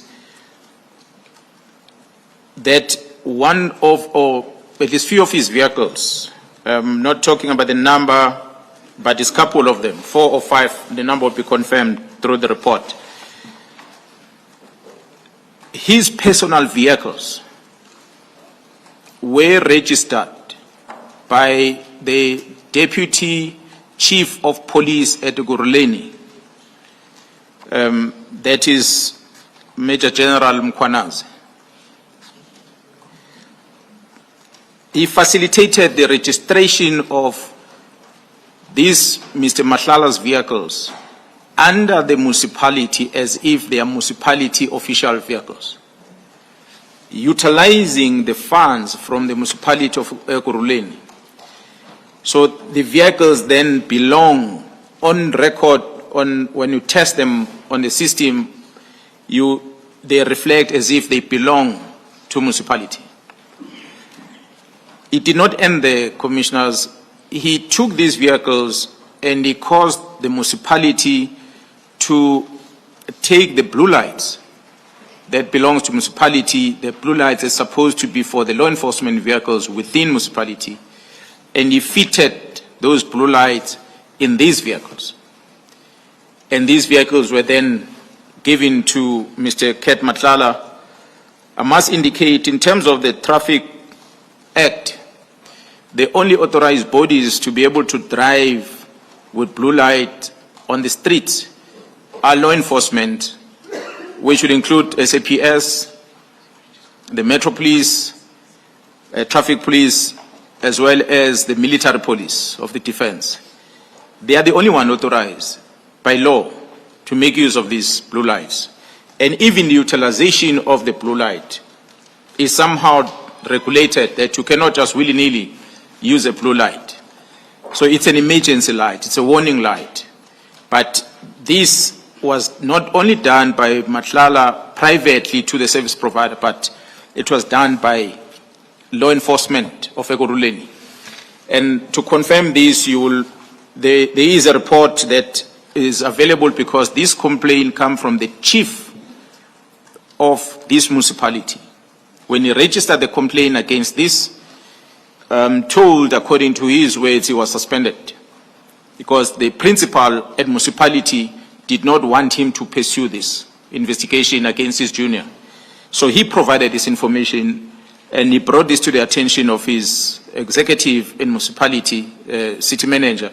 It will appear that not much was done to the person that was responsible for this, despite the fact that the law was broken. So that's what I thought I must just indicate, covering mass lights starting from 214 up until the next page, where I'm indicating that the complaint from the chief of Metropolis at Ekurhuleni ended with IPID, the Independent Police Investigative Directorate, that are charged with the responsibility of investigating the criminality that is caused by the police in the line of their work. The IPID conducted this investigation, and there's a report that the IPID produced to Ekurhuleni, a report that makes recommendations to the executive of Ekurhuleni for them to take action against this Major General Mkhwandazi, who is a deputy chief responsible for operations at Ekurhuleni. That I think deals with That deals with the issue of Ekurhuleni and the blue lights. Yes, Right. and that up to 219. Then you introduce a new on my statement. issue there, starting from paragraph 220. Yes. I must indicate, commissioners, that that report of IPID is classified. So part of it will need to be declassified so that the commissioner will have an insight on it. And before then you move on, all the declassified documents that have been identified in the witness statements have been listed, and we are seeking the declassification thereof. And as soon as that is obtained, we shall make available then these supporting IPID reports. Thank you. On paragraph 220, onward, commissioners, I wanted to draw your attention to, or demonstrate before this commission, that there is other involvement of police officers. An example that I'm putting here is one police officer from Johannesburg Metro. This police officer is a very close associate of the arrested Mr. Kati Somolefe. On the 5th of February 2025, this Metro Police Officer, Johannes Mahatle, who works at JMPD, he deposited a statement, an affidavit, during the investigation that was conducted by GCI Ops following the arrest of Mr. Molefe, which happened on the 6th of December last year. So this is him explaining in his own affidavit that he deposited. The reason for the team to approach him and ask him to deposit an affidavit is because of his presence during the arrest of Katiso Molefe and the role that he played on that day. I'm going to quote on what he says on his affidavit, Commissioner, on page 70-222 on my statement. In this affidavit, Officer Mahatle states that he became acquainted with Warrant Officer Michael Puletau, a former member of the South African Police Detective Branch, Johannesburg Central, who is an accused with Mr. Molefe in the Vereeniging murder case of Mr. Swart as a fellow police officer during 2008. So it is him who's admitting that he's close friends with both of the suspects on the Vereeniging case. Through him, that is the detective, he was introduced to Mr. Katiso Molefe, with whom he struck a close relationship over time, and they established direct contact. He says, I understand that Warrant Officer Tau resigned from the service after he was arrested and charged for murder of Mr. Swart. What he stated under oath, Commissioners, is that on the 6th of December, the day where Mr. Molefe was arrested, he reported on duty, and while he's on duty, he received a phone call from Mr. Molefe, who was complaining about a suspicious vehicle that was parked on the street next to his house. And he immediately proceeded to Molefe's residence. And he fetched Mr. Molefe, and they drove to the vehicle that Molefe was suspended, which means he transported Mr. Molefe with his own vehicles, not knowing whether it's a state vehicle he was using, or municipality vehicle, or his private vehicle. It doesn't indicate it. But he fetched Molefe, and he drove with Molefe to the suspected vehicle. And he took note of the car's registration number. And with the use of the ACPS system available to him, the system that he has an access to, he then used that to check the registration number of this vehicle in order to establish who is the owner of the vehicle. He then got out of the car and he approached the occupant of the vehicle and introduced himself. And thereafter, he went back into his vehicle, and then he informed Mr. Molefe that the vehicle is a police vehicle. And after that, they drove back with Mr. Molefe, and he dropped him off at his home, and he went on with his patrols. And then he says, on the very same day, later, Mr. Molefe's son, Neo, informed him that Mr. Molefe was arrested on the same matter that Officer Tau was arrested on, which is a Vereeniging case. So as I said, Commissioners, that the team that is investigating, that took this statement from him, they will come before this commission and they will explain in details about the role of this member. But my problem I have with him, other than knowing the person, but start doing the favors of the person, that becomes a problem. In that he then go and test the vehicle to establish the ownership, and he goes and brief his friend or his associate to say, oh, this is a police vehicle, so don't worry about it. That is the first concern that we have with regard to this officer. So which means he uses his advantage position of being a traffic police officer to advance the interest of Mr. Kati Somlief. There are many other things that are contained on the statement, and also to confirm, Commissioner, whether on the day was he on duty or not, officially, that he claimed he was on duty for. The team that is going to come will come and explain further to the Commissioner that what have they discovered, whether was this man actually on duty on the day when he claims that he was on duty or he was not on duty. He might have perhaps provided the wrong information. And that is as far as I want to leave in as far as the Metropolis is concerned. Thank you, General. Sorry, before you leave that, General, paragraph 228 of your statement. Yeah, Commissioner, if I may read this one on the record, where it says that he also renewed licenses for vehicles at Mr. Molife's request, for which he will receive gratification.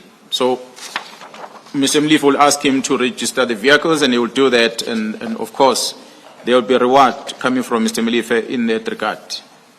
So the affidavit that he wrote, we attached it here. Although it's handwritten, I hope the Commissioner will be able to see as marked MK18 on the annexures of this individual.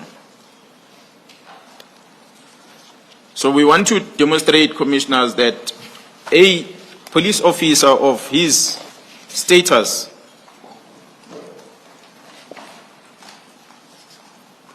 is indeed conducting himself in an unprofessional manner, and the unlawful conduct of abusing the state resources as well as his position as a police officer in order to benefit his friends, in this case Mr. Molife, is what makes us reach a conclusion that these are some of police officers within the Metropolis that are playing part to supporting the work or the illegal activities that is done by some criminals out there. So this is basically where I'm going to end with regard to the two. I must indicate, as I said, there are many other law enforcement officials that I did not necessarily include in the statement. Commissioners, you will recall I had mentioned during the press briefing, and it is a public knowledge already, that in one instance, Mr. Ket Matlala was found with a cell phone inside prison, inside the correctional facilities. For obvious, he was not supposed to be in possession of such, and such a cell phone was facilitated by individuals within correctional service to get to him because they have access to it. But I must thank the Commissioner of Correctional Services, because on the day when we addressed the nation on the 6th of July, the Commissioner called me because after watching the address, he felt that he must send officials, the credible correctional service officials, to go and inspect this detained person, Ket Matlala, and to go and inspect his cell and search him.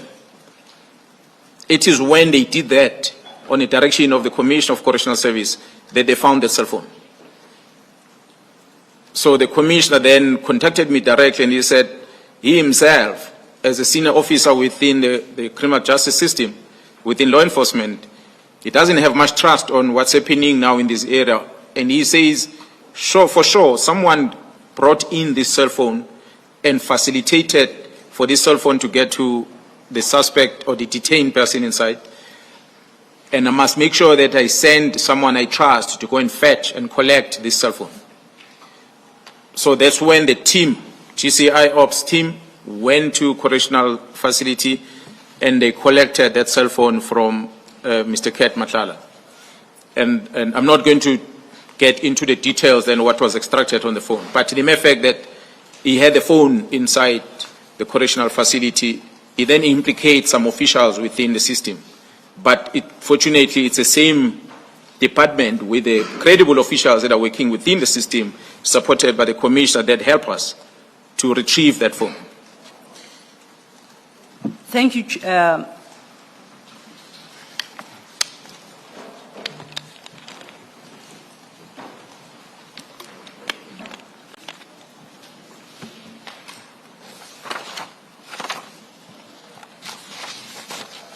Yeah, please, Chair. The affidavit of Mr. Johannes Mokhatle, it's relatively legible, but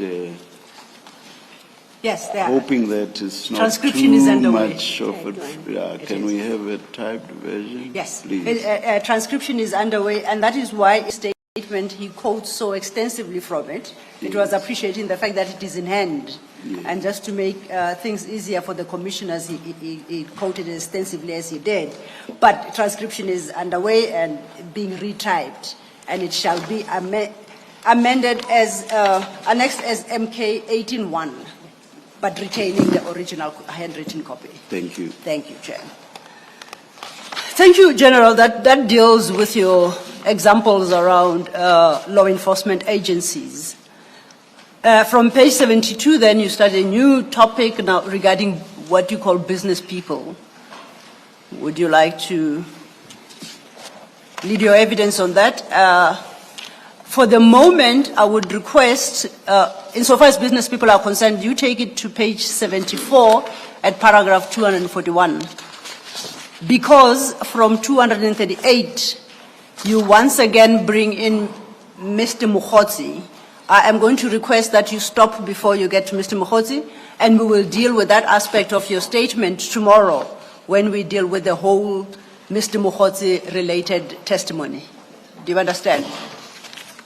If I understand, Commissioner, it will mean I will have to end at 239. At 237. Or 237? Yes. Okay. All right. Thank you, Commissioner. No, sorry, my apologies. I think you are correct. 239. I misread that. 239. All right. Yes. Thank you so much. Thank Commissioners, business people, this information that I'm highlighting here, it's an extract from the communication between different people that are subject to the investigation by the GCI Ops. And some of these communications are coming from cell phones of the people that are already arrested. And some of them are coming from the people that, where the team is conducting cordon and searches and the likes, and they extract this information. And in some instances, they will probably get information from an approved download in terms of Section 205 of the Criminal Procedure to authorize the downloading or of the information from different service providers. So this will, of course, then be a direct communication between people, and in some instances,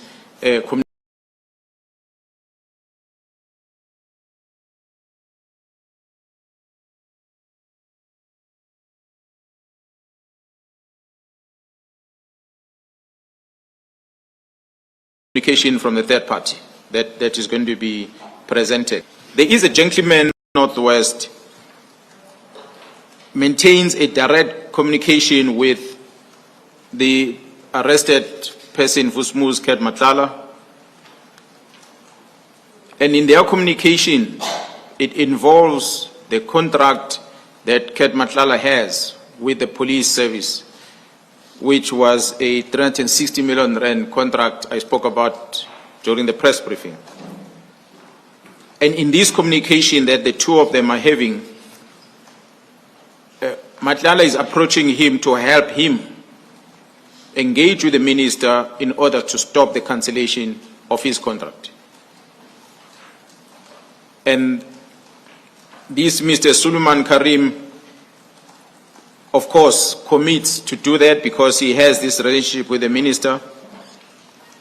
And as I say, I don't want to dive deeper into the other conversations or activities that are taking place in that communication between the two. However, the the intention here to display is to show that there is this gentleman that is part of the movement of money and the coordinator between Mr. Madlanga and the minister, and is part of the investigation. That's why I'm not going to go deeper into explaining how the movement of funds and the likes are happening. But it's just to flag him as an enabler to facilitate the interest of the minister as well as the relationship with Ket Madlanga. Okay.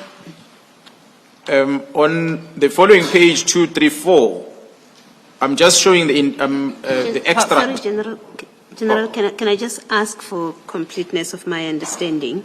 And if you can't answer it for the reasons that you have given, please feel free to say that. Is Mr. Karim in any way involved in the contract? Is he part to the contract between Madlanga and the SAPS? No, it's not. Okay, thank you. Thank you, Commissioner. You wanted to move on to paragraph 234, not page 234, paragraph 234, General. Yes, paragraph 234, this is a communication between Mr. Vusmut Ket Madlanga and his business partner, Mr. Mike van Wyk.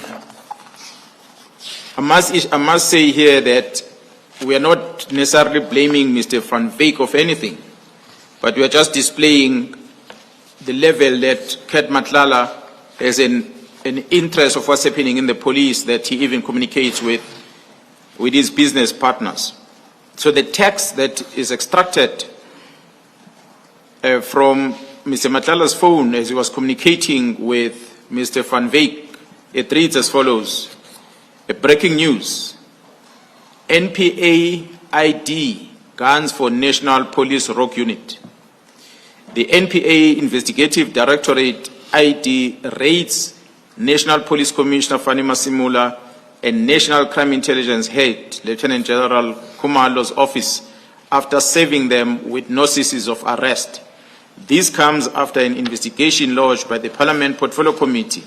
The National Police Commissioner General Masimula appeared weak and shaken when confronted by the ID. The ID had served him with arrest notice for 5 senior officers within Crime Intelligence Division, including its national head, General Khumalo. When serving the arrest notices, the National Commissioner asked the ID for indemnity from prosecution if he cooperates with them. An investigator states, the National Commissioner was very nervous and appeared to be shaking. He then blamed the collapse of crime intelligence at the hands of General Khumalo and KZN Provincial Commissioner Nhlanhla Mkhwanazi developing. So this is just part one of the extract. This is an article that was carried in media.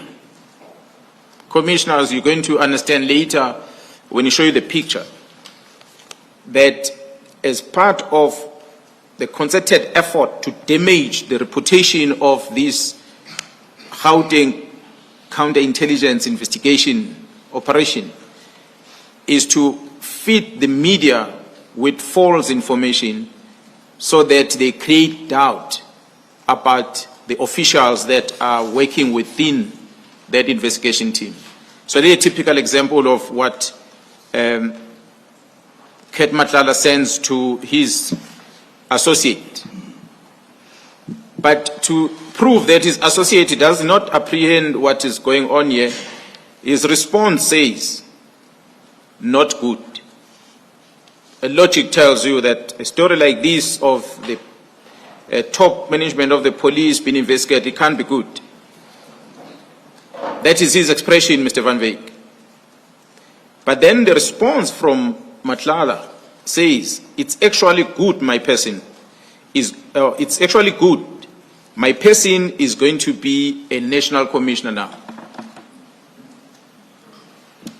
So Van Wyk does not understand where is Madlanga going with this. That's why he's an expression as an ordinary citizen to say, it can't be good that a national commissioner is painted like this. But Madlanga says, no, actually this is a good thing because my person It's going to be the National Commissioner now. This is the picture, commissioners, that begins to emerge as we investigate. We know already that there is stories out there in the media that the National Commission is going to be arrested by IDEC. They are mentioning IDEC here. That's why I'm demonstrating, as we're going to demonstrate further, that this very good entity that was established after the Zondo Commission, how it has been weaponized by the criminal syndicates that are operating within the police, in cahoot with those outside, and largely involve members of crime intelligence. But we'll demonstrate that later, commissioners. Thank you, General Mkhwanazi. Commissioners, Can I just confirm? I think MK19 Yes. is the extract of what you have quoted in the body That's correct. of the statement. Is this extract what was published in the media, or this is Mr. Madlanga himself just typing out? It is an extract from the media that was published from the media that he copied and he posted on his WhatsApp chat. Okay. Thank you. and thank you, you, Mr. Commissioner Balui, that I was going to address that annexure MK19 as well. And based on the testimony of General Mkhwanazi, we read it from the bottom up. The conversation starts at the bottom entry and ends the timestamps to the left. Well, that 326, Chair, page 326.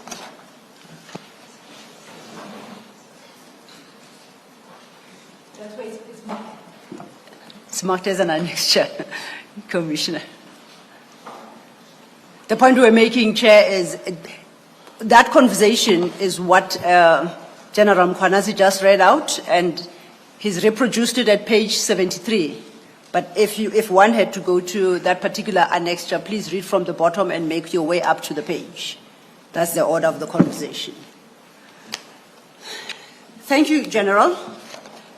I had requested that there are some other matters you deal with. Perhaps before you move on, General, if you do have the information, I know you are relying on others on this, but if you are able to, can you please explain the proximity between the Minister and Mr. Karim, which would have caused Mr. Madlanga to ask Mr. Karim to intercede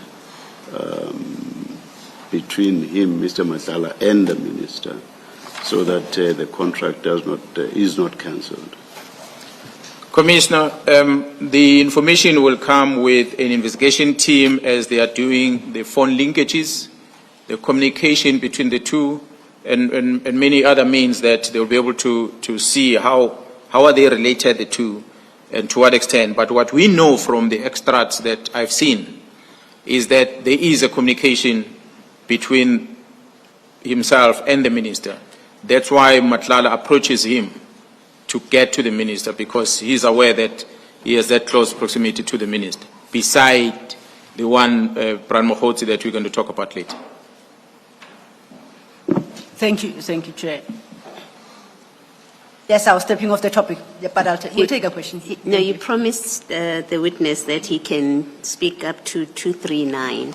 There's 238 and 239. It's a slightly different topic. We are stepping off from the correspondence between Mr. Van Wyk and Mr. Madlanga.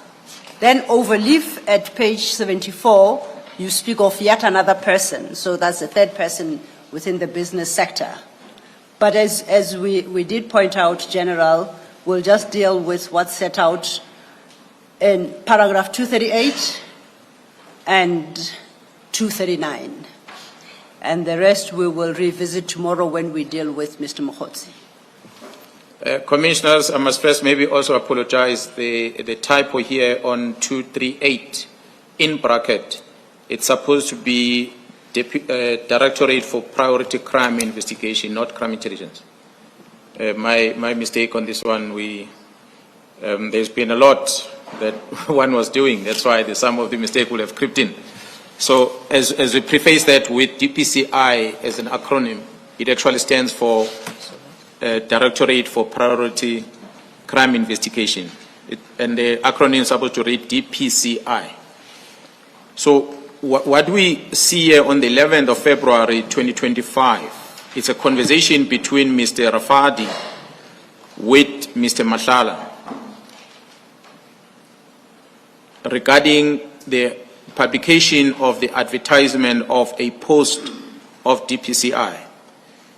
The national head of the Directorate for Priority Crime Investigation was to be going on retirement at the beginning of this financial year in May, and as such, the process of filling the post started. So the post was advertised in February with the intention of having gone through the interviews and find a candidate that is suitable that can be confirmed the appointment by Parliament before he takes over the position. In this conversation, when Mr. Rafadi sends Madlanga this advert, Mr. Madlanga responded to the advert, and his response was, and I quote, "They gave it to Gerald Spear already." So this was on advertisement, and the advertisement is sent by Mr. Rafadi to Madlanga, and Madlanga's response to Mr. Rafadi is that they gave it to Gerald Spear already. So this is, Commissioners, a communication that happens preceding even the panel coming together to sit and assess the applicants, then conduct interviews and so forth. And this is what Madlanga is saying. We know that the filling of the vacancies of DPCI head, it's a responsibility of the Minister of Police. So perhaps Mr. Madlanga knew something we did not know. We know that the filling of the vacancy of, or the entity DPCI is an entity that is charged with the investigation of serious crime in our country, including organized crime, commercial crime, and so forth. So a person who's then charged with the responsibility of managing this entity, he must be beyond reproach. And for this name to be published by people who are currently in custody, it made us to realize the extent of the influence that these people who are investigating have over either the executive and the top structure of the South African Police Service. That's where we submit. I'm going to end this one there because the next one talks about Mr. Brown Mokgotsi that we had said we're going to engage on it later. Can I just... Sorry, Advocate Silo. Yeah, yes, do we yes, have an Commissioner. annexure that accompanies? No, that doesn't have an annexure. That doesn't have an annexure. So where do we get that date of 11 February 2025? The witness will explain. Commissioners, as I said, the information that is in my disposal, some of the information I was briefed and I got to see. This is but one of the communication or extraction that the team has made when they were conducting investigation, that when the team appears here before the commission, will be able to present before the commission so you can see as they annex on their statements. There are many things that I did not annex on my statement that are in the position of the team as they are carrying out the investigation on these matters. That's why I said earlier, while we are busy with the commission, the investigation continues. We might flag things here in the commission, but it doesn't stop the investigation. Yes, there was a frustration of the investigation, which still is there as we are having some of these members involved in undergoing court cases, but the members are still continuing with the investigation. So this information will be presented to the commission when the members arrive.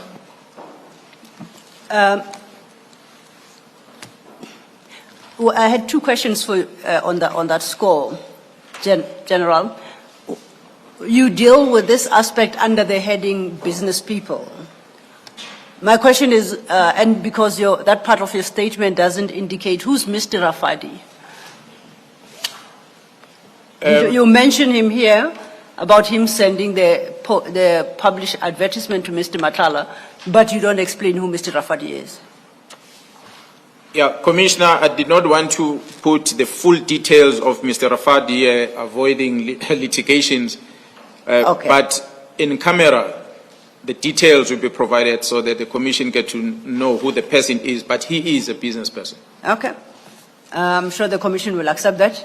My second question is, do you know whether or not that advertised post was filled of the DPCI?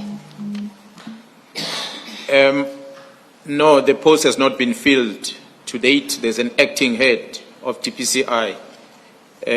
Although I am informed, and I don't want to disclose the source, but the panel did sit and they did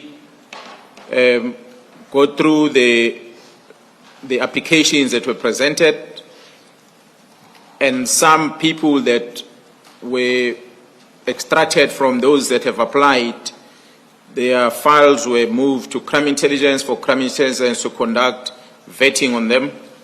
And that is as far as I know, but the process has not been finalized because it will only be finalized when it gets to Parliament. What then happened after this advert is that post was withdrawn.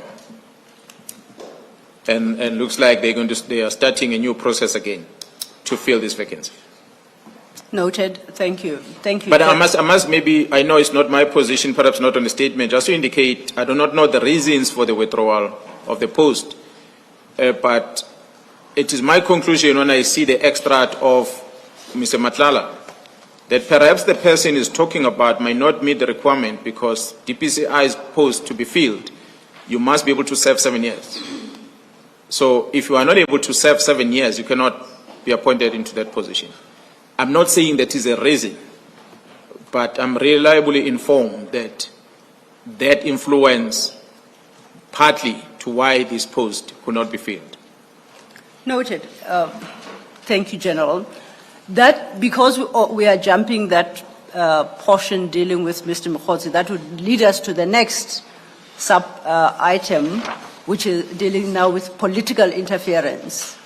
I note that the time now is Yes. 5 to 4. Do we want to start that new topic It now? won't be done in 5 minutes, so Should if it's more we comfortable, not rather start tomorrow then? we're happy to. We're happy to, Chair. Thank you. But otherwise, if you wanted to proceed, No, I would no, no, say if we will we'll stand down. Thank you. adjourn at this stage and we'll resume at 9:30 tomorrow.